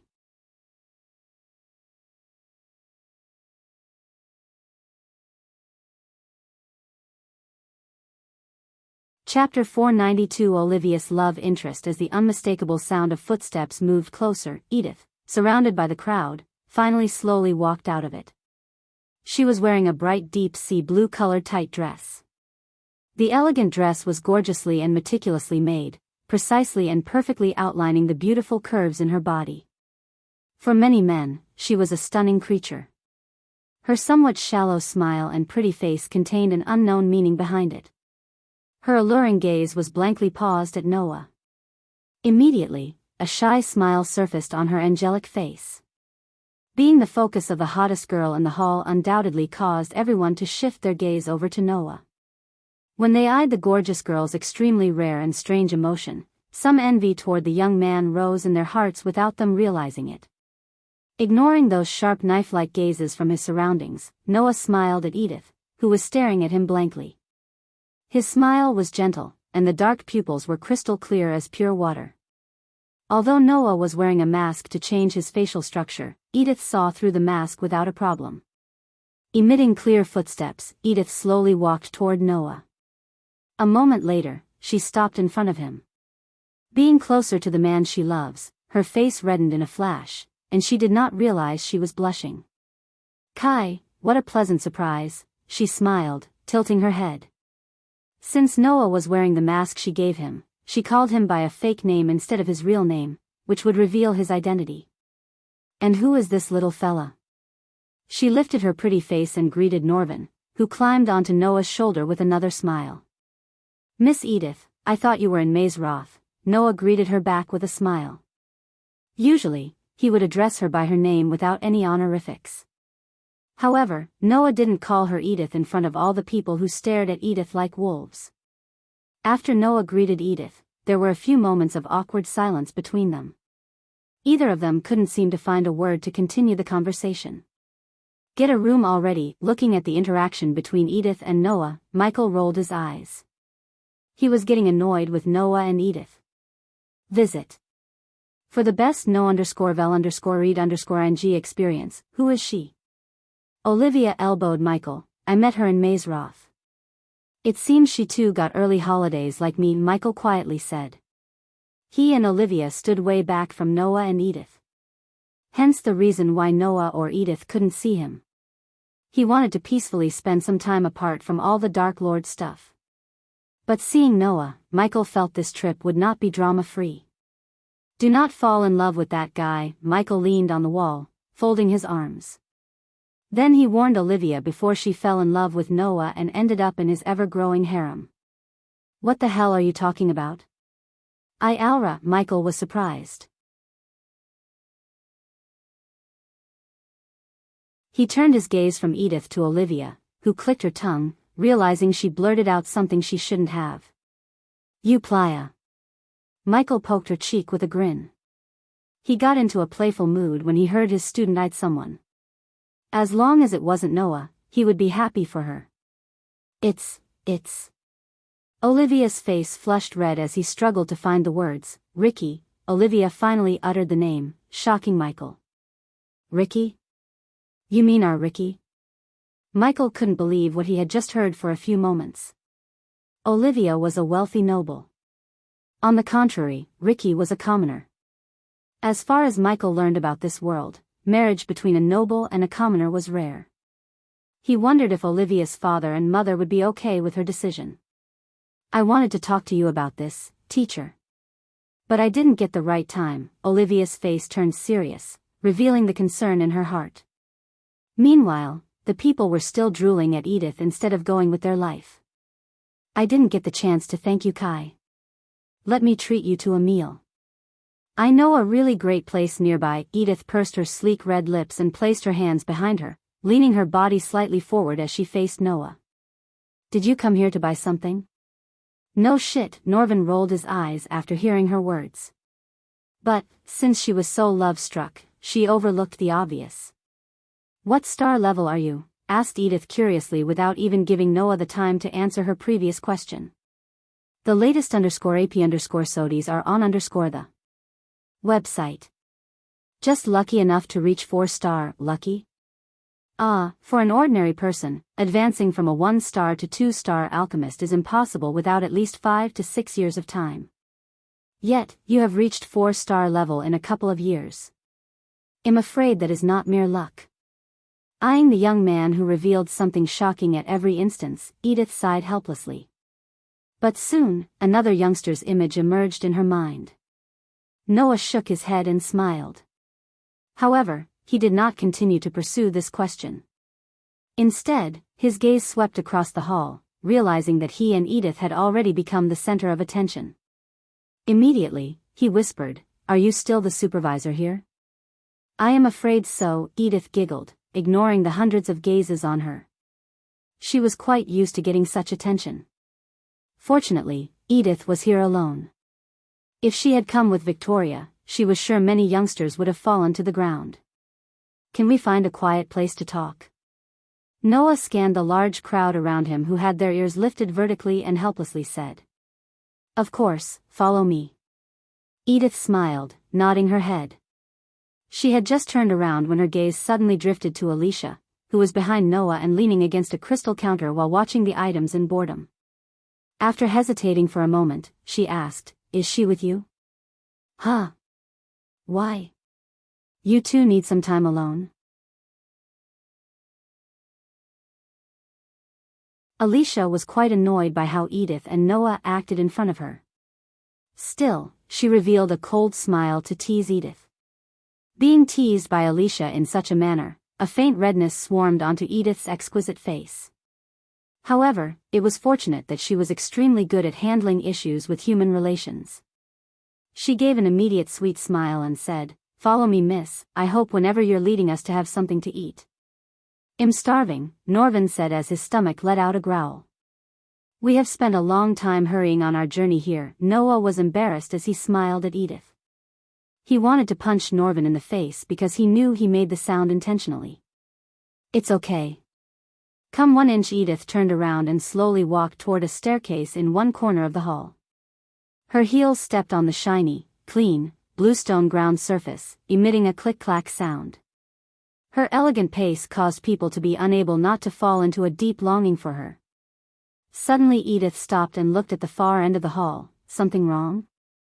Noah asked. "No, it's just nothing. Let's go." Edith could swear she saw a ghost. But what were the odds of meeting him in the Azare continent? She heard he had become the king of Bradford. Hence, she naturally thought she would be busy dealing with the kingdom.